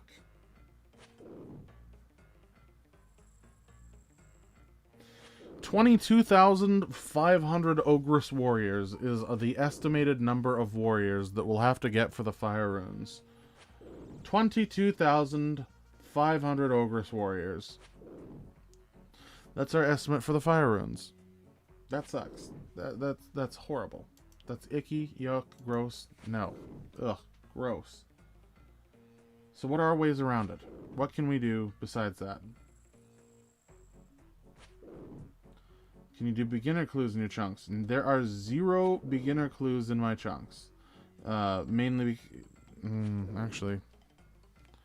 That might have changed. Let me pull up the chunk picker real quick.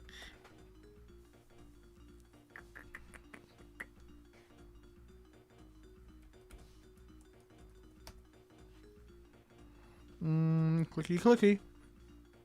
So there's an easy way of telling what is in our chunk and what isn't. And that is, hold on, I'm just setting up another warrior kill here. Kiting them around the rock, and then we'll go over that. So on the Chunk Picker website, there's this guy right here, beginner clues. So you can see beginner clues are exclusively in the non-members area, and not even the Corsair Cove non-members area. So beginner clues do not exist for us. Period. Stinky. What about easy clues? Well, easy clues are definitely a few more. One there, two there, one there. So we have 1, 2, 3, 4 easy clue locations. So we could get a Staff of Fire that way.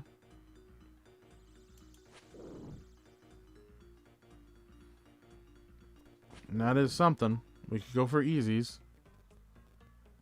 Mediums drop the Fire Battle Staff. Okay. Well, let's see what mediums would give me. Mediums, we have 1, 2, 3, 4. It looks like also 4. But with mediums, you need extra steps. You can get the Staff of Fire or the... Yeah, that's the problem. Is... Oh man, if only you could superheat with water. We have the water staff.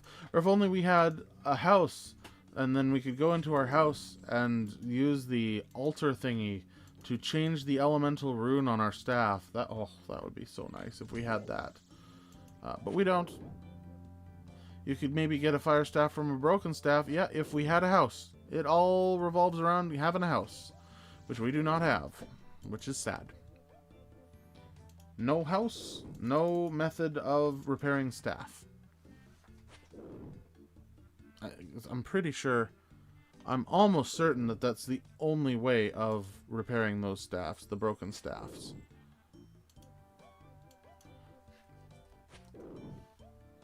Now I'm going to have to look it up just in case. Yeah, repair bench or higher.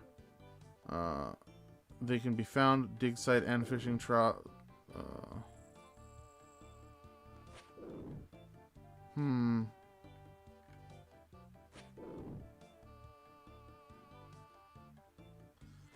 Yeah. Easies don't drop the fire staff though. What do easy treasure trail rewards drop? Let's take a look here. These are all the drops for the easy clues. Reward casket easy. Here we go. Black, steel, bronze, blue wizard, armadillo, zombie mask, black cane. All that. Standard table. Drops staff of air. It's really just a staff of air? Oh, that is sad. That's a 1 in 36 for a staff of air. And then... Bupkis. That's sad. Me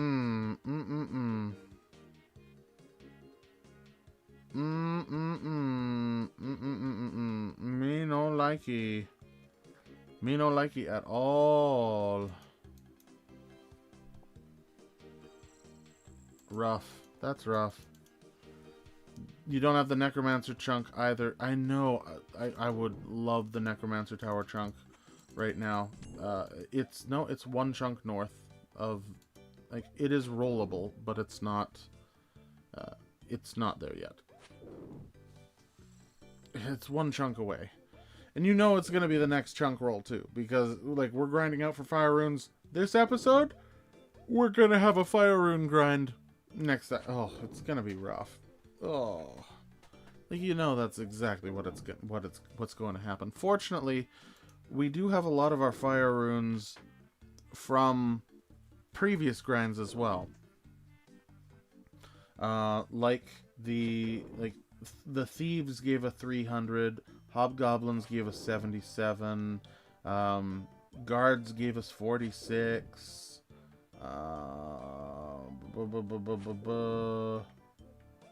Yeah, that's about it. Yeah, our fire runes are a little lacking. Oh, man. Having access to a staff of fire or a fire battle staff or anything like that would be just game-changing. Game-changing. But we don't. What are you gonna do? Okay. I think we are about... Oh, wow. We still haven't filled our inventory. That's how slow these ogresses are with the... Like, this is insane. This is insane. Why, like... That's the difference between this and the battleaxe, right? Is the kills are just so much faster with the battleaxe.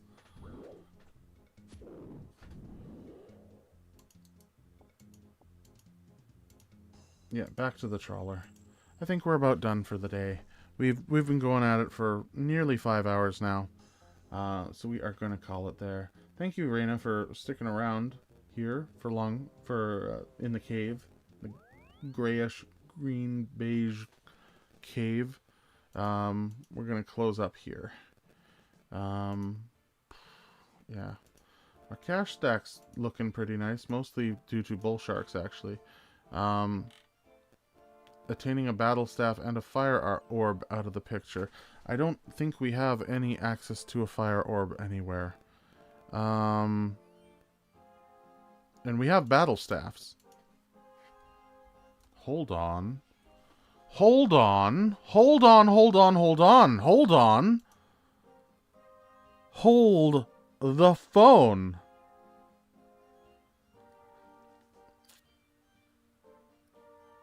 That's not out of the question.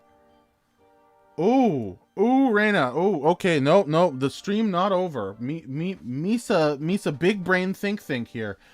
Okay, so we do need 62 crafting in order to make one, so we would have to get our crafting level up. Oh, that was a really good call. Dang. So we have the battle staff, right? We have battle staffs. Yeah, something is cooking. Yeah, something is definitely cooking. It is fire right now. Literally fire. So, the fire orb. Our lack of... Like, we have a water battle staff. We need fire runes. Fire orbs can be made. We can't make one, obviously. But we might be able to get one as a drop. And I was just thinking. And if we look at this table... Obviously...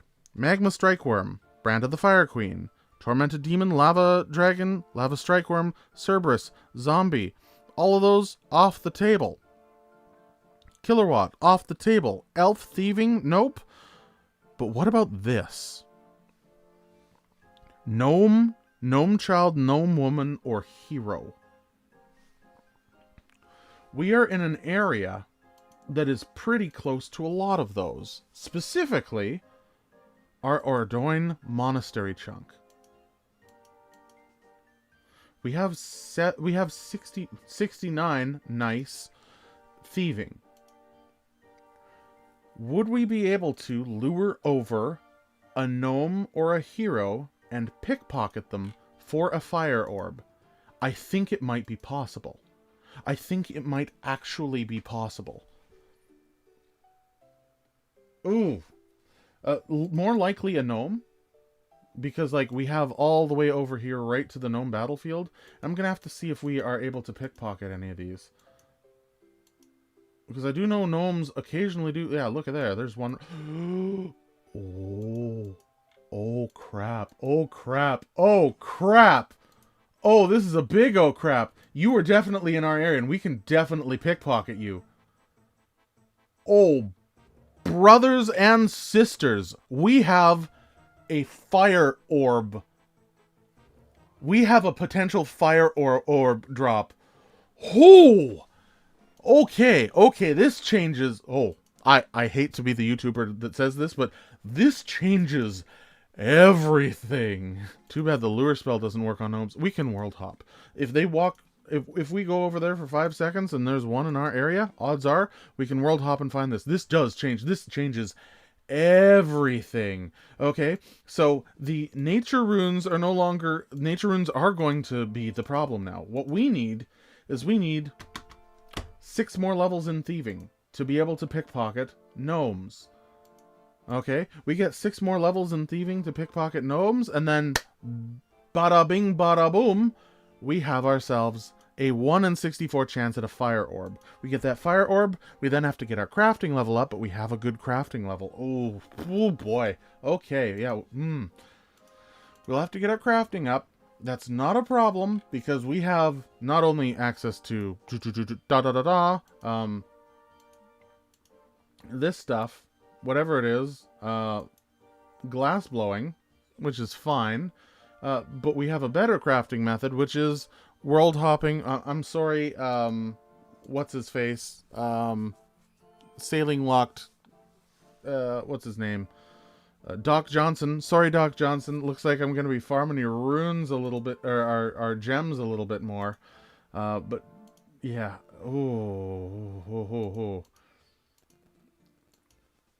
We have a way around. We have a way around to make this crafting grind so much more, or sorry, the smithing grind so much more possible. We're going back to Alderaan. We're going back to Alderaan. Oh my goodness.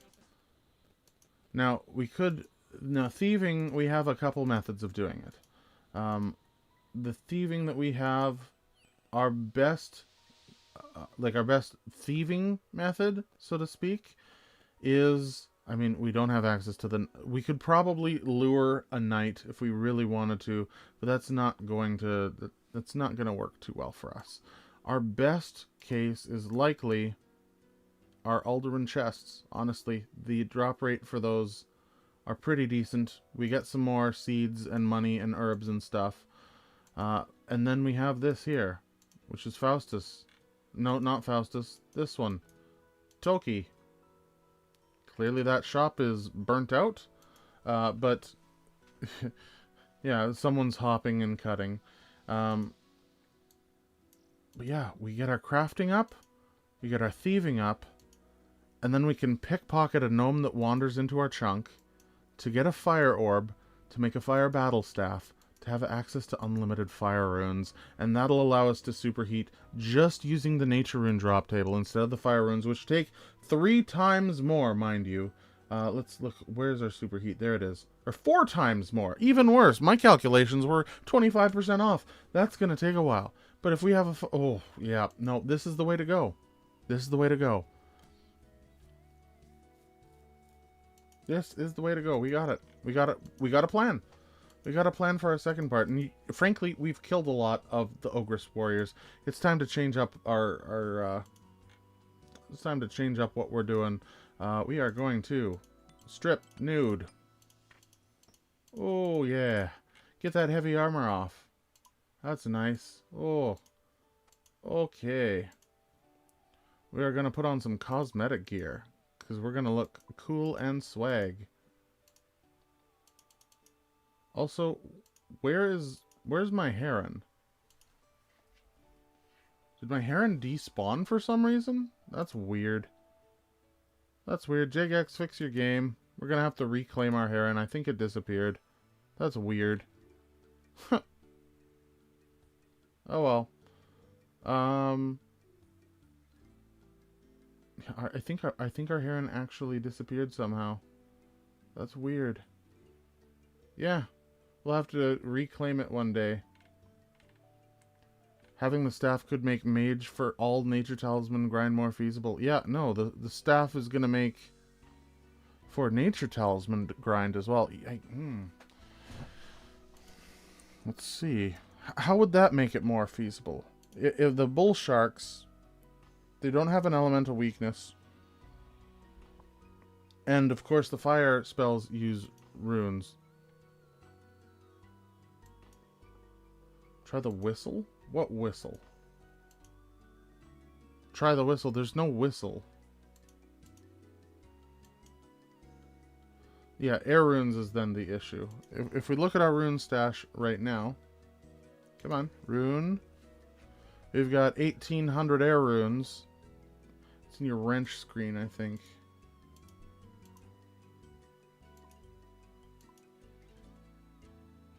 Yeah, no, no it isn't. It's not there. That's fine. Should be in inventory. Yeah, it should be. It's not. Oh well.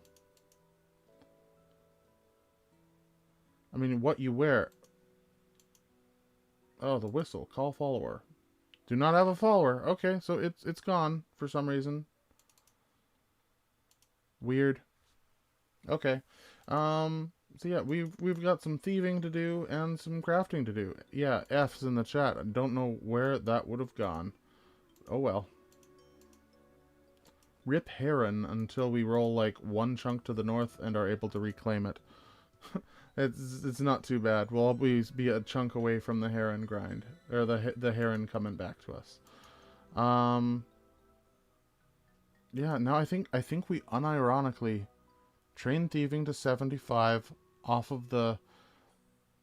I wonder if that is our best thieving method. Is there any other? We of course don't have access to the Pyramid of Plunder, a grubby chest, or anything like that. No. The chest that we have access to is the one we have access to here. Pickpocket. I don't know. Getting the gnome in your chunk should be testing, and the gnome I talked to is just standing there looking at me even after 5 minutes despawn timer. That's interesting. Let's see. We don't have a thieving bonus. We can definitely pickpocket guards. Oh man, if only we had access to wealthy citizens. No, they aren't going to walk up that far. We don't have access to knights, or we might be able to lure a knight down. But even then, what's better, having to lure a knight down for occasional coins or the rewards from the Alderan chests, which are significant and decent. I would kill for a lockpick right now, but we don't have that either. But making the wealthy citizens swim to Alderan, yeah, that would be fun. That would be funny. There we go. Yeah, we get 200 XP drops from successful chest lockpick things. Yeah, this will be fine. This will just take a few hours, days. It's something AFK-ish that I can do on the side. I'll get our thieving up to 75. We'll get the thing. Plus, this will give us more gems. So we'll definitely do this before the crafting grind, because we can get more gems from this. Oh. And, of course, more clues. Falador Park? Nope. So it looks like I've got my schedule cleared up for a little bit. Of course, this is on the side of video editing and all the other stuff I need to do. But this is... Oh. Yeah, Heron Gate 2026. I probably... I can't recall a time. When would it have disappeared? Oh well. I can't think of anything. I think the guards would be faster, but the Alderan chest would be more efficient for overall account progression. Yeah, this has given me gold bars. This has given me rubies. And plus, you're not going to die here. I might swap back and forth between the chests and the guards. Does anyone have a XP calculator for that, actually? The chest in the Alderan Villas...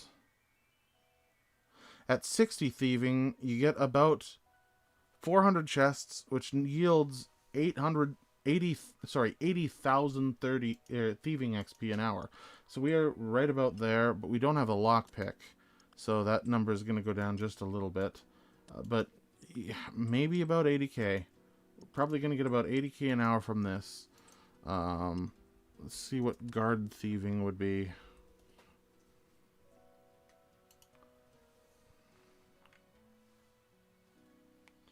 Guards give 46.8 XP, which is not a lot comparatively. It's like we have to pickpockets 5 times for 1 chest success, plus the rewards from this are way better. Yeah, look at that Eclipse Red. Mm-mm. Yum yum. Eclipse Red. I think this is the way to go. We'll likely do this up to 75 thieving. Unless there's a thieving boost that I can access. Which could be something. Poison Chalice, Bandit's Brew. We don't have Bandit's Brew. Squirk Juices. No, we don't have access to a thieving boost. Yeah, guards would be about 48k an hour. So this is our fastest. Hate when that happens. The double teleport methods. Yeah, no, this would be our fastest method of unlocking thieving to 75 to get the gnomes, to be able to pickpocket the gnomes. That would also give us a good source of, is it medium clues that gnomes give? Honestly, it would be nice to roll one to the west as well, so we don't have to like constantly try to lure them in. But that's definitely going to be... Oh, I can't believe that all stemmed from, what about a battle staff and a fire orb? And then there happened to be something with a fire orb in our general area. That's insanely lucky. Like, that's... And the fact that it's something that we like, is lured in on the side, that's crazy. Can't believe we found that. That's so cool. Oh, now, of course, our live streams are going to be a little more varied, because we have pickpocketing we can do, we have crafting we can do, and we have more ogre killing we can do. And likely, instead of the 22,000... Oh my gosh, the math is changing so much. Instead of 22,500 Ogress War, we'll have, like, we're getting about... No, let's see here. Hold on. The Ogress Warriors, they have... Yeah, 2,300 of them gave us 1,600... Yeah, 2,300 Ogresses gave us 1,600 nature runes. It'd be more like 10,000 total, which is way better. We could also get lucky and get more nature runes. Yeah, the Khazard Battlefield Gnomes was not something I was expecting was going to be our lifesaver, but it really is. Like, that is an insanely weird, likely shoutout. It's crazy. I'm so happy. I'm so happy that was that we have an answer to help shave down that time. That's definitely going in the video, by the way. There's no way that realization isn't... Did you save like 1,000 hours? Definitely. We definitely saved... I mean, each kill with the... Because likely I'd have to do this with the halberd. And since it saves about 12,000... About 12,500 kills. Which means that the mask is going to come in time. Likely we still need to farm probably 4 times the amount of warriors that we currently have. For the nature runes, if that's the full route we want to go. We could also do iron bar spawn world hopping, which is okay, I guess. We could use that as a supplementary XP. Because, of course, that's still a lot of coal we'd have to mine, and we only do have a steel pickaxe. But yeah, no, this will definitely still save a lot of time if we get if we do this. Because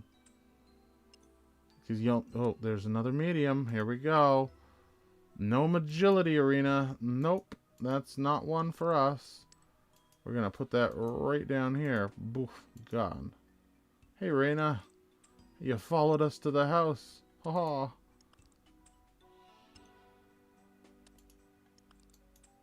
Yeah, if 2 people are actually on the same chest, the opening will stop things from working properly. But yeah. Oh.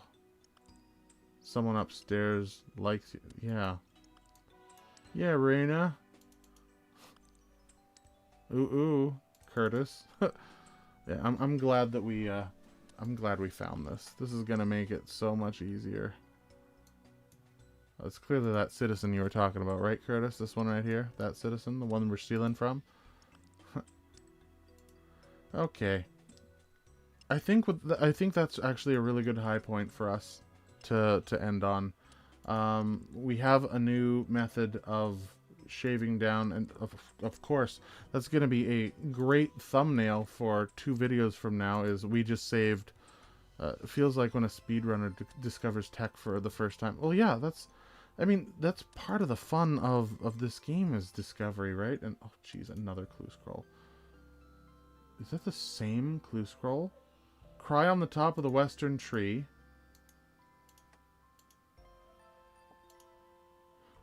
We just got duplicate clue scrolls for the gnome stronghold. What are the odds of that? Oh my gosh, what are these extremely rare coincidences that we're getting all of a sudden? This is insane. Ugh. Oh, yeah, what the is right? Double clue scroll. Both the same exact... Oh, wow, we're actually getting really lucky on these lockpicks, too. The gnomes are calling now. Yeah, no kidding. The gnomes are... The gnomes! The gnomes! It's the gnomes! It's always life telling you not to end the stream. No, life is telling me to end the stream. Because, like, now that we know it's the gnomes, it's all a conspiracy... Oh, we got hemp to harvest. Okay. We'll harvest our hemp and then call it a day.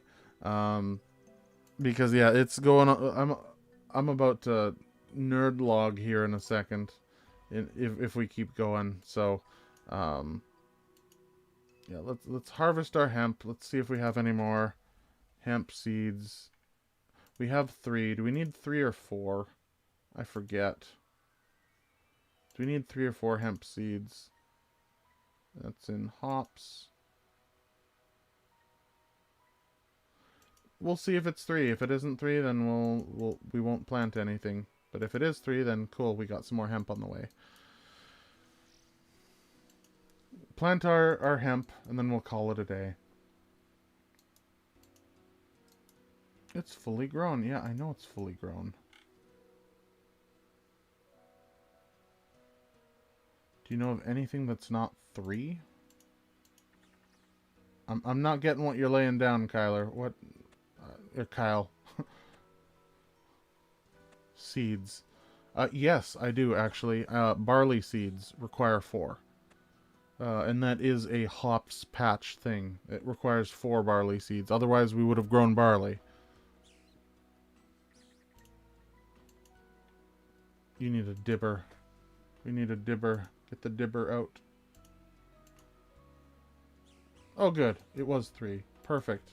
Let's get out our compost. Splosh that on. And for good measure, we'll also water it. Alright. The hemp has been planted. The future of ChunkMist is looking brighter than ever. Now that we actually have a method. Oh my gosh, we can get a fire battle staff. That's gonna be crazy. That's gonna be crazy good. That's good. Oh my gosh. Yeah. Our path is set for us. We got some fun coming up. And I'm gonna be like really pounding out video editing this week from now until Thursday when we're streaming again. So we probably will restart right in this exact spot.